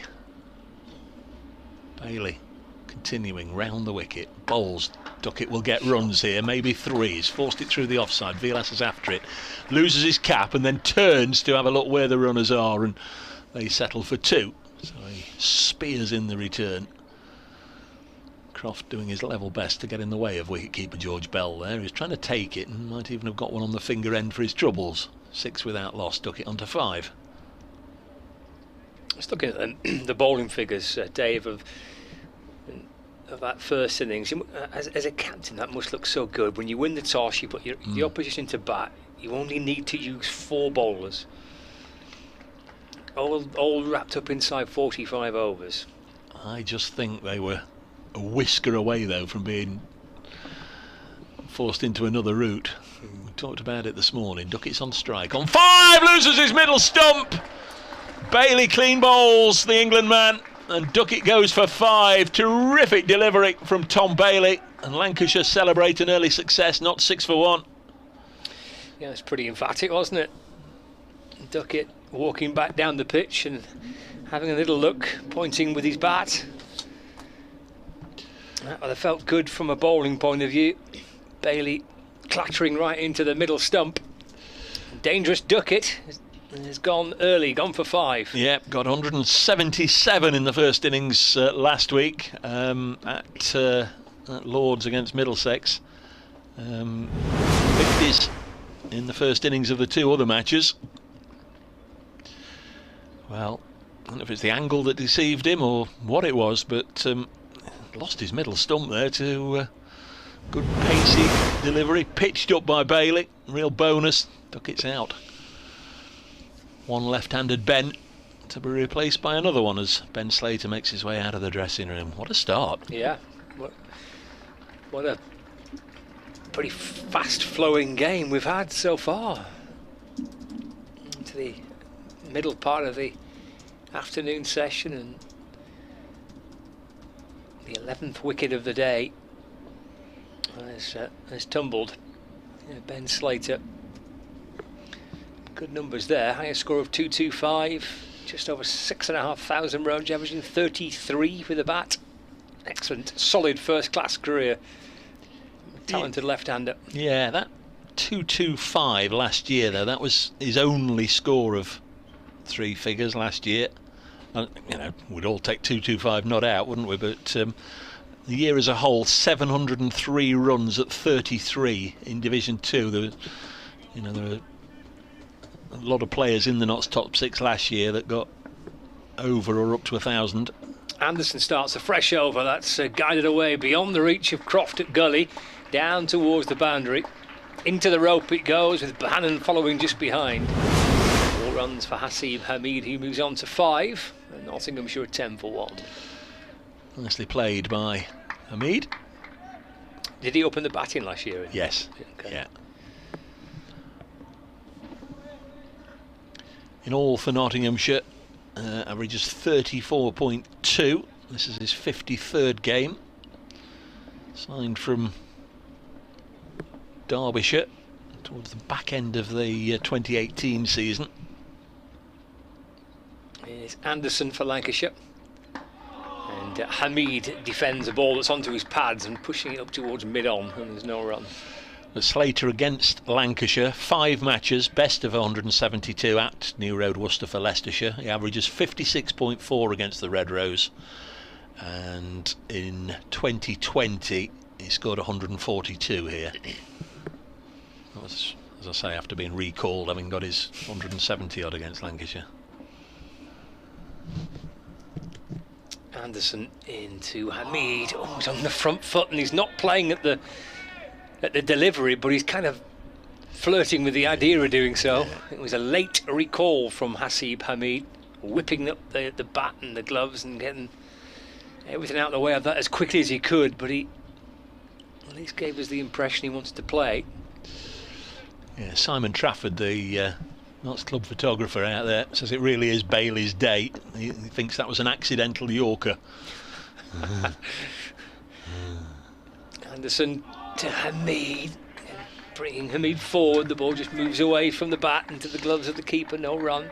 I mean, if you talk about winners on the day so far, for Lancashire, looking at Josh Bohannon and Tom Bailey. Bailey 48 not out and a wicket. For Nottinghamshire, of course, Brett Hutton with his 5 for 66. But they're the 3 that have had the biggest impact on the day so far, with half a day still to go. Yeah, still bunch of time left today. 46 overs to go today. And he gets a single here, just flipped off his pad down to backward square leg.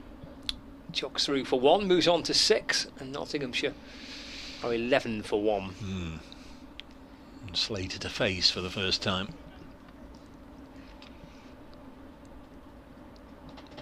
Expecting Notts to go the same order as they had at Lords. Matthew Montgomery doing next, then Joe Clark, Lyndon James, Stephen Mullaney. So always talk about this game on paper. On paper, that's a strong top 7. But I think we'd have said the same about Lancashire this morning. I think we would, yeah. So Slater waiting for Anderson, who's around the wicket to him. And gets his first runs, actually. Just eased off the hip, down to fine leg. And Gets through for a single, and he keeps the strike as well, Ben Slater. Completes the third over of the innings. Nottinghamshire 12 for 1. For me, the big transformation was getting Stephen Croft, and then end of the over, start of the new over, getting Dane Vilas first ball. That was huge, wasn't it?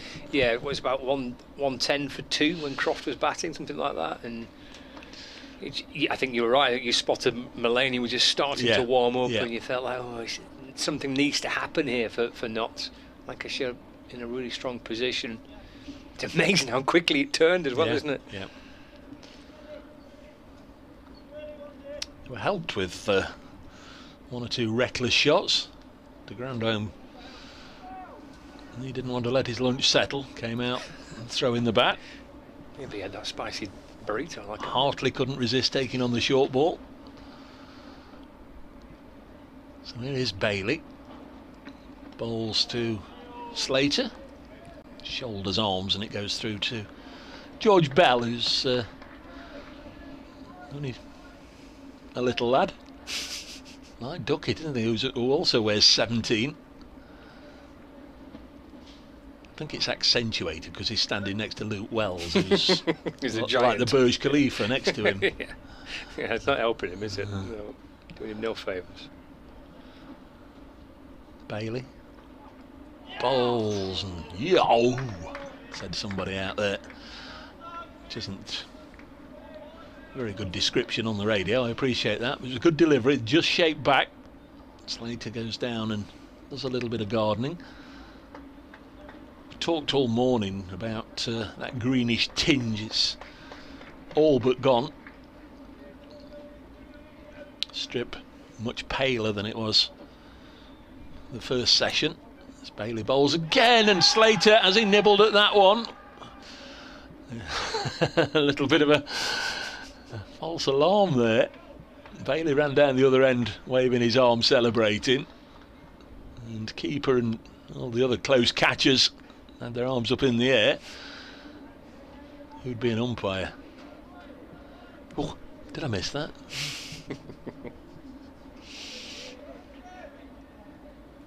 For 1. Dropped on a nice line and length here, Tom Bailey. Ball's now to Slater. This is nudged out onto the offside. There's no run. It's Balderson who comes in and does the fielding. Goes back and continues his natter with Rob Bailey, the square leg umpire.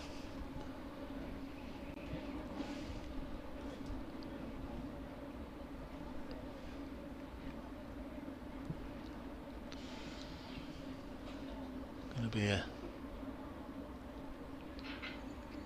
change, change in the field. Well, it's Bohannon that's removed his cap. So maybe well, he wants a helmet if he's going to go where I think he's going to go, which is maybe what we're waiting for. Yeah. Been update for BBC Radio Nottingham in a moment or two. 12 for 1. Yeah. Helmet being brought out. 2 balls left in this over. Catchy little tune in our ears.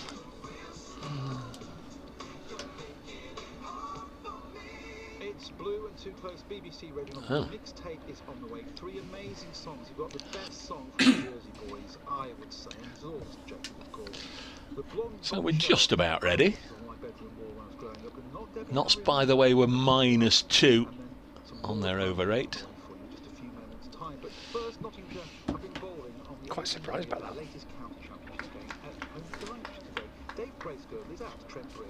Yes, Notts were bowling. They're now batting. They're 12 for 1. Terrific job by the Nottinghamshire seam quartet to rescue a situation that seemed to be running away from them. By midday, Lancashire were 80 for 1, having been put in. But Brett Hutton, in particular, with 5 wickets, arrested that Lancashire momentum. Lancashire bowled out for 214, but Notts have already lost Ben Duckett in the reply. Clean bowled by Tom Bailey for 5. Notts 12 for 1 in response to Lancashire's 214. Next ball, it's Slater on the pad, strangled appeal. And it's the end of the over, 12 for 1. I was going to go down another. Could have gone down another avenue there with the presenter just saying about having pictures of Debbie Harry on his bedroom wall or some such, as he came to me. 12 for 1. Did you have a picture of Debbie Harry on your bedroom wall? I don't think I did. Debbie Harry, no, I'm not quite sure who Debbie Harry is. You're not quite sure who Debbie Harry is? From Blondie? Blondie, yes. Oh. I can't recall much of her music, but I've Oh. heard of Blondie. Oh. Yeah. Here's Anderson in the balls. That's Hamid flicking away off the pads down to backward square leg for a single. 13 for 1. You look at me like I've greatly insulted you. I mean, I have heard of Blondie, but I couldn't. I have heard of Blondie. Couldn't really tell you much more than I've heard of the artist called Blondie. I think it's like my dad's era, that. Thank you. That's Yes, yeah. I think I remember my dad listening to a bit of Blondie.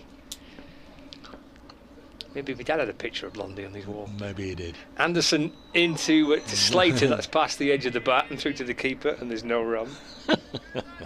Sorry, Dave. It's all right, Scott. I knew who was playing on Radio Knots just then. I recognised them. Oh, Blue. Yeah, I knew them. Bit of Blue. 13 for 1.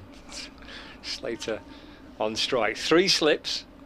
Gully, point, mid off, mid on, square leg and long leg. It's eased away into the offside by Slater off the front foot. Picking out Will Williams at point, and there's no run. 13 for 1. He presumably will be. I think so. First change. De Grandhomme, I presume, is bowling. Yep. There your front line kind of, and Balderson as well. Actually, Balderson might come on before De Grandhomme. Might be Williams and Balderson as the first couple of changes. Anderson to Slater. Again, past the edge of the bat and he's to the keeper. He's not getting many to hit, Ben Slater, is he, at the moment? Really. Doing quite well not to edge him behind. Anderson has been bowling roughly in spells of 6 or 7. I don't think he's bowled more than a 7 over spell since since he played his first match, which was at Essex 3 weeks ago now. Over the wicket and balls. Oh, it wraps the pad. Anderson spins round in appeal, shaping to play it to the leg side. Slater.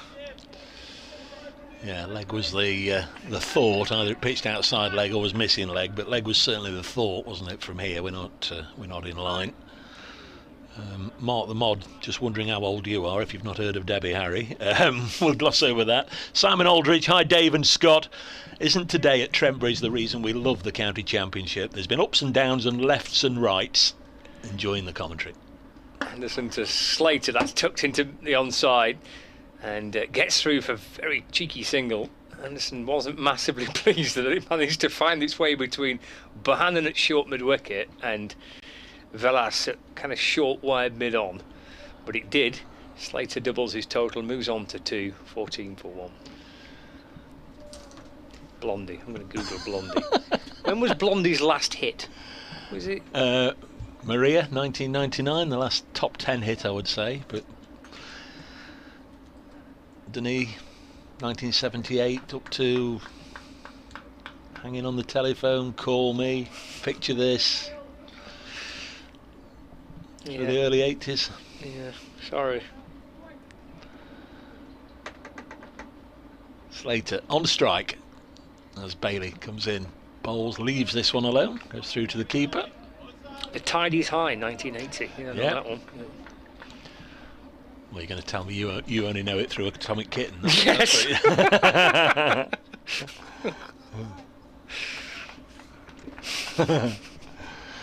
Yeah, all right.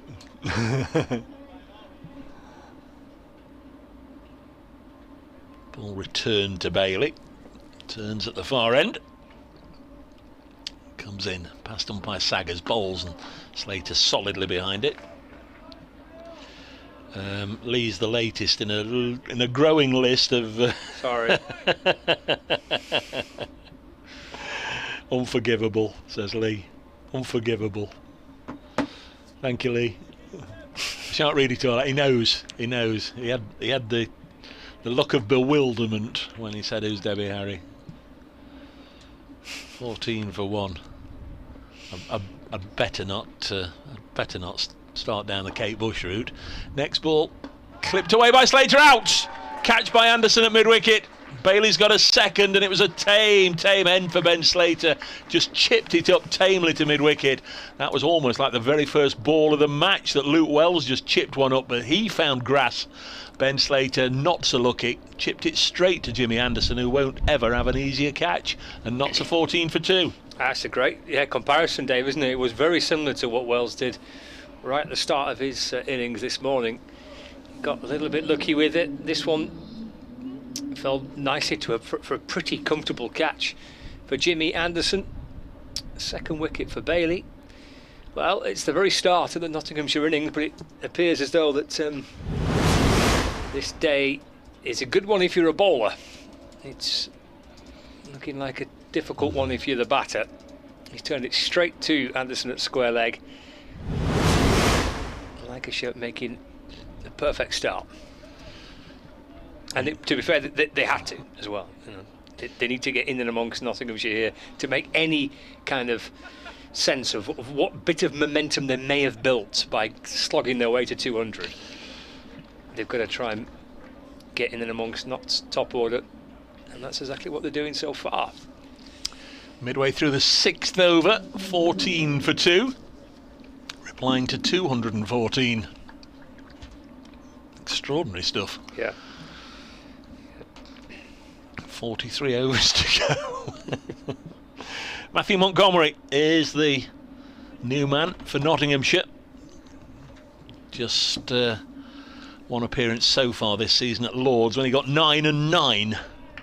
So we're pleased to get into double figures here in this particular innings. Ended last season, of course, with that huge score. Was it 178 here, something of that order, against Durham. Here's Bailey into bowl to Montgomery. Good delivery first up, past the shoulder of the bat and through to Bell. Matthew Montgomery, South African born.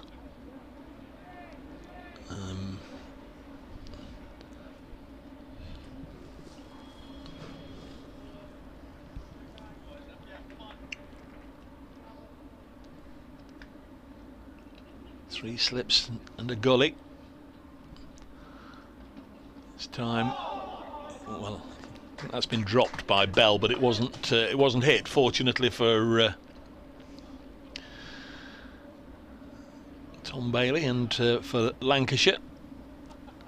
Matthew Montgomery, 5 matches for Notts, 387 runs at an average of 46. That best score of 178. This is just his 10th first-class game. Played a little bit in South Africa for Natal. 22 years of age. On strike, third ball. Bailey bowls to him. Works this one to mid-on and then has to scamper back before the throw comes in, which was high over the top of Bell. End of the over. And Tom Bailey, 3 overs, 2 maidens, 2 for 4 after his 48 not out earlier, which included a couple of sixes, one off Luke Fletcher, which he plonked into the Smith Cooper stand, and one off Ollie Stone, which he managed to pirouette somehow and hit it down into the lower tier of the Radcliffe Road stand, down below us. So he's had a decent day. Wicket maiden that as well for Bailey. Mead is still there, dodged a couple of bullets so far. He's on 7 from 11.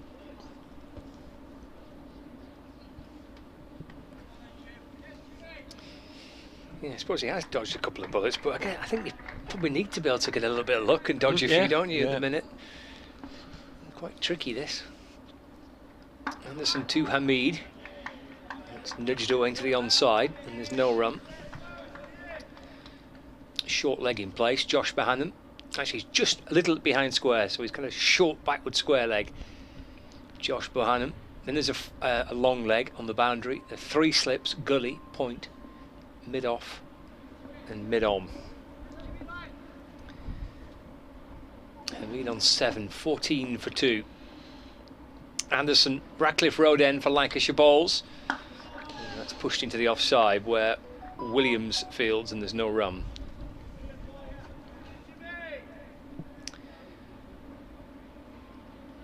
Will Williams twirling his arms around a few moments ago. I think he'll get the chance first up when Dame Villas decides to make a bowling change. Currently polishing the ball for Jimmy Anderson. Into his 4th over. And me tapping the bat. Little hazy cloud cover above us. Anderson bowls again. Guided away through the offside. Good stop by Villas. At point for Lancashire, and again there's no run. I was just trying to find a match in the winter, and I've now found it. In Abu Dhabi in November, England Lions versus England before they went their respective ways. The Lions went to Sri Lanka. England, of course, played everywhere, didn't they, during the winter? Pakistan and South Africa and New Zealand. Anderson to Hamid, it's driven. Williams stops it, tumbling away to his right at mid-off, no run. But in that match, which was a proper, was it a 3-day or a 4-day? A 3-day. Asib Hamid scored 145 for the Lions before being dismissed by Jimmy Anderson. Something similar would be quite nice for Notts now, wouldn't it? It's flashed away into the leg side, beats Bailey's dive at mid-on. There's runs for Hamid. We're just a couple of them perhaps. Oh no, they'll come back for 3 at the time that Bailey's caught up with the ball. Nice looking shot from Hamid, flicked to the right of Bailey at mid-on. Hamid moves on to 10. Nottinghamshire are now 17 for 2. And brings Matthew Montgomery on strike, facing Jimmy Anderson for the first time. Takes guard from the umpire. Feels the same as it was for Hamid. Actually, that's not true in theory, because Bohannon, who was behind square, is now at a forward short leg position. But still the 3 slips, gully point, mid-off, mid-on, fine leg. Anderson to Montgomery, who plays forward and defends away to Villas at point to complete the over. 17 for 2, 7 overs gone on the Nottinghamshire first innings in reply to that Lancashire total of 214. Not entirely sure how he's leaked 13 runs, but Jimmy Anderson has 4 overs, none for 13. It just seems as if it's pressure, pressure, pressure when he's bowling, but they are managing to at least rotate the strike a little bit against him. Bailey at the other end, 3 overs, 2 for 4. Mead scratching away at a mark here. Start of a new over. Still got 10 overs to go until the tea break, although it is just past 20 to 4, so we are quite some way behind where we should be as Bailey bowls, and Hamid clips this down to long leg for a single. Williams doing the fielding. I'm getting some absolute pelters on Twitter for forgetting who Debbie Harry was. And my dad confirming that he did indeed have a picture of her. Is your dad listening? He always listens.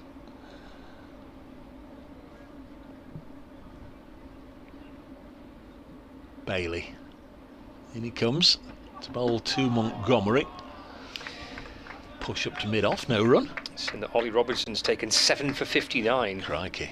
For Sussex, who are bowled Worcestershire out for 264. 7 for 59 for Ollie Robinson. So they'll be They're hoping for an early wicket there, everybody, so they can have a bit of a look at Steve Smith. Well, they reckon to bat at 5, don't Is they? he? I don't know. That's what they were. Yeah, they were saying that in a couple of the preview pieces in the newspapers this morning, and they were suggesting a bat at 5.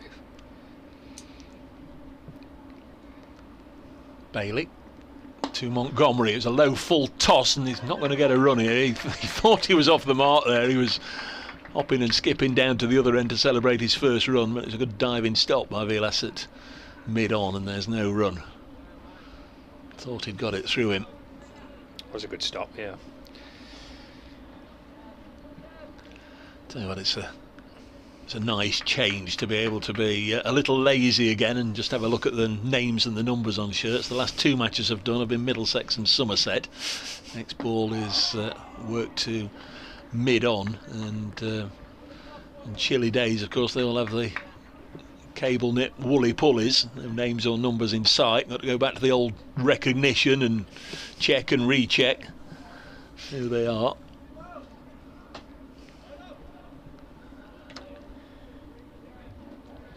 It's only last 30 years, I suppose, that names and numbers have been brought in.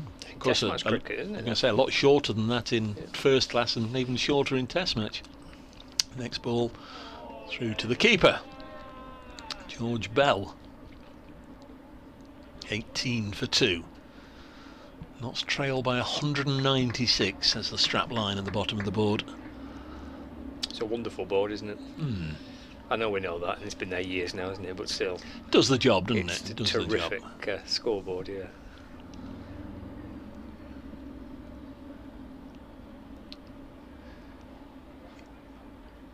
Yeah, you know, everybody sort of says that, comes here, and yeah, that's just about what you want, but you don't see it sort of replicated anywhere else. Next ball is bringing a celebration. Montgomery's not gone anywhere, and the Lancashire trying it on, or he had a little bit of a clicky bat handle or something. As it goes through to the keeper. Oh, huge smile from Bailey towards the umpire, which is always the right thing to do. Yes. Sorry, ump, at first I thought I heard something. 18 for 2 at the end of the over. Must have been a fly buzzing around my ear or something. Sorry about that. Yeah, there's been 1 or 2 scoreboards been built up and down the country, hasn't there, in the last decade or so, but none that you'd say exactly like the ones here at Trent Bridge, with the same sort of information. Going to be William Williams.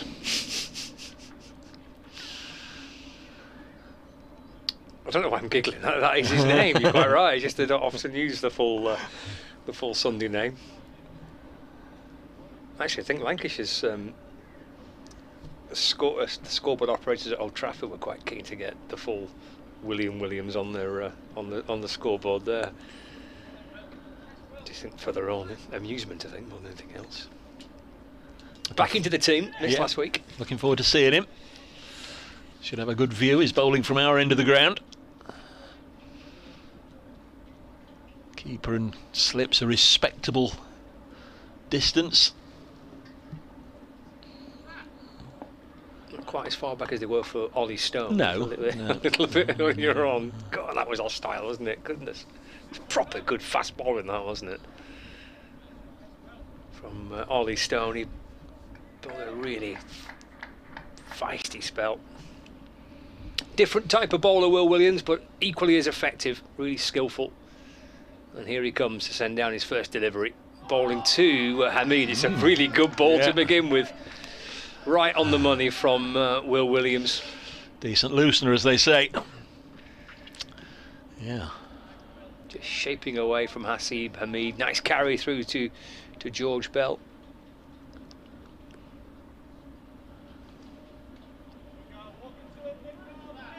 He's 2. already had to do a bit of fielding. A smear of green on his right knee. He's right on over the wicket. Balls again to Hamid, who's beaten, and through to Bell. And there's no run. Well, Williams at his best, and where he's been consistently good actually, is his consistency of line and length. You know, just allowing the ball to do its thing. If you put it in the right place, more often than not, there's just enough movement.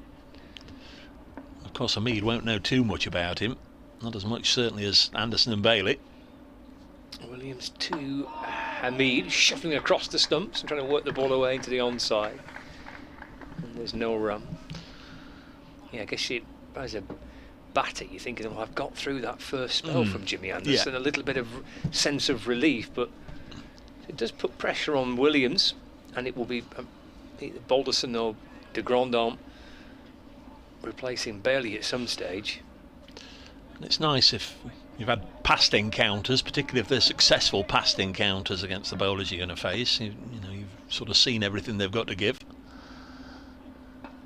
It's angled down to the ground by Hamid, playing it gently and cautiously, running off the face of the bat. Bounces down to Gully. Croft fields, no run. Not had too much sun today, but what we did have seems to have gone for an afternoon siesta. It's a little chilly again out there, no shadows around the players. No, and the forecast this morning and the local weather was suggesting that this would be the better of the days. Yeah. We've got coming up. Hopefully that all changes. Williams to Hamid. He's stretching right forward. He's batting in front of his pad and defends into the offside. No run. Fairly inelegant looking defensive shot, wasn't it? But did the main thing, got bat on ball. 5 dot balls to start this spell from Will Williams. Pretty much everyone on the money. A couple have beaten Hamid. They've all been challenging for the bat. He's either had to play, or he's done his best to try and play inside the line, or has been genuinely beaten by a couple as well. Oh, and that's a slightly awkward looking shot too. I might just come back in towards him, bends his knees, trying to keep the ball out, which he does, jabs it away into the offside. It's encouraging over that. There's a lot of pressure on when you're replacing Jimmy Anderson, and Will Williams has sent down a very, very good first over. It's a maiden. It's 18 for 2. Yep, highly impressive. Very good start. He'll be feeling good about things as he makes his way down to his fielding position. 18 for 2. It was Williams who fell to Ollie Stone. Stunning catch on the boundary by Lyndon James. Going to be Bailey to continue. 4 overs, 2 maidens, 2 for 5. He's bowling to Matthew Montgomery, who almost played it as an afterthought. I think he was going to leave that. Ball just clipping the bottom of the bat as it was on its way past.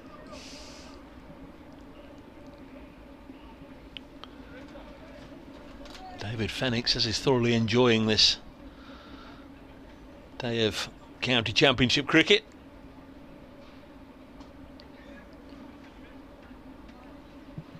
Yeah, me too. It's been excellent to watch. Montgomery fancies a pace or two towards Bailey and then lets it go through to the keeper. Yeah, David, thank you. Said he's a neutral in the freezing northeast.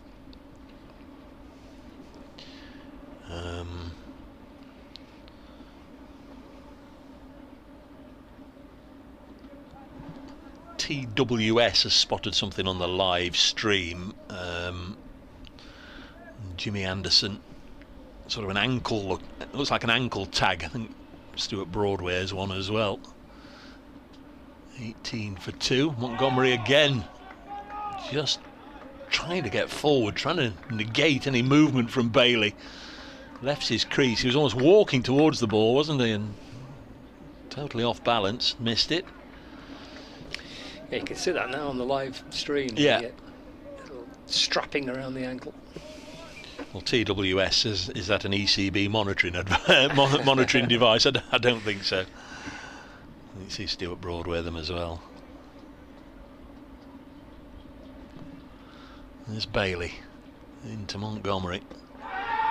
Team on the pad, gone down the leg side. It's going to be 4 leg byes, I'm pretty sure. It is 4 leg byes.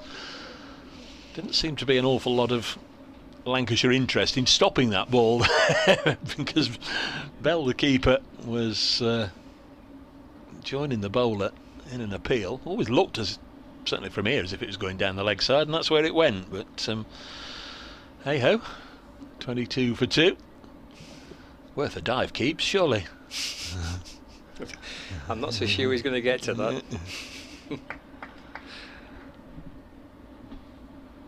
It's a nervy start from Matthew Montgomery. Faced 13 balls on naught. Bailey bowls to him. Now he's away. Clips it down to long leg. Feel a little better. He's up and running.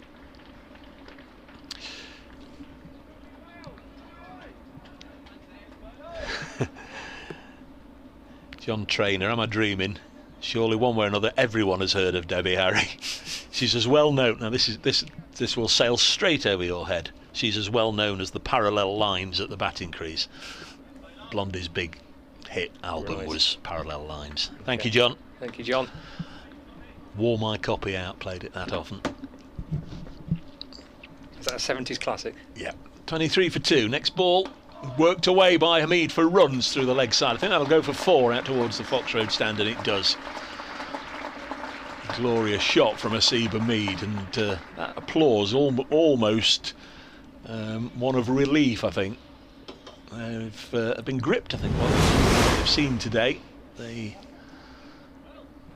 paying public, the spectators that are inside the ground, but the Nottinghamshire supporters amongst them, I think they've been a little nervy, haven't they, over the last few minutes, and it was almost a roar of relief as that boundary was hit away. 27 for 2. Great ovation for Jimmy Anderson, we should say, if you're just joining us, when he came out to bat. Really was. You'd imagine he was a home hero, which of course he is when he comes here in England colours, but really was a terrific ovation, wasn't it? Got to see, yeah, fantastic to hear.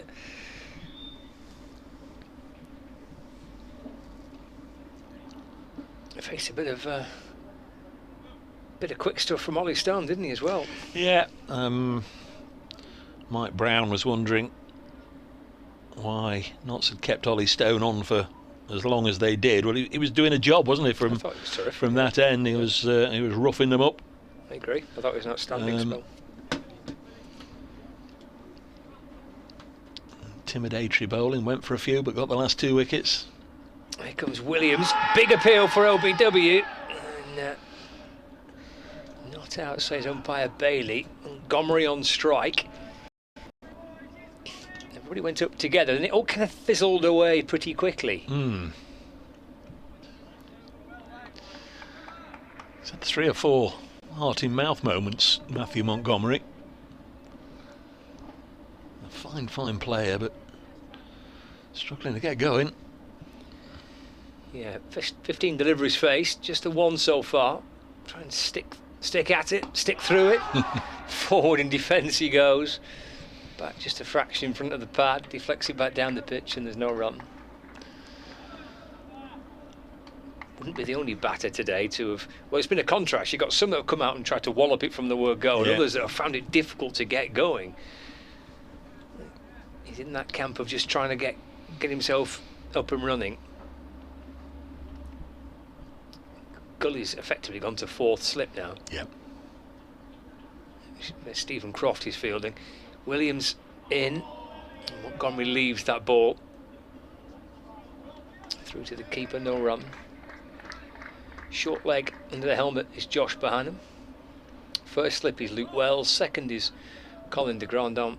And third is Tom Hartley. 27 for 2. At the back end of the afternoon session. 6 overs to go till tea, I think, after this one. Yep. Here comes Williams, balls again. Jabbed back down the pitch and deflected onto the stumps at the non-striker's end by the bowler. But it's okay for Asib Hamid, who is safely in his ground. I mean, we talk about sessions and who's won the session and what have you. Where are you going? The morning session, 118 for 5, Lancashire. I think probably Nottinghamshire's, but yeah, I think not. I think the way that the session ended puts it into Nottinghamshire's corner. I think I'd go as far as an even session. But I agree. There's not much. There's not much No. in it. I think it's just the way it ended.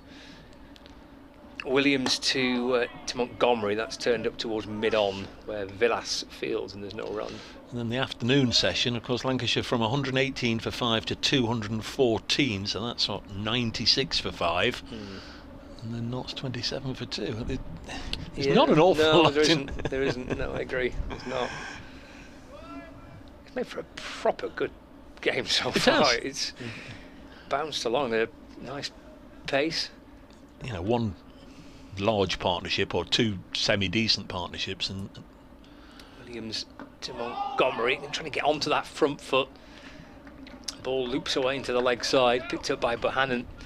End of the over. Another maiden for Williams. So he's yet to concede a run. 2 overs, 2 maidens. It's 27 for 2. And the 2 wickets to fall. Duckett for 5. Slater for 2. Both off the bowling of Tom Bailey. Hamid and Montgomery with 6 overs before we get to tea. Trying to get Notts there, just 2 down. poor old Luke Wood keeps having to trot on to fetch a helmet, collect a helmet, bring a cap, bring a bottle of water, bring something or other. Not how he envisioned his return to Trent Bridge. Former Notts man. Still going to be Bailey. 5 overs, 2 maidens, 2 for 10. Mead is on strike. He's scored 15 of the runs and now clips this to mid-on. Good stop by the Lancashire captain, Villas. And there's no run. Where people are joining us all the time. Not 2 changes. Ollie Stone and Luke Fletcher into the side. Both played at the Ageas Bowl. First round of matches, but haven't played in the last 2 matches. The 2 to make way. Dane Patterson, we understand, has got a bit of a niggle. Nothing too serious. Mead blocks this one. And also Liam Patterson-White not playing. A bit of a change in approach in attack for Nottinghamshire.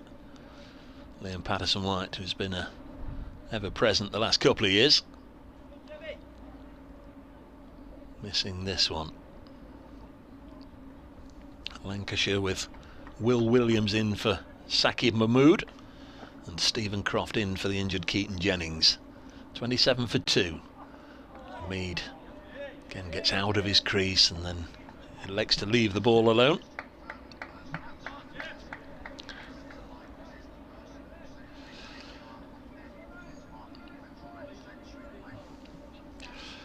Be an update for Radio Nottingham listeners in just a moment.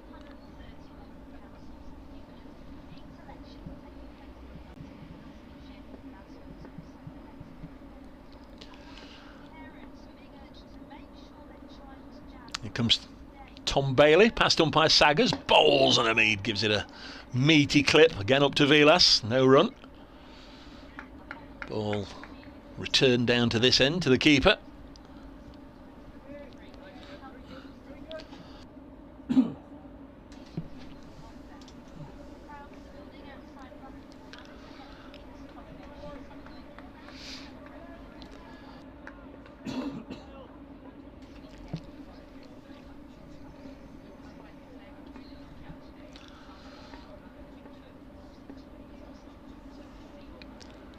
Hamid on strike. Bailey bowls to him. That's lovely from Saqib Hamid. He has got this one straight down the ground for 4. Lovely shot.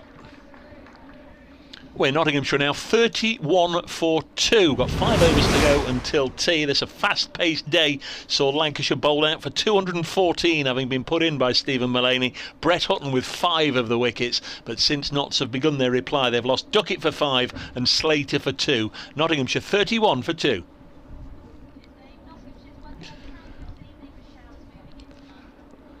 It's a glorious drive down the ground from Hamid to take him to 19.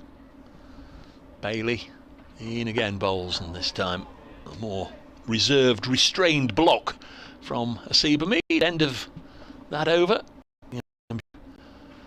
Still trail by 183 runs, it says on the bottom of the board. at the far end of the ground. A little bit of movement in the crowd, as you'd expect. One or two heading to the concourses, perhaps for a warm drink for tea. A little bit chilly to be sat outside with a cool drink or an ice cream. 5 overs until the break. Will Williams will continue. He's through 2 overs, yet to go for a run. Dropped onto a nice line and length here. He's going to be bowling to Montgomery. He's found things a little tricky so far at the crease. Just the single. Williams bowls. Matthew Montgomery will get a couple of runs here at least, forcing it with control to the left of point, and I'm going to come back for 3. Hamid turned and helped his mate out there. So Matthew Montgomery from 1 to 4.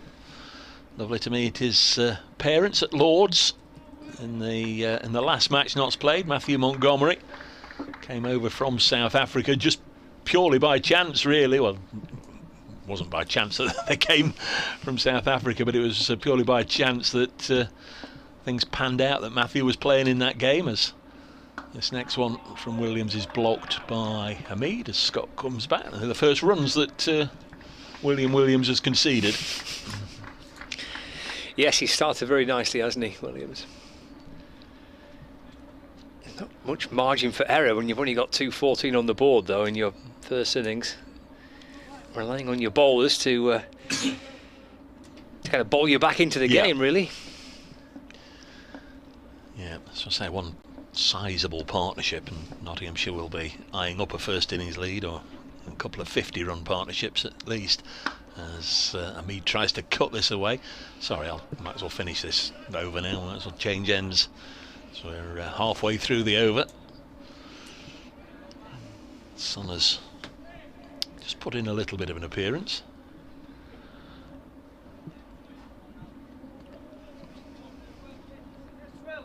Must be good numbers in this Ratcliffe Road end, because as I say, lunch was busy. Just can see from the up to our right hand side, the upper tier, that the stand's nicely populated. Yeah, there's some good number of people in the ground. Williams, where's squad number 30? Bowls, and Hamid just at the last second bailed out there. Elected not to play it. Elsewhere, they've reached tea at Chelmsford. Essex 204 for 3 against Surrey. Matt Critchley 57 not out, former Derbyshire man, been at Essex for a couple of seasons now. Hampshire 217 for 9 against Warwickshire. 3 wickets to the Chris's, Wokes and Rushworth. James Vince 63 not out. Williams bowls, and again Hamid elects not to play. Raining at Taunton, where Northants 137 for 4.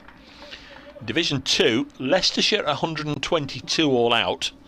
Derbyshire 85 without loss. That's been a one-sided day so far there.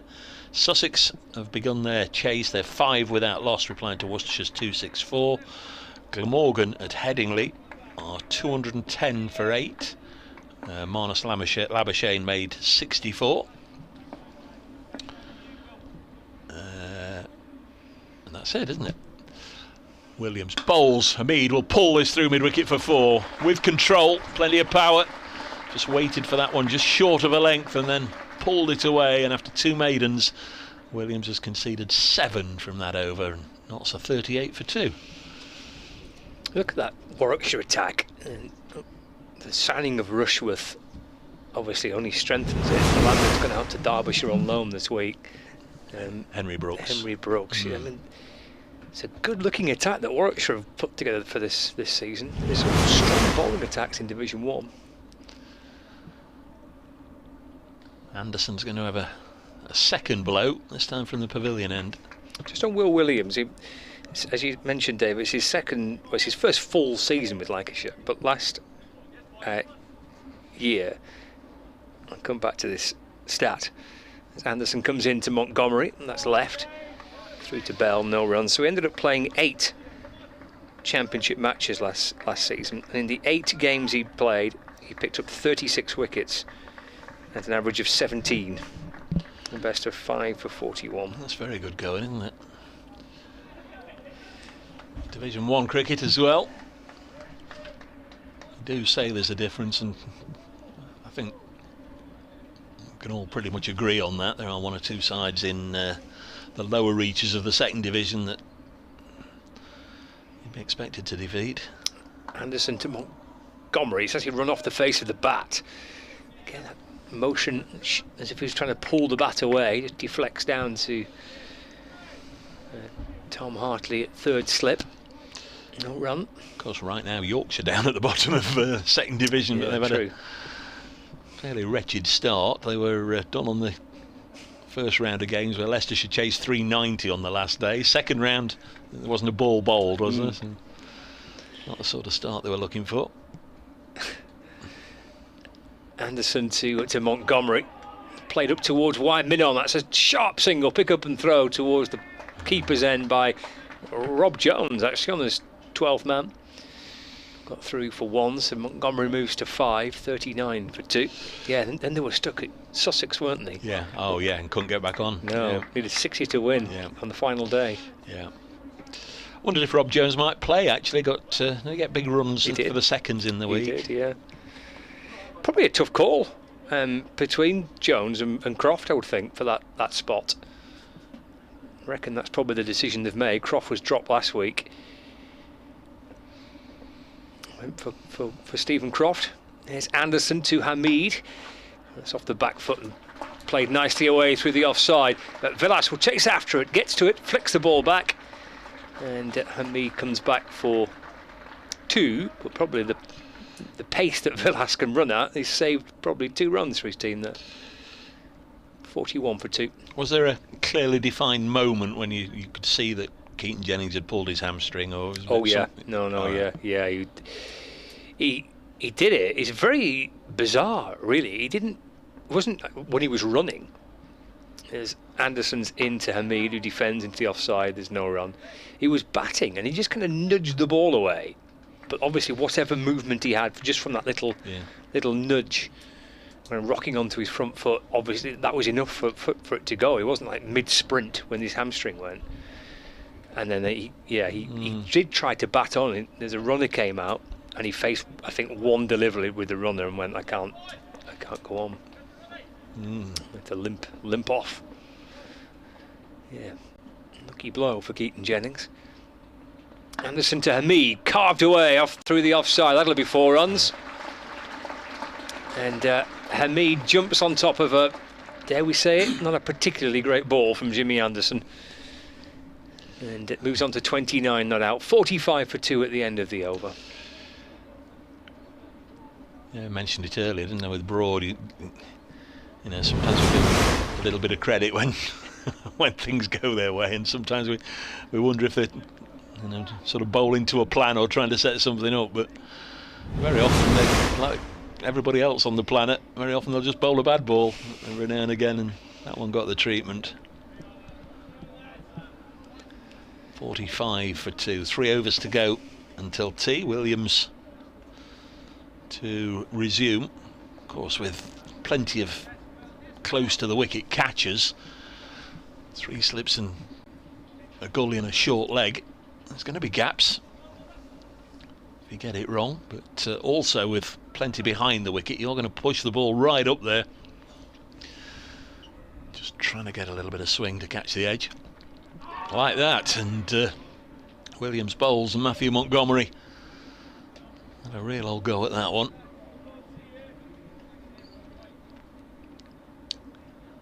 Didn't nick it. May well have been in serious trouble.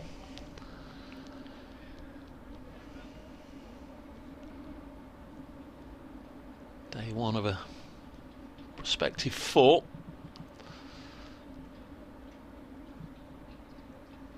Williams past umpire Bailey. Bowls now to Matthew Montgomery, who blocks this one, remains on 5.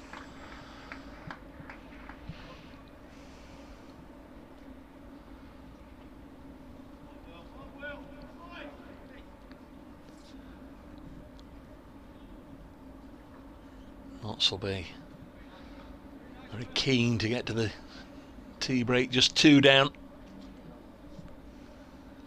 Lancashire striving for first bowling point as Williams bowls again to Montgomery, and once more he just plays a nice forward defensive push. Guess there's a mind on tea here, isn't it, for these two batters now? You'd imagine so, yeah. We've got left 2 after this.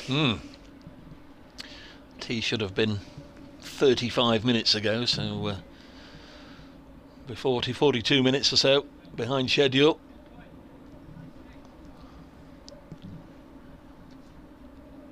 A lot of wickets have fallen, 12 to be exact. Next ball's hit him on the pad here. They're asking umpire Bailey. Again, it's not been given. We've not had one given yet today, have we? No.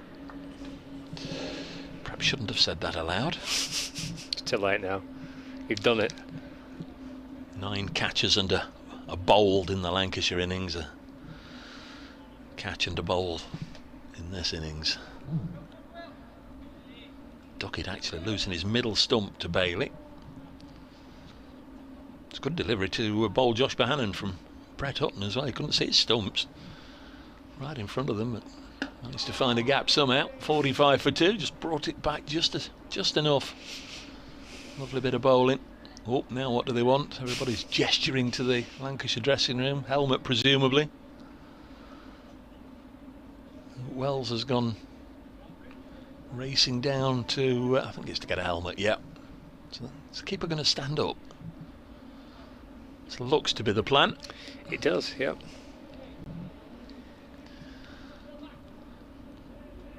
Joe Clark did that at Lords, and Brett Hutton bowled a bouncer.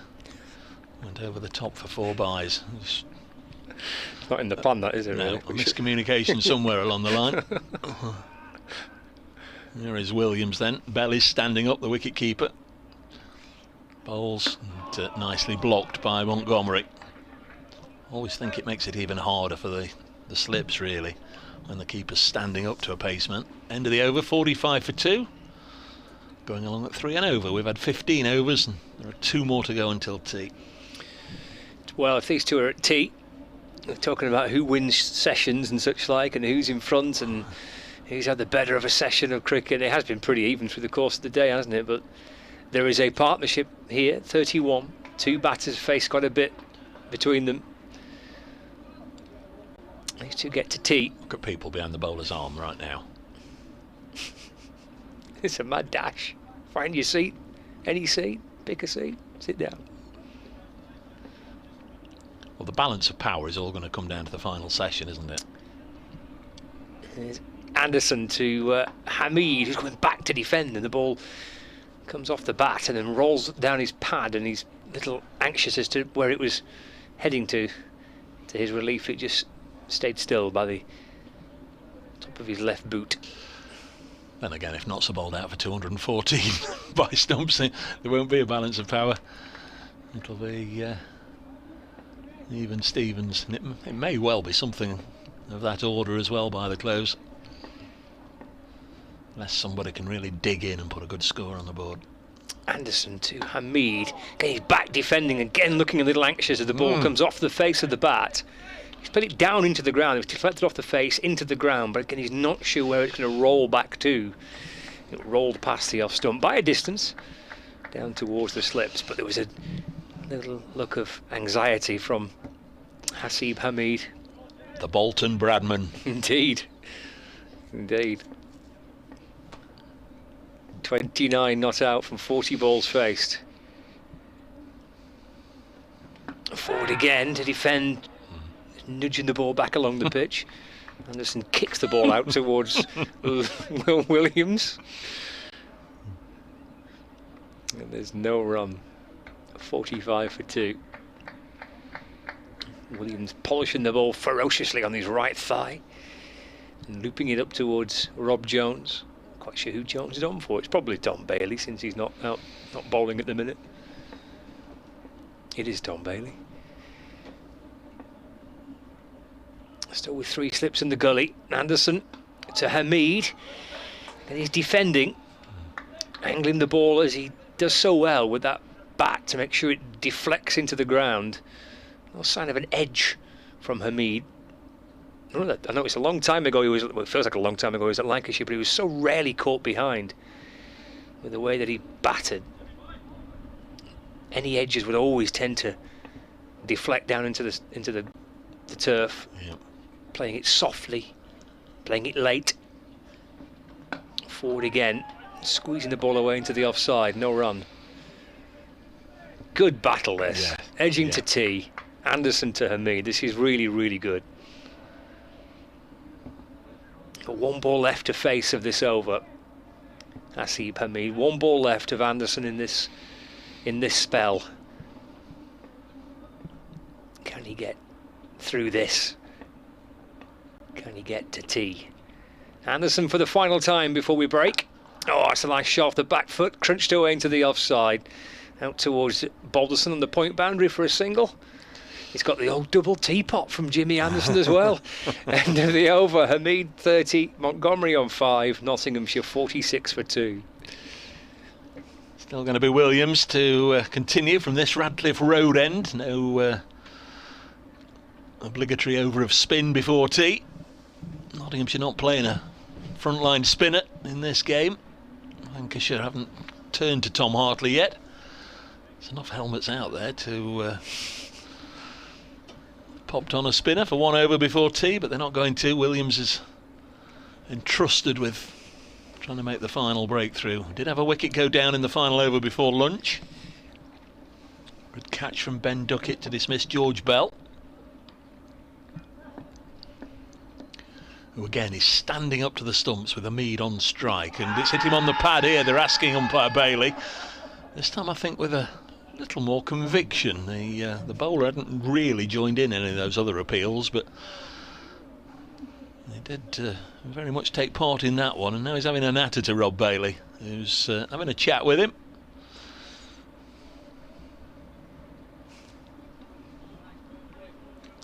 .46 for 2. Felt like a good shot, that, didn't it? Yeah. Good play this, isn't it? The keeper standing up, he's just cramping the batter for any room. Brings the stumps into play, doesn't it? Brings LBW into play. Of course, I've just said we haven't had an LBW all day. It was almost inevitable it was going to be given out. Oh, now what's happened there? Williams has run through the crease without letting go of the ball. Either lost his stride pattern, or the ball was sticking to the palm of his hand, or some such. So we'll do that one once again.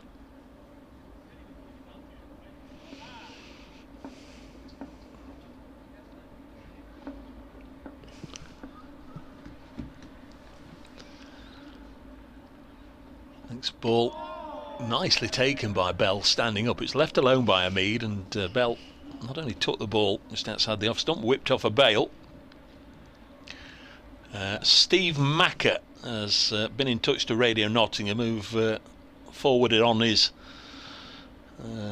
thoughts. Hi there, I'm a big Lancashire fan from Birkenhead in Merseyside. My favourite player ever was Neil Fairbrother, the left-handed magician.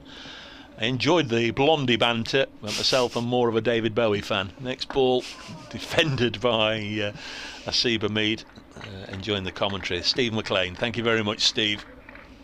Very kind indeed. It's a day that will live with me for a long time. Will it? I'll quickly forget it, but yeah, fair enough. 46 for 2. Hamid has 30. Got 3 balls left, or a maximum of 3 legal deliveries before the tea break. Williams bowls the first of those 3, and Hamid gets bat on ball, chopping it down behind him, and Stephen Croft does the fielding. 2 balls left. Scone and jam and Devon cream time for you? Scone. Well, if you wish. It's a scone, isn't it? Is it still a thing though? I've not done a 4-day game here for a bit. Yeah. Lovely. Get yourself down there and little cup of tea.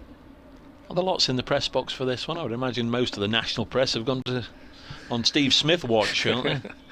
Don't know if there's many downstairs or not, as Williams bowls, and Hamid again lets it go through to the keeper. One ball left. I don't know. I think I've not been into the press room, Oh. so I'm not sure. I'll have a look in and see if there's any scones left. Want me to bring you one up? No, thank you. Okay. No, I'm fine. You're a good boy, aren't you? Well Yeah. behaved. Yeah. It's good from Williams. 5 overs. Will be he'll have completed after this delivery. None for 7. The moment is 3 maidens, none for 7. Will it be 4 maidens? Hamid on strike on 30. 46 for 2 is going to be the tea time score as Hamid blocks, and that's a terrific session of cricket. It really was. It began with Lancashire resuming from their lunchtime score of 118 for 5. They lost Colin de Grandhomme fairly early on in the piece, playing an uppercut to Stuart Broad, caught down on the fence by Hamid. 7th out was Josh Bohannon, top scorer for 68, bowled by Brett Hutton, who finished with 5 for 66. He got Tom Hartley, another good catch by Ben Slater. Lyndon James caught Will Williams for 3, another excellent boundary catch, and Jimmy Anderson was last out. Slip catch for Ben Duckett, couple of wickets to Stone, couple to Broad, 1 to Fletcher. Brett Hutton 5 for 66, and then when Notts battered they lost Duckett for 5 and Slater for 2, both to Tom Bailey. At tea, Nottinghamshire 46 for 2. Going to send Scott off in pursuit of one of those scones, and he'll report back in 20 minutes. Hope you'll join us then.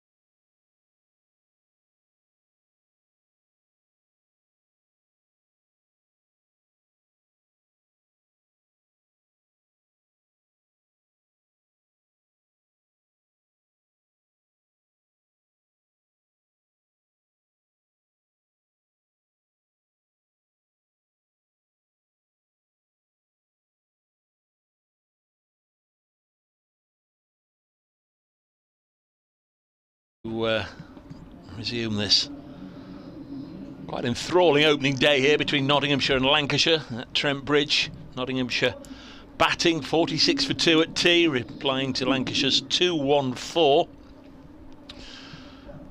I'm sure the home side will have been absolutely delighted to dismiss Lancashire for that score. They'll have had a few nervy moments en route with the visitors getting off to a very decent start. They were 80 for 1 and 109 for 2, but once that third wicket went down, Stephen Croft 109 for 3, then things moved quite quickly for Notts. 110 for 4, 118 for 5 at lunch, 131 for 6, 146 for 7, 155 for 8, 186 for 9. Frustrating little last wicket partnership, eventually ended by Ollie Stone, and there's enough time for Nottinghamshire to get in 17 overs, during which they moved on to 46 for 2. And 3 bowlers so far in action. Tom Bailey has got both wickets, Jimmy Anderson and Will Williams, and it looks very much as if we're going to get a 4th bowler introduced into the attack. This is George Balderson from the pavilion end, bowling to Matthew Montgomery, who blocks the first ball. I'm Dave Bracegirdle, with me from BBC. Who's your main paymaster? Is it BBC Radio Manchester or BBC Radio Lancashire? You know, very much of the of the Lancashire variety, I think, and the answer to that question. Lancashire. Yeah. But with the help of Radio Manchester. It's Scott Reed. 46 for 2. Next ball is off the outside edge. May well bring Montgomery a couple of runs here. It was a pretty sticky start for Matthew Montgomery. In fact, you'd probably say he's still going through this sticky start, because he's faced 32 balls and he's only moved on to 7 now with that couple. It's a sticky start, but he'd be kind of hoping that if he's faced 32, he's battered for a little bit there leading up to tea. He'd be hoping that sticking at it here, and he'll get a bit of reward later on in the day. Here comes Balderson, bowls to Montgomery, who defends. The live stream seems to be, I think it's caught itself up now magically. The monitor I was looking at was a couple of balls behind, but it sorted itself out. Montgomery 7, Hamid 30. The 2 left-handed bends have both gone. Duckett and Slater. Here's Balderson into Montgomery again. Well down the track there. He's quite a long way down, isn't he? He is, yeah. Goes through to Bell, who took to standing up before tea, whenever Montgomery was on strike. But can clearly see the ground staff have been out there brushing away the dust and the loose bits of earth and freshly marking the line, so it's very easy to see. Tapping his bat a good 6 inches outside the crease, and then he's been moving further forward. On that occasion he didn't really just let that ball with width go through to George Bell. Take it is another local product, Bell. He is, yeah, Manchester lad, yeah. As indeed is Balderson, both Manchester born lads. Come through the academy at Lancashire. There's quite a few academy players in this team.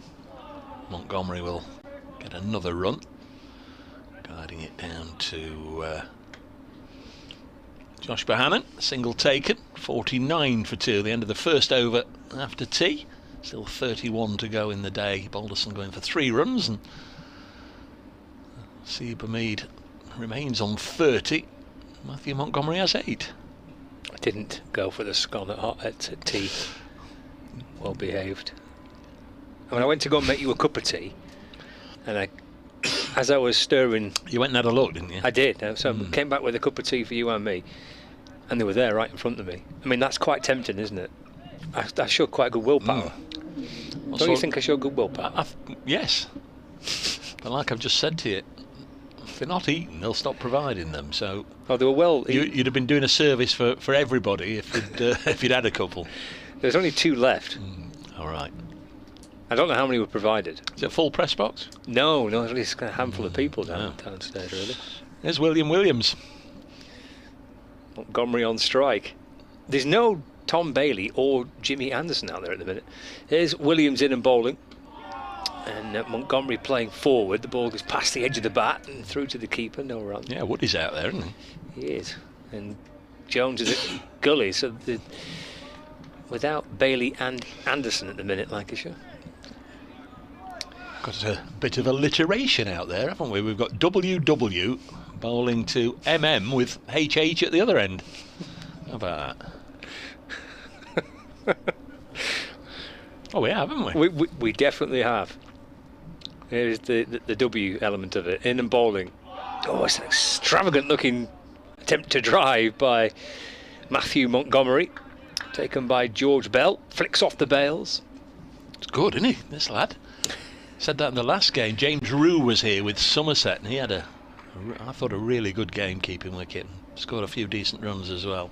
Don't know if you've. Well, yeah, you have seen him, haven't you? Got a century against Lancs last time. Of course you've seen him. But what we've seen so far from this young man has been mightily impressive. Well, he's crouching down again behind the stumps. Williams bowls forward, goes Montgomery in defence to Wood at mid-off, and there's no run. Yeah, we were drawing comparisons actually last week at Taunton. Anthony Gibson and myself chatting about James Root and about George Bell, and there's quite a few similarities between the two of them in terms of the way they keep wicket, the kind of physical stature as well, and 2 exciting young wicket-keeper batters. Yeah, James Root got important runs for Somerset in their first innings against Lancashire. Williams to Montgomery. Oh, that beats him. He's got so little room to work with the keeper standing up, and he's doing his best to try and get forward as much as he can. The ball nips away. Yep. I called him Kanga. Is it a nickname that stuck, do you reckon? What, Kangaroo? Yeah. I'm not sure his teammates are calling him that.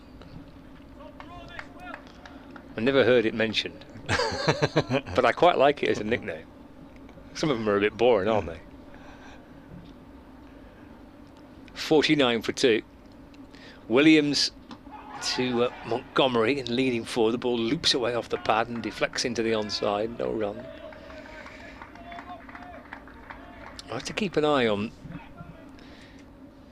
if and when Bailey and Anderson come back on, but starting the afternoon or the evening session without your 2 premier bowlers.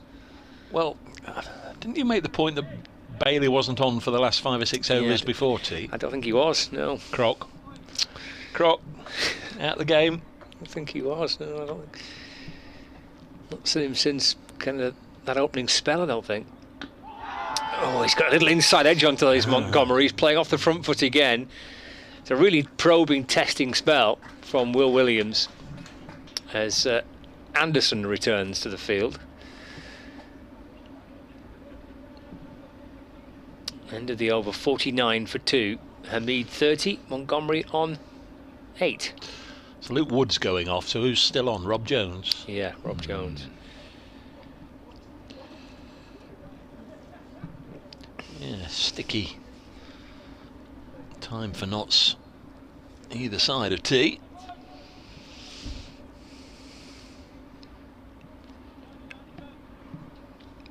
In Scott's defence here, Suzanne, I didn't want a scone bringing. Suzanne's been in touch. Seriously, only 2 scones left, and Scott didn't bring you one back, Dave. Shocking. At least he brought you a cuppa. Now, I did definitely say Alderson bowls, beats Hamid outside the off stump, goes through to Bell. I did say, didn't I? You did, yeah. You told me not to bring you one particular avenue of pleasure that's been denied me. One of many. We're in the 20th over of the innings. It's going to be a late night finish. We'll be milking time at Emmerdale by the time we've done tonight.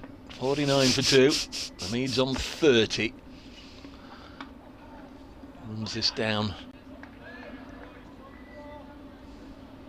Fielded by Hartley, who's well, he's more gully, I guess, than fourth slip, but probably where fifth slip would stand if there were 5 slips. Wells at first, the grand home, the big man at second. There's Balderson to Hamid, and might just have kept a little low outside the off stump, but again, you wouldn't have imagined it did anything untoward by the calm manner in which the wicketkeeper took it. It's very impressive. 49 for 2. Lancashire 2-1-4. Balderson in again to Hamid. There's lots of flapping histrionics, isn't there, Steve Hamid? Love watching him play. Lovely man. Had a tough old time during Ramadan with his career as a professional sportsman. There was a lovely article done that he did with the SPN Crick Info about it. This has beaten Hamid outside the off stump. This one goes through to the keeper, and it remains 49 for 2. 1 ball left in the 20th.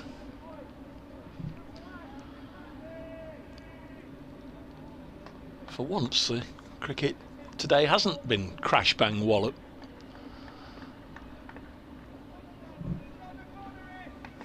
Largely, I think it's because they can't get bat on ball at the minute. Here's Balderson. And again to Hamid, and he defends that one. That's a good over from Balderson, who's bowled 2 overs for just 3 runs. Williams 6 overs, 0 for 7.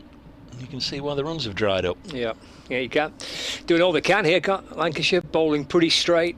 Both bowlers, wicket to wicket, keeper standing up. Williams and Balderson not giving too much away, really. Yeah, it's been really tight stuff, tight, accurate, probing stuff from these 2 bowlers.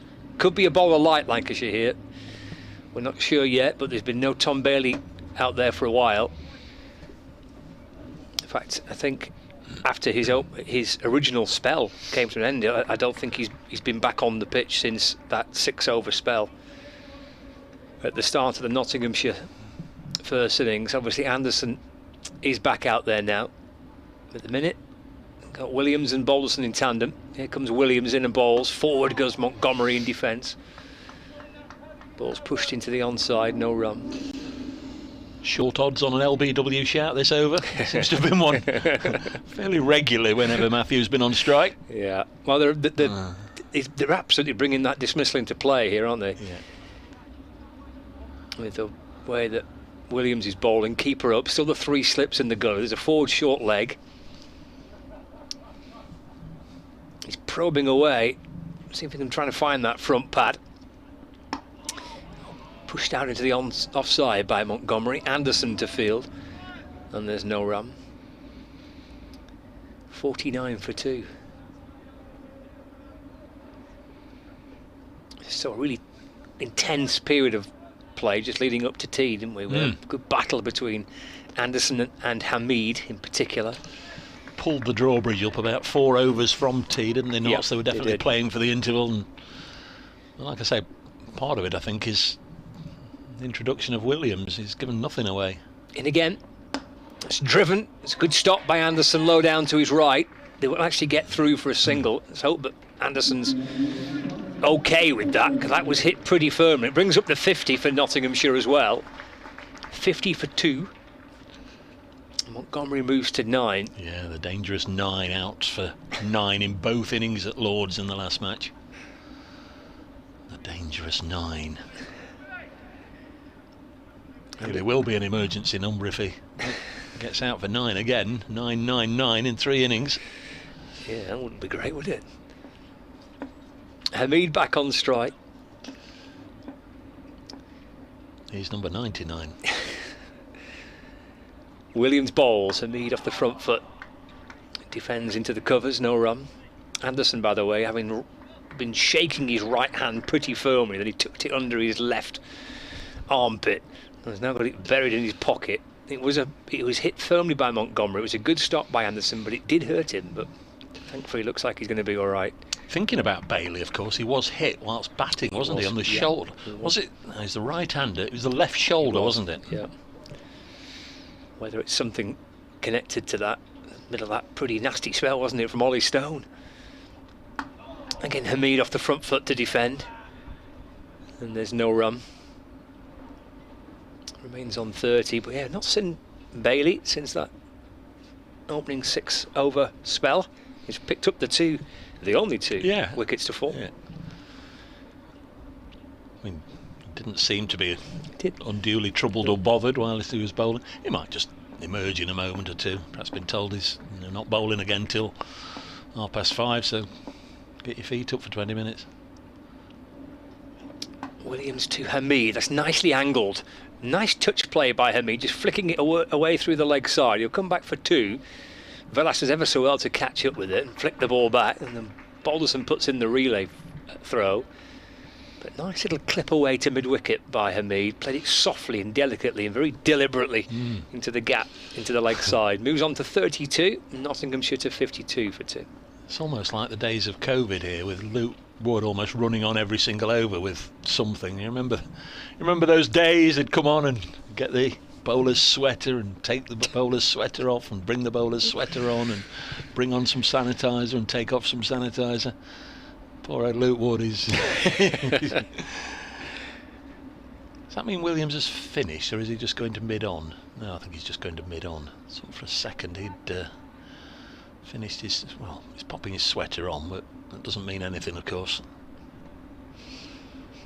Not been going too long, have we? We're right on 5 o'clock. I don't know if you've got an update to do, Scott.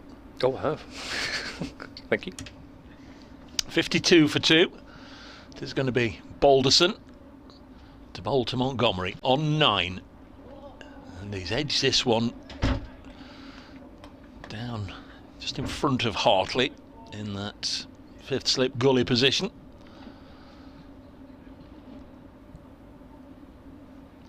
Umpire Saggers engaged in a chat with Dane Velas, the Lancashire skipper.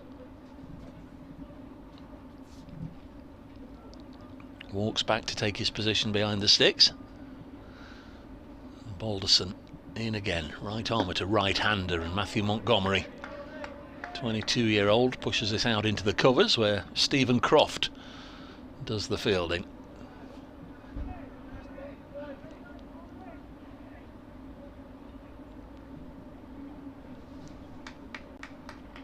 Now Keaton Jennings for Lancashire. Luke Wells opened with George Balderson this morning. They put on 21 for the first wicket, but prized apart in the 6th over as Montgomery mistimes this, looking to drive through the offside, but drags it to Anderson at mid-wicket instead.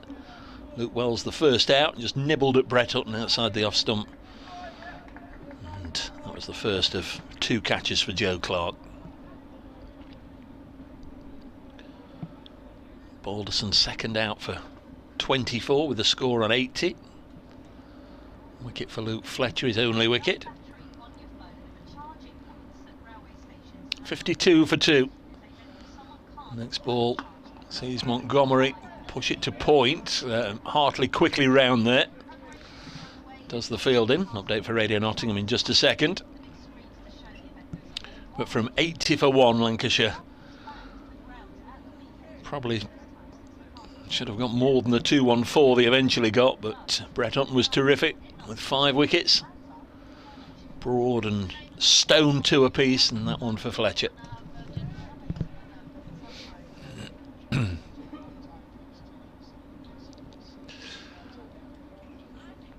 comes Balderson. Montgomery well down the track, blocks it again.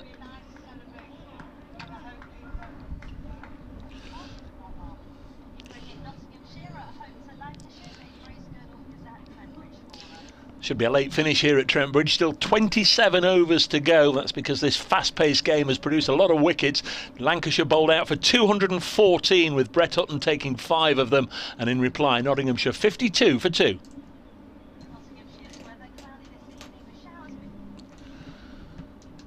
ball on its way now, and Montgomery's hit on the pad and gone. He's gone for 9. Balderson with the wicket, and Montgomery has fallen. LBW. George Balderson for 9, and Notts a 52 for 3. And Lancashire have a bowling point, and Matthew Montgomery just can't get past 9. The crease for just past an hour, 51 deliveries, and hit fall on the front pad. Seeing a replay now, and well,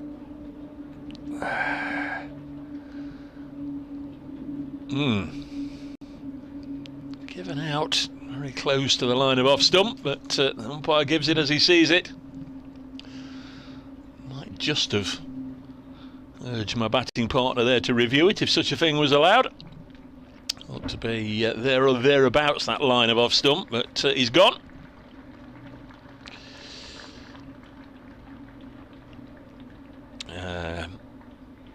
One or two people getting in touch. Nick Morell, nice to hear from you. Nick, cream scones on offer at my supermarket. I've got one waiting in the fridge, not for long though. Glad the encouragement to play baseball hasn't been followed today. Gripping stuff. There's indeed. Here comes Joe Clark, who might be one of those that would like to embrace baseball. Just wondered what was going off then. Everybody seemed to be walking towards the pavilion just for a second, but I'm just trying to get rid, I think, of the respective 12th men that are out there. 52 for 3 as Clark makes his way out to the middle. So Matthew Montgomery and his issues with the number 9. 52 for 3. We've had an LBW and he was out for 9.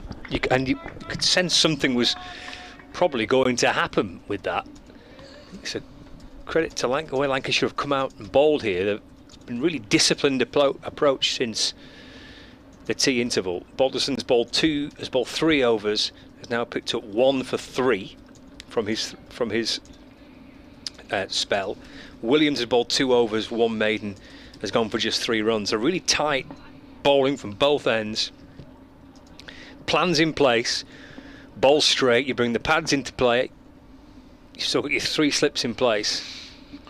There's Williams in and bowls to Hamid, it's left, and taken by George Bell, and there's no run.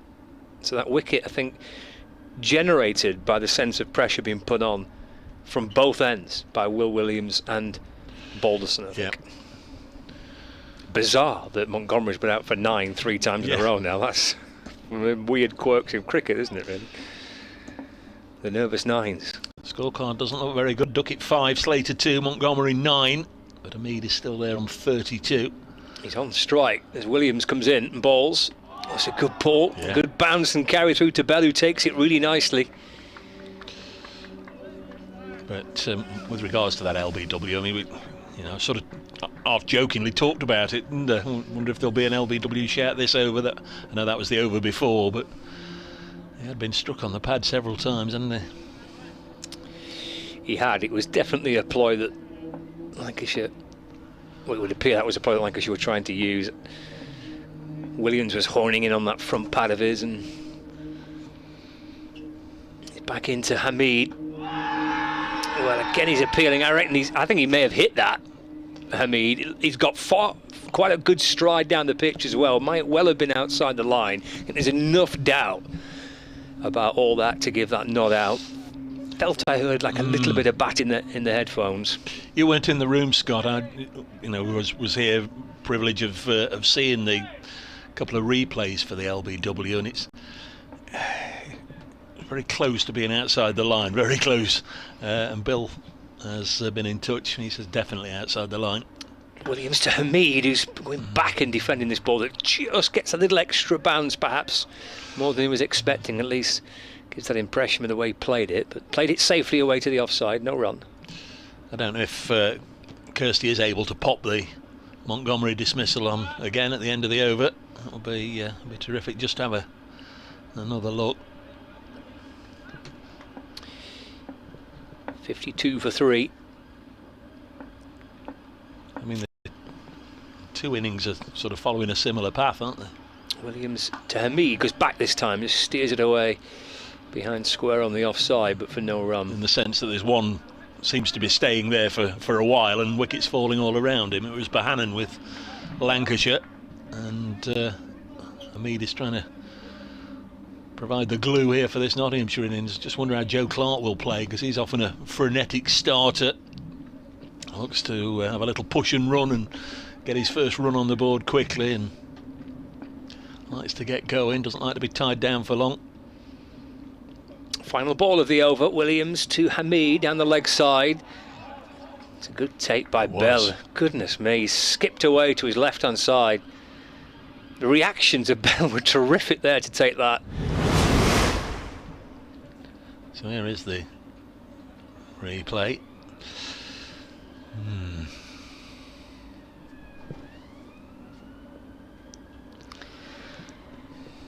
It's close, isn't it? It is close. It could be kind of umpire's call, yeah, couldn't it, on the review type thing? Yeah, I think it's probably hitting. But there we are. There we are. I think, as I said while you were out the room on commentary, I think I'd perhaps have urged him to at least review it and had a look if such things were possible. But umpire gave it as he saw it. 52 for 3. So Joe Clark on strike. George Balderson, 3 overs, 2 maidens, 1 for 3. Just taken a wicket with his final ball of the previous over to bowl to Clark. Let's have a look. Is it going to be a push and run? He comes down the track, misses it, and he's hit on the pad. It was a long way down. I wouldn't have thought it'd be too long before George Bell stands up to Joe Clark if he's going to persist in dancing down the wicket.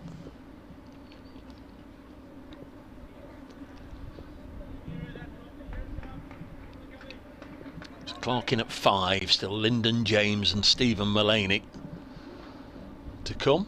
Somebody, you take your time, sir. You have a wander behind the arm at the far end. It's all right. So yeah, whenever you want, you just stand there. Gentleman behind the arm. There you go.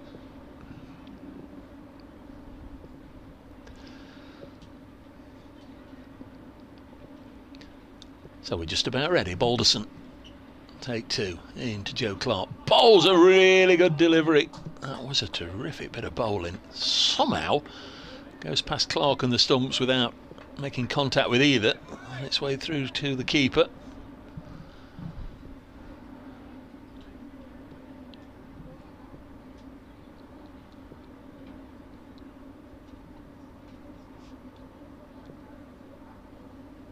Bailey's back on Scott at square leg. That's Tom Bailey, isn't it?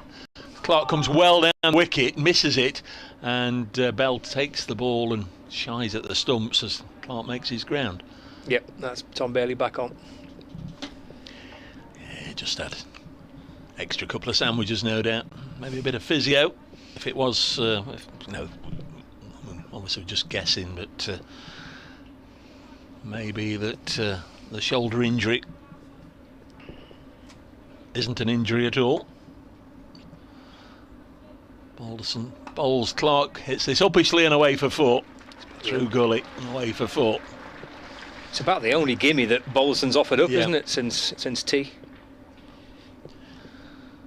He sort of brought that into play, Joe Clark, the manner in which he's been dancing down the track. Forced it away to get off the mark. 58 for 3.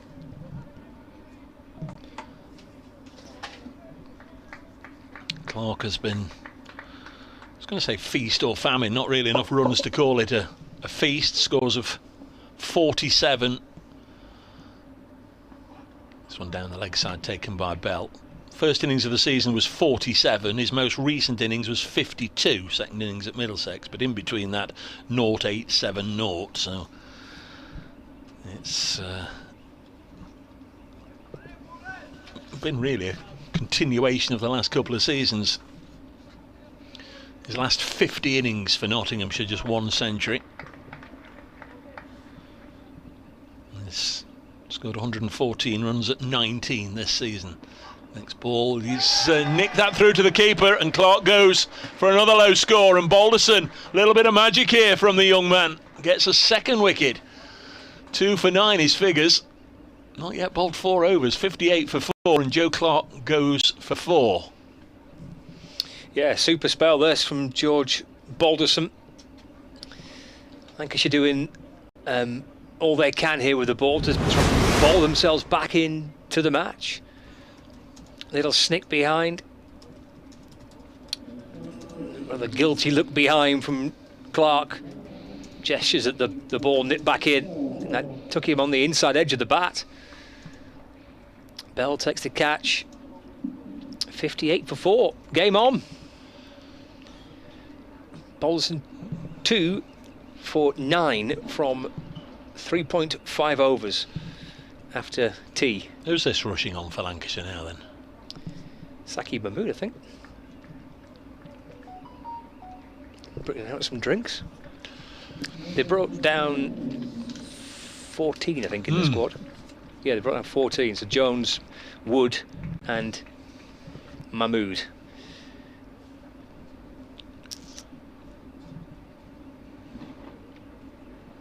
Oh, 58 for 4. Well, this could be a bit of a low-scoring thriller, this, couldn't it? Over the course of the next couple of days. But it's in that situation, I suppose, where Nottinghamshire can find themselves a partnership. They've got one batter at the other end who's nicely set. Someone to bat with Hamid, but the day has so far kind of produced regular wickets thrown through the course of it. Did I say 214 all out, plays 214 all out? Crikey, they're going to have to find a partnership to get 214 right now. 58 for 4. There's Lyndon James. Has had a little bit of success against Lancashire in the past. That game a couple of years ago made 91. Balderson bowls to him. It's a terrific delivery first off. It really is. Good bowling, isn't it, from Balderson? 4 overs, 2 maidens, 2 for 9. Knots 58 for 4 after 24. Terrific stuff. Lyndon James made 91 in 2021 against Lancashire here. Averages over 50 on this ground. This is his 21st match, so bit of a Trent Bridge specialist, Lyndon James. Last year in Division 2, 890 runs at 52.3, 3 centuries. Top score of 164 not out.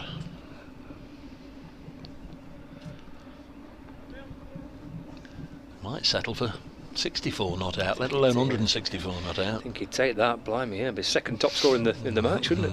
As it stands. A lot of single figure scores so far today. Williams into Hamid. That's defended into the offside again on the front foot, just jamming the ball away. Bell comes from behind the stumps to field, and there's no run. Starts with a dot ball. That's been the pattern of Will Williams since tea. Yeah, it has. It has. Settles into the over immediately. So Hamid was on 30 at tea, wasn't he? He's not scored many since the break, anyway. Williams to Hamid, and then loops away down to Gully, crashing into the some part of his protective gear. Walks away towards square leg. Williams wandering back to his mark. Rested for Lancashire's last game.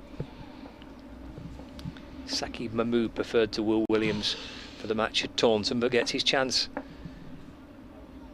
here at Trent Bridge this week. And again to Hamid, back and across to defend, no run. Yeah, Knots are 12 for 2 since tea, and Hamid has only added 2 runs.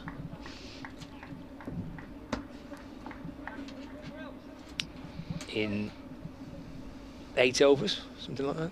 Not far off, is it? Yeah. It's been pretty miserly. Nothing there at the minute for Nottinghamshire batsmen to work with.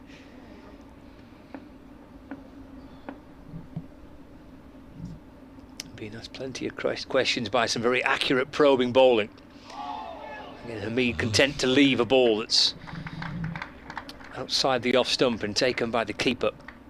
It's angled into him, probably pitching just outside off and then moving slightly away, but the judgment of Hamid there with the keeper standing up. It's a leave, it looks routine, but it's so much more behind it than just leaving it. Split-second decisions as to whether or not that's the right one to let go. Also resisting against temptation to play as well. Oh, that is edged, bouncing in front of second slip. I mentioned how softly Hamid plays these with his bat, how late he plays, and how many times the ball doesn't carry to slips. Didn't there?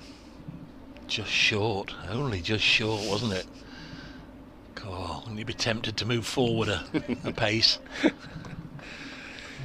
always think it's difficult, said earlier, when the keeper goes to stand up to the quicks. Oh, yeah, a bit of movement forward there. Always difficult to judge where to stand. It's a little shuffle forward, wasn't it, by the second slip fielder, yeah. which is de Grandon, number 77, Hartley, at third slip, number 2. Forward again goes Hamid. Covers up safely away into the offside, no run. It's excellent stuff by Williams. Consistently putting the ball in an area that is making the batter have to defend or make a very tight decision to leave. End of the over, 58 for 4. Well, it's an inspired selection at the moment. He's not taken a wicket, but 9 overs, 7 maidens, none for 10. Just totally dried up everything from this end, and it's no easier at the other end, where all 4 wickets have come from as well. Still going to be Balderson to continue. Lyndon James has just faced 1 delivery. Tall man. Another one who was away in Sri Lanka with the Lions, January and February. Lyndon James. Here's Balderson to bowl to him. Gets a good delivery again, which is taken by the keeper on the move.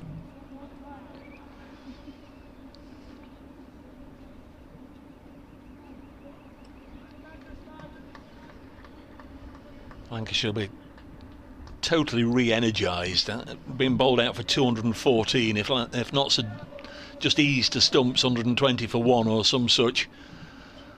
Would have been another good delivery, goes through to Bell. Would have been a fairly sombre feel to the day for the Red Rose, but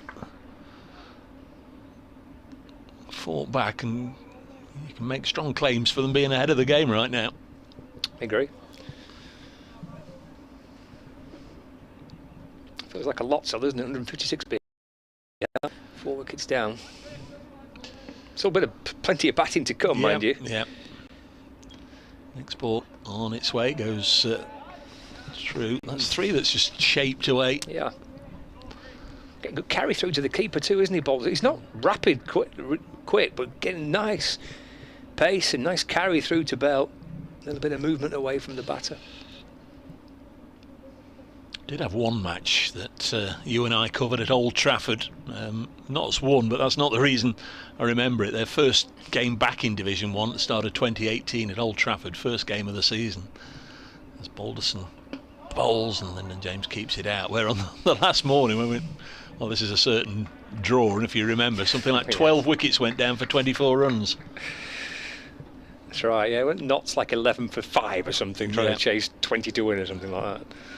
No, I think they're only set 10. I think actually they were 10 for 4. Right. But Lancashire had lost their last 8 wickets for, I don't know, not very many at all. It's bizarre when that one turned round. Next ball is just pushed out on the onside by Lyndon James. He's just having a good old look at Balderson here. He's seen 3 jag away from him. That one just held its line a little bit. He did, yeah. Got it just to dip in a little bit. Came off the inner half of the bat, didn't it? Squirted out towards mid-wicket. It's fairly blustery out there. Fairly blustery in here, actually. 58 for 4. Lyndon James still on 0. Next ball down the leg side. Well, nothing doing there, I'm afraid. Roars of delight by the slip cord, and they thought they'd heard something as it went down the leg side, but clearly hadn't hit it. 58 for 4. Been one or the other today. Either the batters have got off the mark with a 4 first ball, or they've been stuck around on naught forever. Looks like we're going to have a change. Colin de Grandhomme is replacing Will Williams. Reasonably surprised by that, just because, I mean, it wasn't a huge spell from Williams. He only bowled 4 overs, 3 maidens in 4 overs.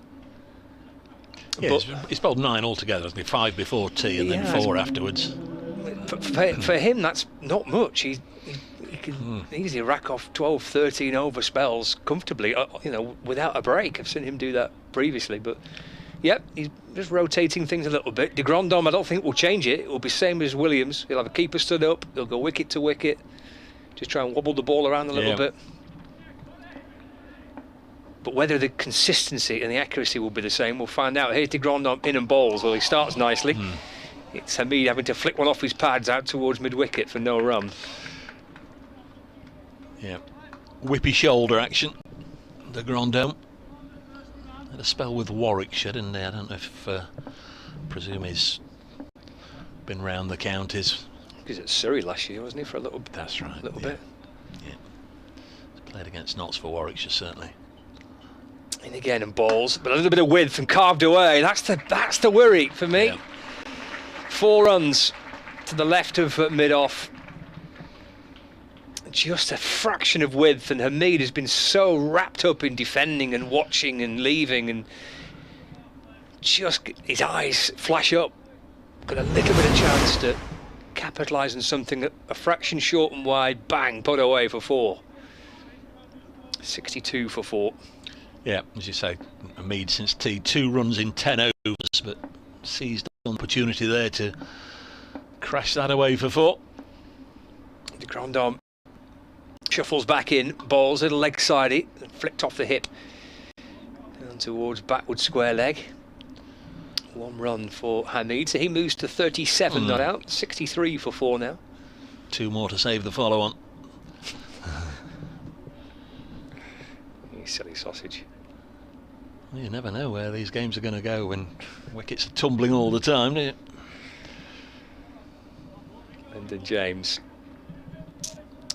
scratches around in the crease, and he's ready now. Here's de Grandhomme bowling. Oh, that's a good ball. That's a terrific delivery to James. Ball nestles into the gloves of Bell. Just that little bit of shape away. Same approach that we've seen, or at least he's trying to do what Williams did. That's wicket to wicket, keeper stood up, slips in place, ball it just in and around off stump. That just nipped away a fraction.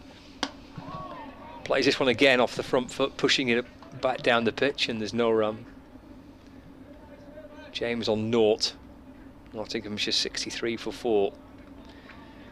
Still got a decent chunk to go tonight. 22 overs left. In a minute, all is good with the light. Got the floodlights here, which we can use as well. De Grandhomme down the leg side. James had missed out on one there, really. Kind of any bat on that short boundary to fine leg. Probably going to get runs for it. End of the over. 63 for 4.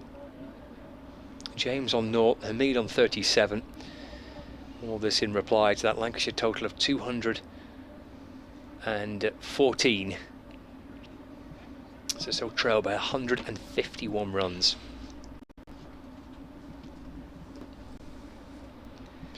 A little bit of toing and froing again for Lancashire.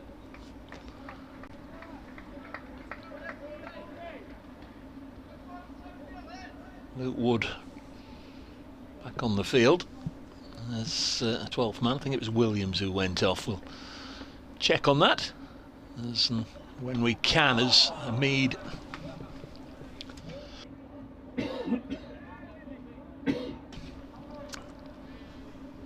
got in line and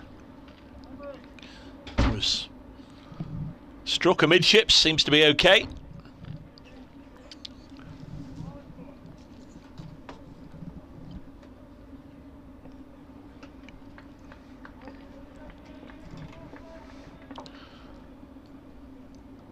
comes George Balderson, taking the last 2 wickets to fall. Bowls to recent England opener Asiba Mead, who defends this one.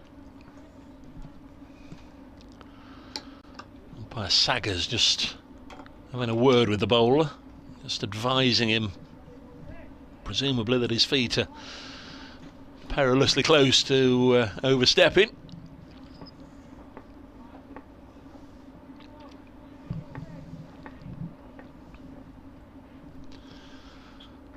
Next ball is edged short of de Grandhomme and got a nasty bounce, couldn't reel it in. They take a single, so a run there for Hamid. Moves on to 38. Nigel's been in touch, thank goodness for Hamid, he says.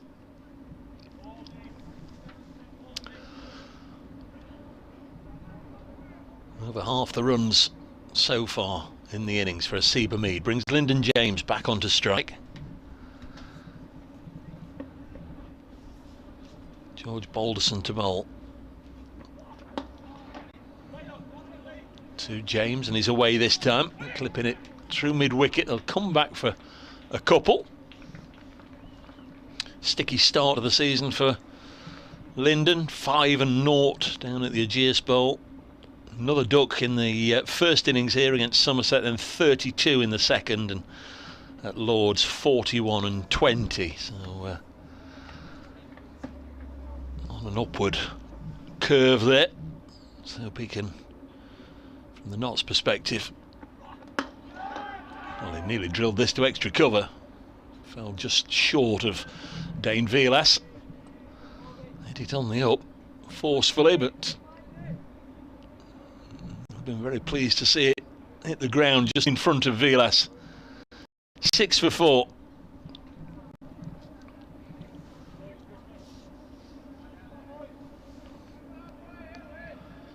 Josh Bohannon with 68, the top scorer on the day.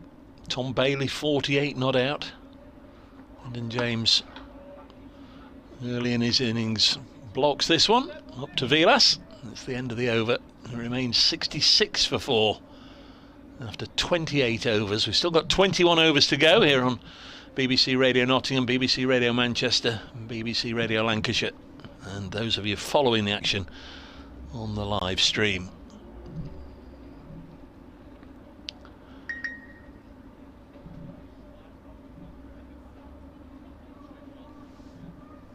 Hamid back on strike on 38.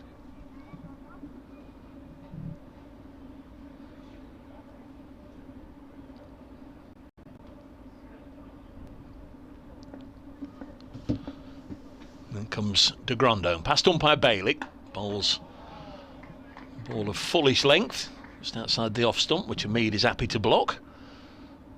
And keeper Bell will instigate the returning, ball going round the circle. 3 draws for Lancashire, first 3 matches, Notts 2 away defeats and a home win. This one's nicked, and it's going to bring Hamid 4 runs. Hartley at slip, diving high to his right, couldn't get anything on it. Bit of fortune there for Hamid. Moves on to 42, 70 for 4.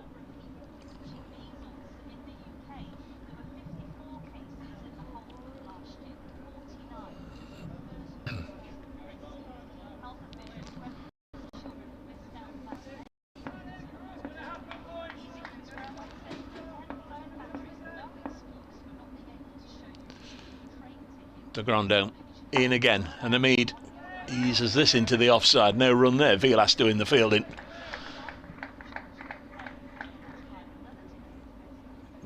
Good diving stop from Vilas. Where Nottinghamshire now 70 for 4 in response to Lancashire's 214. Asiba Mead holding the innings together. He's on 42, just been joined by Lyndon James. Recent wickets, Matthew Montgomery out for 9, Joe Clark for 4. Nottinghamshire 70 for 4, replying to Lancashire's 214 all out.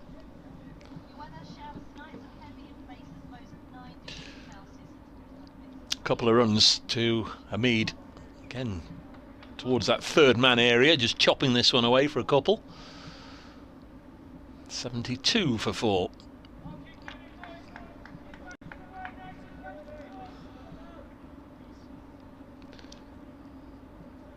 So as Scott Reed was intimating, the removal of Will Williams from the attack likely to be an end to the tight grip that Lancashire had on things from this end. De Grondome's gone for 11 already in his second over. This one into the pads of Asiba Mead. Almost lodged somewhere in the top of the pad. That would have gone down the leg side. One ball left in the over. Breeze picking up again.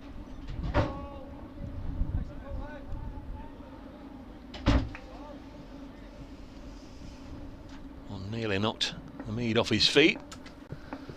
And he's back hammering away at the crease as De Grandome bowls, and that's the end of that over, the 29th of the innings. 72 for 4.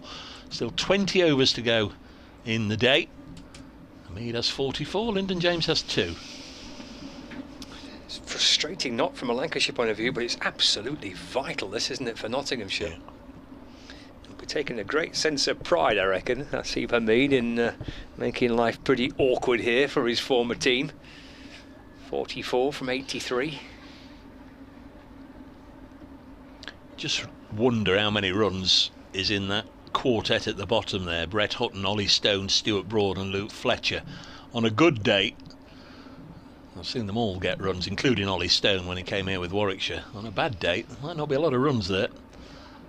Balderson in. Oh, that's edged, I think, between keeper and first slip. Down towards the boundary.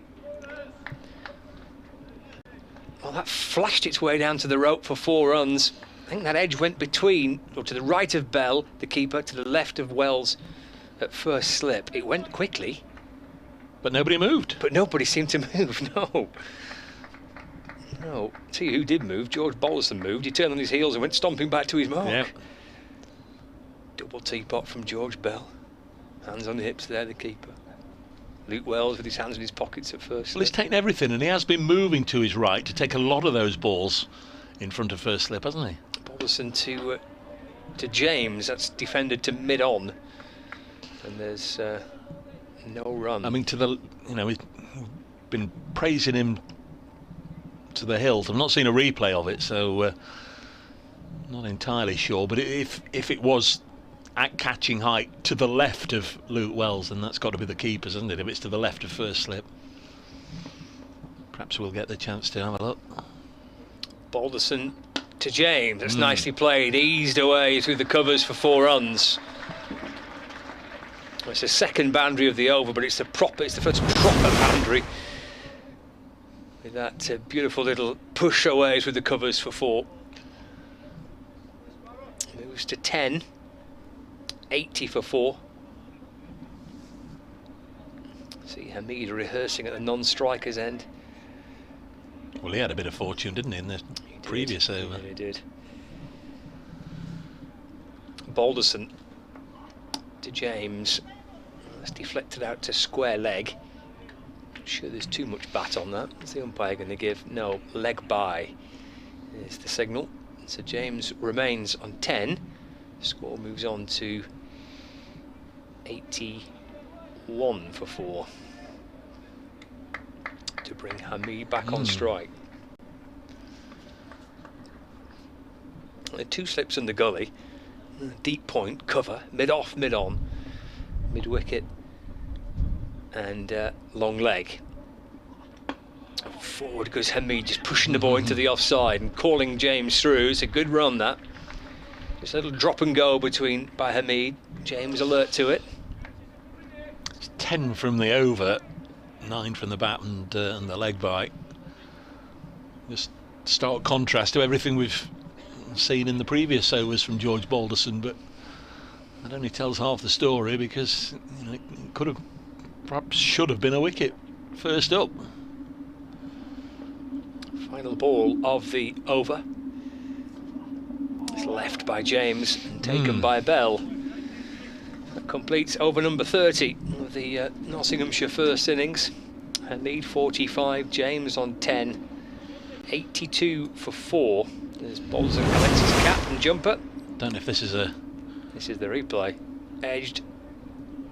Ooh.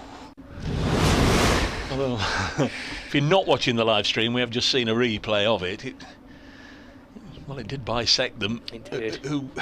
Don't know. I don't know. Maybe the lack of our certainty reflects the lack of their certainty. It seemed to be... I mean, the keeper has been moving that way all the time. It did yeah. actually seem to be closer to Luke Wells, but if it's to the left of first slip... Kind of almost bounced quite near Wells's left foot, didn't it? Yeah. God, who's that on the field? Is that the Lancashire physio who's just trotted out there to have a look? It is Sam Byrne, that. 82 for 4. That looks like Rob Jones has just run on and gone in at second slip. There's 13 players out there. Get him off! Get him off! Ideal. Get an extra catcher or two on. Is this your end or mine? It's Sure, Rondone bowling to Mead. A couple of runs to Asiba Mead. Takes him to 47. 84 for 4. Not been easy for Asiba Mead, but he's still there. His scores this season: 16, 27, 65, 34, 55 and 20. He's got in, as you can see there from all of them. He's in double figures in all of them, and he works this onto the leg side, a 65 and a 55. So just have to see how he goes here, but he has spent some time in the middle. A bit of a mothers' meeting going on there. 3 of the Lancashire contingent getting together. Bailey and the skipper. Who's the other one that's come across? Will Williams. 84 for 4.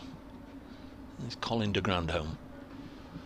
Hamid is on 47. Bowls to him. He'll cut this into the offside. He's quick, but I don't think he's quick enough to get 2 there. He's not. Ball returned by Stephen Croft, who's found himself as the sweeper on the Fox Road side of the ground. 85 for 4.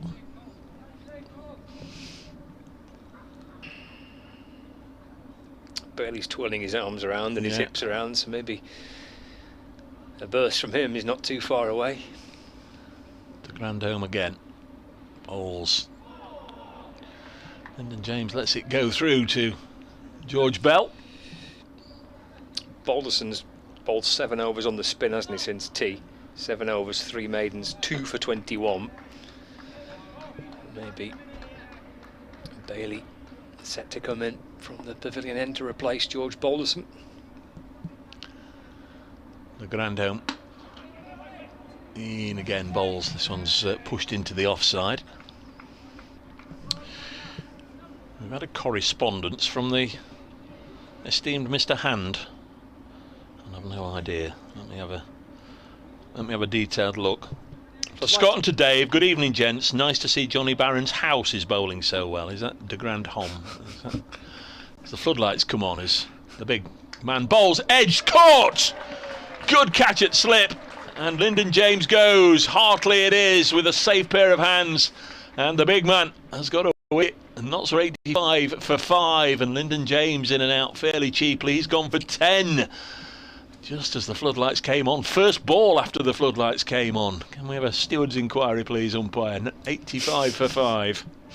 Sharp catch that, wasn't it, by Tom Hartley. He's a really good slip fielder. Went quickly to him. Flashed off the edge of the bat. Watch the replay of it here now. Hartley at second slip.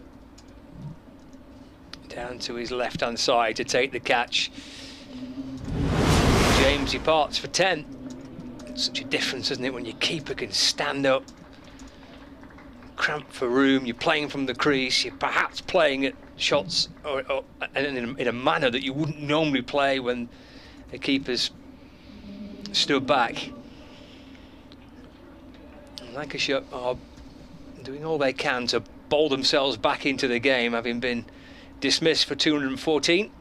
Out comes the main man, the skipper, Stephen Mullaney. Yeah, you wonder how he's going to play this. It doesn't very often get tied down for overs on end. Looks to apply a little bit of pressure back to the bowlers. Crikey, there's 13 players out there on the field now who've represented Lancashire in first-class cricket. Both Nottinghamshire batters starting their careers at Old Trafford. It's got gloomy enough for the floodlights to come on. You wouldn't say it's midnight, would you? It's not that dark. I think we'll be all right. Hopefully we'll be all right for a while. Tom Bailey's going to have a bowl though. 6 overs, 2 maidens, 2 for 14. He's had a good day, hasn't he, Bailey? He's got 48 not out with a bat, falling just short of what would have been his 9th first-class 50. He's picked up 2 wickets.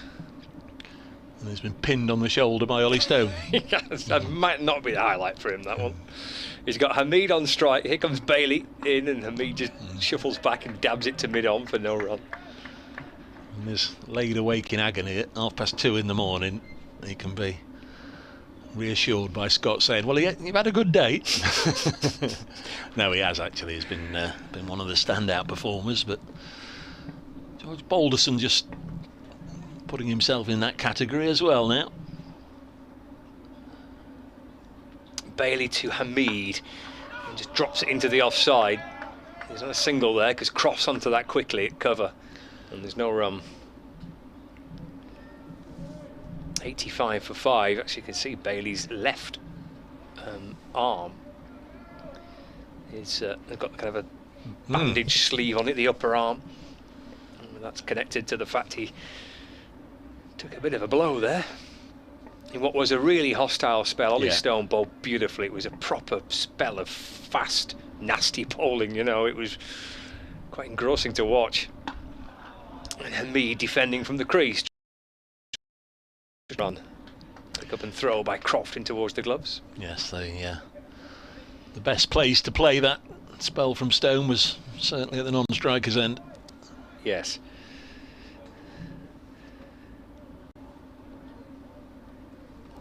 He's trying to rough up a few of the Lancashire lower order. Picked up a couple of wickets as well, Will Williams and eventually Jimmy Anderson. There's Bailey for Lancashire in and bowls. Driven down towards the backward point boundary by Hamid. Gets through for a single, moves on to 49. 86 for 5. Yeah, he went for a few runs, Ollie Stone, and you look at that card he's got out, number 10 and number 11. I think as the season wears on, lots will be hoping that he can sort of blow away the top order rather than the last couple. But anytime you've got a genuine quick, it's a real advantage, and certainly it's good to see him playing. It's just good to see him playing after the last couple of years he's had injury filled. Bailey to Mulaney, that's left. Taken by Bell, the keeper skipping to his right in front of Luke Wells at first slip. He had his surgery last year, and as I said earlier, they welded him together with nuts and bolts, got him fit mid-August to make a bit of a playing return, and his first game back was Warwickshire seconds versus Notts seconds at Lady Bay behind us. Straight away broke a finger in the field. Bailey to Mulaney, but down the leg side. He's gone through the gloves of Bell and down towards the boundary for 4 byes. His keeping's been absolutely spot on, George Bell, but that one just got through the gloves. 4 byes to end Bailey's first over back into the attack. Nottinghamshire are 90 for 5 and they're trailed by 124. Yeah, he'll certainly be pleased that Lyndon James has gone now, because whether it was his catch, whether it was Luke Wells' catch, it doesn't really matter. Lyndon didn't have many more and is now out, but up until that point and that there, the 4 byes, his keeping's been exemplary, but just want to get back on it, won't it? There's de Grandhomme, 90 for 5. Yeah, some players are just downright unlucky with injuries, and Ollie Stone over the last couple of years has been one of them. So Hamid on 49. push and run either side of the wicket would do it, and that will do it. Working it away on the leg side, and the third 50 of the season for Asiba Mead. We usually say it's been needed, and this one certainly has. Been at the crease for 2 hours 20 minutes, 92 balls faced, 7 fours for Asiba Mead. Yeah, it's a proper knock, isn't it? Yeah. From Hamid. Yes, he's not had too many gimmies. We talked about one from Jimmy Anderson that was short and wide that he crashed away, but there's not been too many free hits. So Mullaney on strike to De Grandhomme down the leg side, and Stephen Mullaney's missed out on what was almost a free hit without it being what we deem a free hit in cricket in the white ball game. It was down the leg side. It wasn't going to do him any harm, and he threw the bat at it but missed it. It's getting obviously overhead because the shadows are really pronounced now out on the field of play. As De Grandhomme in again to Stephen Mullaney. Hit him on the pad, asking. Rob Bailey, the umpire, has not given it. Very confident in the key.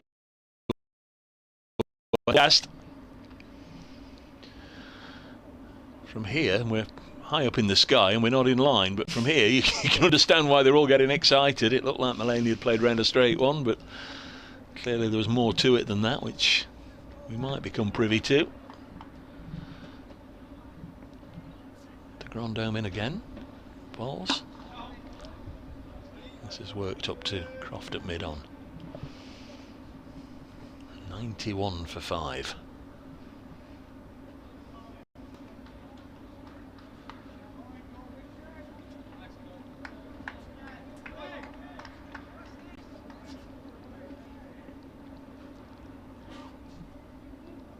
Next delivery on its way now. Mullaney throws the bat at it, gets nothing on it as it goes through to Bell. That's the end of the 33rd.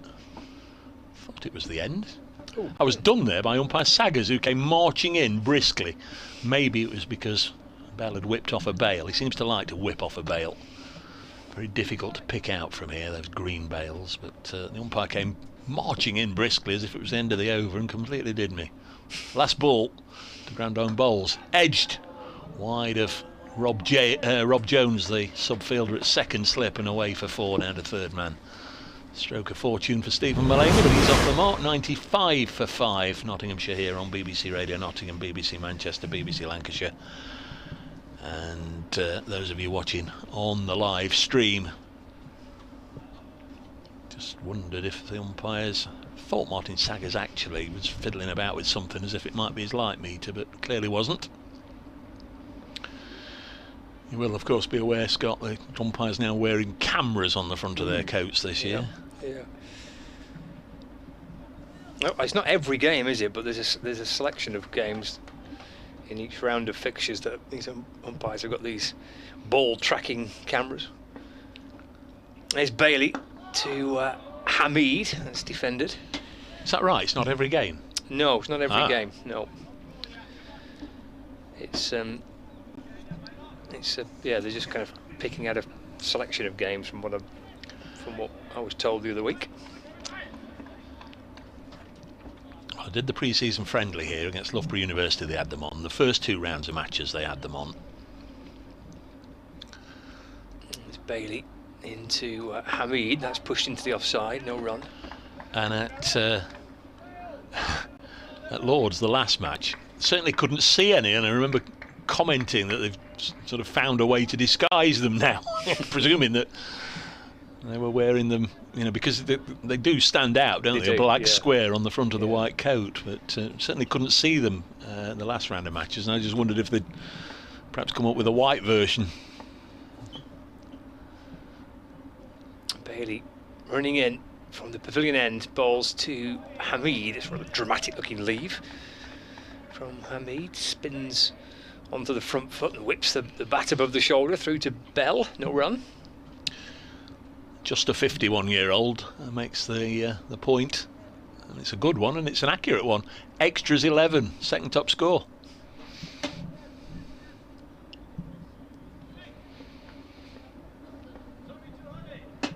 95 for 5.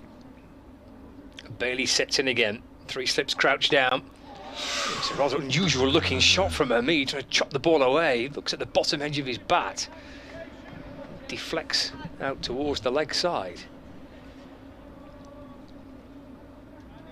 No run. Well, he's needed all his skill and a wee bit of good fortune along the way. He's battled together to put 50 runs on the board for his team here. Patient, isn't he?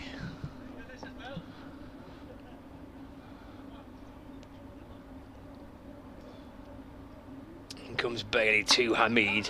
He's dropped into the offside. Croft is catching up with the ball. Again, there's no run. Didn't play in 2021. He was away with England. That fixture coincided with his recall to the England side. But he did play against Lancashire in the Bob Willis Trophy in 2020, the start of his spell with Notts. Scored 22 in his own innings. Bailey to Hamid. Sure, he rocks back and pulls the ball out towards deep square leg for a single. Moves on to 51. 96 for 5. He captained Notts, didn't he? The game at Blackpool, was that last season? Yeah, he's captain Notts in the Royal London. Yeah, 96 for 5. Ben Slater's birthday. Ben Slater got 100, and Stephen Croft saw Lancashire over the line. Still going to be de Grandhomme. 15 overs to go. That's an hour or thereabouts, and we're 5 to 6 already.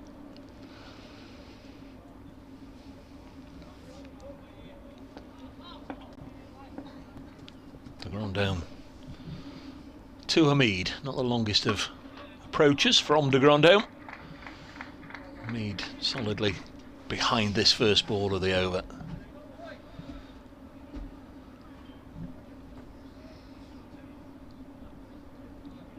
Light doesn't appear to have deteriorated any worse. No, just kind of hovering like this, isn't it, at the minute? It looks quite dark on the screen with the floodlights on. But next delivery on its way now, wide of the off stump, and Hamid tries to chop it away, but just bottom edges it down into the ground.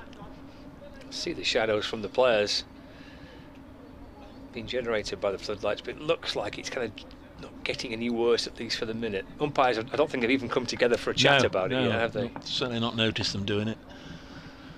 Next ball is again blocked. He knew what was coming there, didn't he? Hamid onto that front foot to play a little push defensive shot.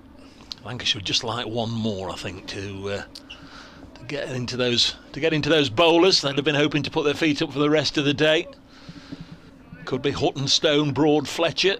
Could be Stone, Hutton, Broad, Fletcher. Could be Broad, Hutton, Stone, Fletcher. Next one's cut into the offside, and there's no run. Or if they think they're going off, it could be Luke Fletcher sent out to just try and see it through the last over or two. 96 for 5. Not exactly the right sort of conditions or scenario out there for Stuart Broad to come out and play a swashbuckling cameo. As de Grandhomme bowls 4 runs down the leg side, and Hamid will pick those off all day long. Against the boundary. That's the 100 up for Notts.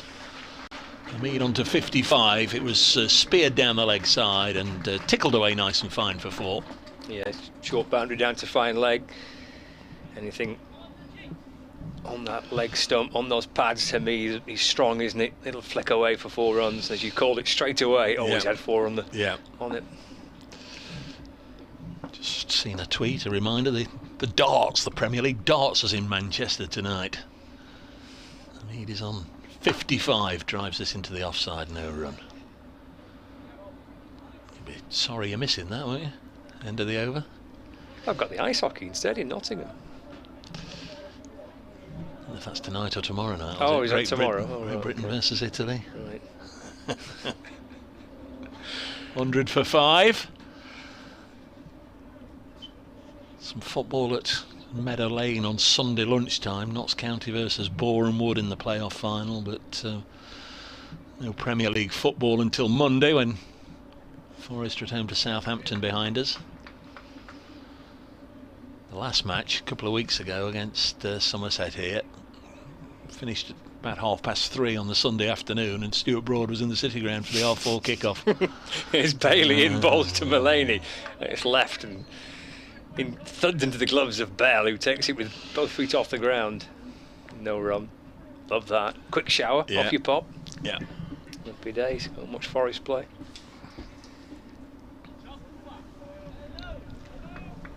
$100 for 5 with Bailey. 2 for 16. Wickets of Ben Duckett for 5. He bowled him. And Ben Slater for 2. Flick one to Anderson at square leg. That's eased off the hit by Mullaney.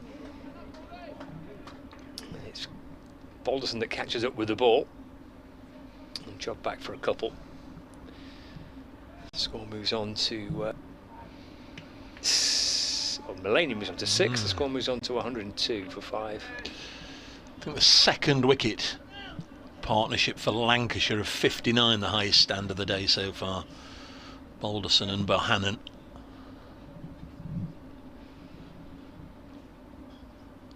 Bailey in, Mullaney forward. Just drops it into the offside. No run. Yeah, there's some swashbuckling shots played this morning by Balderson. Actually, he played some very nice looking shots. He was cautious and careful start, but then opened up his arms a little bit. Wells set off like a train, hitting runs off the first ball he faced, first over he faced. It was Bailey for me. The fun came towards the end. In bowling now to Mullaney, going back and cutting the ball away into the offside, in front of square, and out towards the boundary for 4 runs. Mullaney moves to 10, and Nottinghamshire move to 106 for 5. Closing in on 6 o'clock. In fact, we're at 6 o'clock. Digital clock numbers on the scoreboard, a new addition for 2023. The bottom left-hand corner, over from 1800 to 1801. Mullaney on the strike, pushes Bailey into the covers, no run.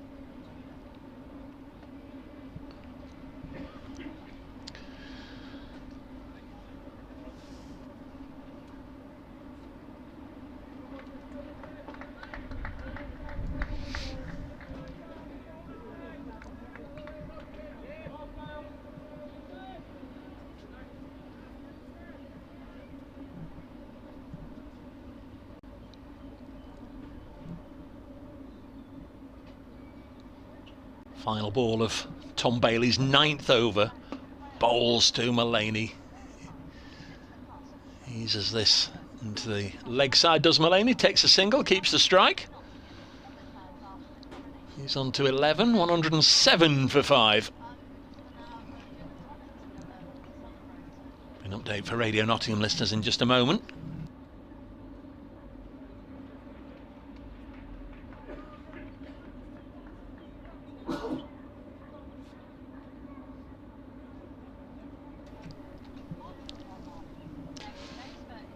Jimmy Anderson coming back into the attack from this end of the ground.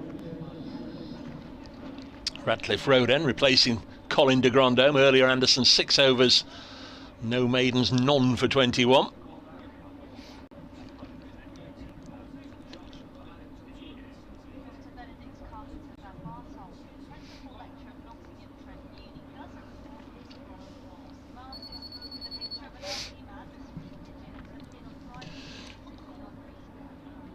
Fairly lengthy debate going on with the skipper. Well, we've still got 13 overs to go if we get them all in. The floodlights are on. It's getting pretty dark overhead, so maybe called off earlier. Nottinghamshire 107 for 5 right now, replying to Lancashire's 214 all out. Notts being held together by Asiba Mead. He's 55 not out. Anderson begins his over with one outside the off stump that just nibbles away from Stephen Mullaney, who has nothing to do with it. Mullaney on 11. Men out Duckett for 5, Slater for 2, Montgomery for 9, Joe Clark for 4 and Lyndon James for 10. Anderson bowls at Mullaney inside the pad, the fleshy bit of the pad, I think, by the way, is hobbling around. Always running down the leg side there.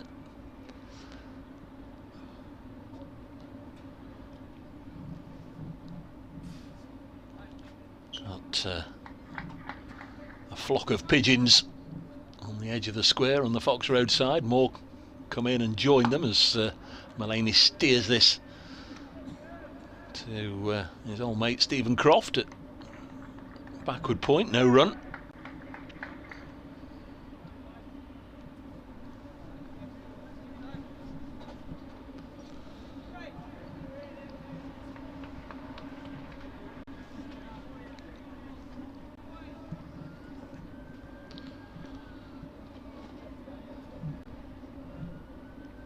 Anderson to Mullaney, guided this with an open face down towards the Hound Road stand. A bit of a chase on there for Croft, given up, gone for 4. Welcome boundary to the Notts captain, welcome boundary to Nottinghamshire, although it moves them on to Nelson. 101 for 5.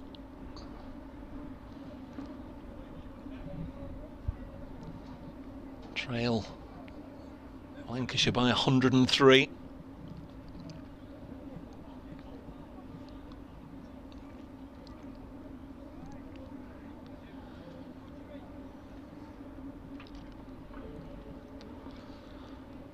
There's Anderson.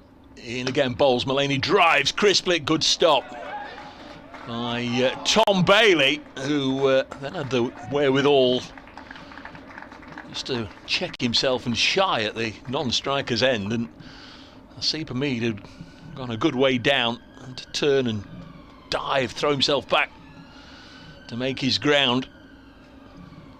Would have been close, I think, had it been a direct hit, but it wasn't. Last ball of Anderson's come back over. And again to Mullaney, and he's pulled this one away on the leg side. He's got hold of that. Good connection from Stephen Mullaney, and it's gone all the way for 6. He'll enjoy that, hitting Jimmy Anderson away for 6. 10 coming from that over. 3 dots to begin with, and then a 4 down to third man. A crisp drive to mid-off, and a pulled 6 over mid-wicket. 117 for 5. Umpires have got together with a little bit of a chat and a glance and a glimpse skywards. It seems as if they're happy to go on for a while. They're on the live stream, that moment where Hamid dived for the sanctuary of the crease. Touch and go as to whether he'd have got in or not.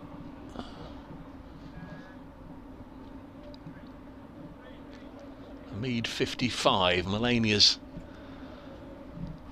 got a bit of a hurry up on with that 4 and a 6. He's now 21 from 19.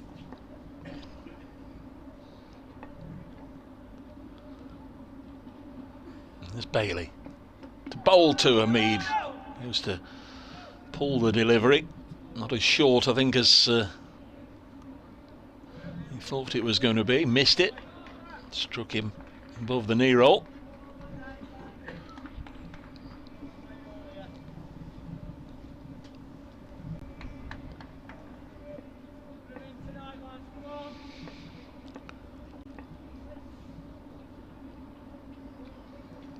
Bailey again to Hamid, who's tried to cut that one away as it left him. Nothing on it.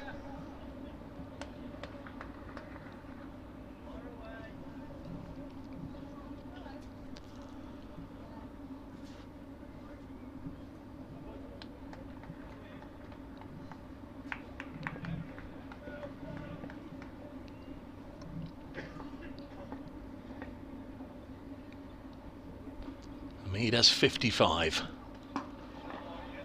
Pushes this back to Bailey. In case you weren't with us earlier, Nottinghamshire's catching was exceptional, close to flawless earlier on in the day, first half of the day. Some really good catches. A couple of routine ones for Joe Clark with the gloves on that had to be taken and were. There's some sharp catches in the slip cordon and a couple of belters out in the deep. Ben Slater and Lyndon James, and a Seba Mead as well, as this one's run nicely by Mead down to third man. Get a couple of runs as Will Williams does the fielding. Some really good diving catches in the deep. Brett Hutton with 5 for 66. Pick of the Nottinghamshire bowlers. Some fire and brimstone sent down by Ollie Stone. Ball very quickly indeed. Got a couple of wickets, as did Stuart Broad, the other one to Luke Fletcher. Bailey in again to Hamid. Beats him all ends up, and Bell unable to take that one cleanly. Just tumbled out of the gloves. 119 for 5.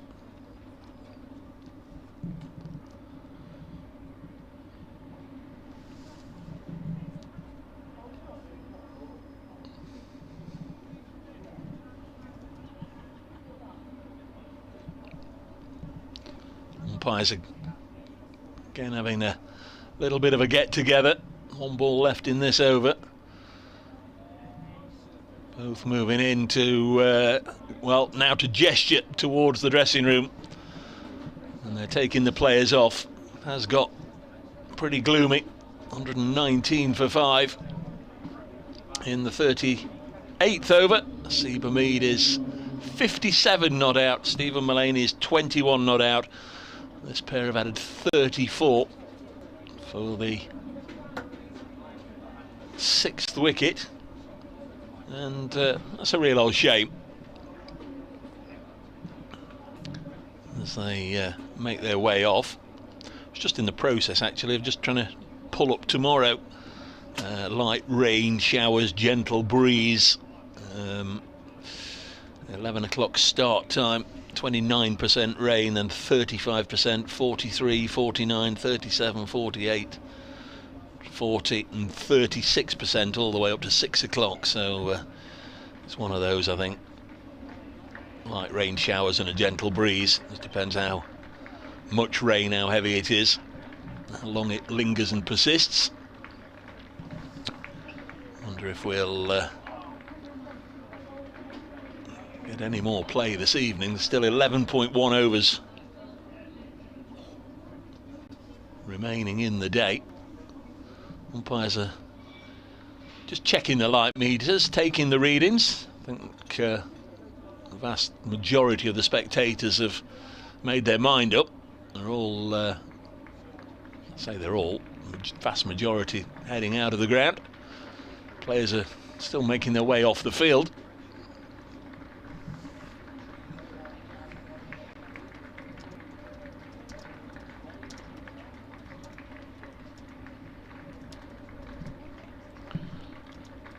So Notts 119 for 5.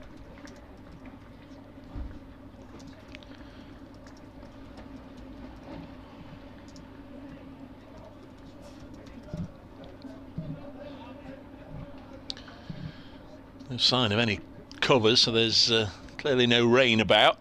The umpires are still there. A couple of members of the ground staff have gone out to chat to Martin Saggers and Rob Bailey.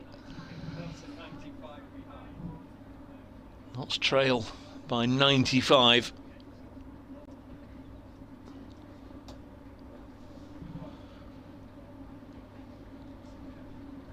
Only a handful of either very stubborn or very optimistic spectators have remained in their seats. Does seem as if might be exceedingly fortunate to get any more cricket. Can't see any positive signs that the dark cloud cover is going to break up.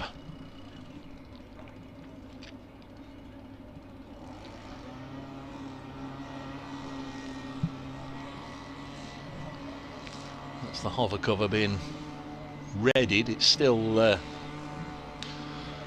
on the grass between the rope and the Fox Road stand away to our left.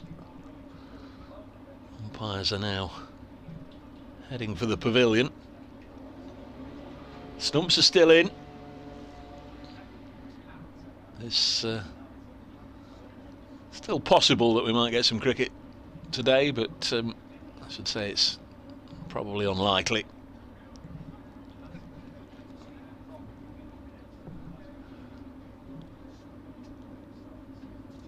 $119 for 5.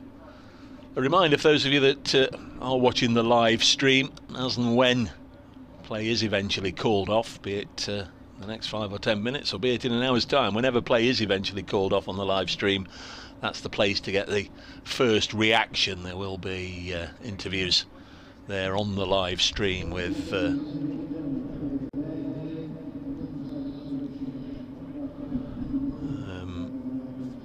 players or the coaching staff or whoever. We can get out there to have a bit of a chat about the day. Just paused there, I didn't hear the tannoy announcement. Stumps are still in.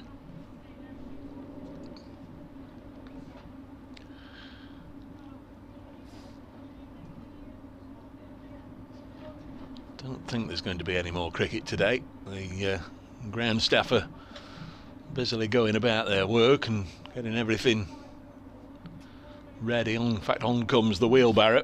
So I think it's only going to be a matter of time before they do call this off. Right now they still left the stumps in. In fact, the hose is coming out in the middle, so I think that's a pretty sure sign that the umpires have given the ground staff the word that that is going to be it for the day. It is called off for the day. We are getting the news. So that's it from day one. From Scott Reed, myself, Dave Bracegirdle. Thanks very, very much for your company today, and hopefully we can do it again tomorrow morning when play resumes just before 11 o'clock, hopefully.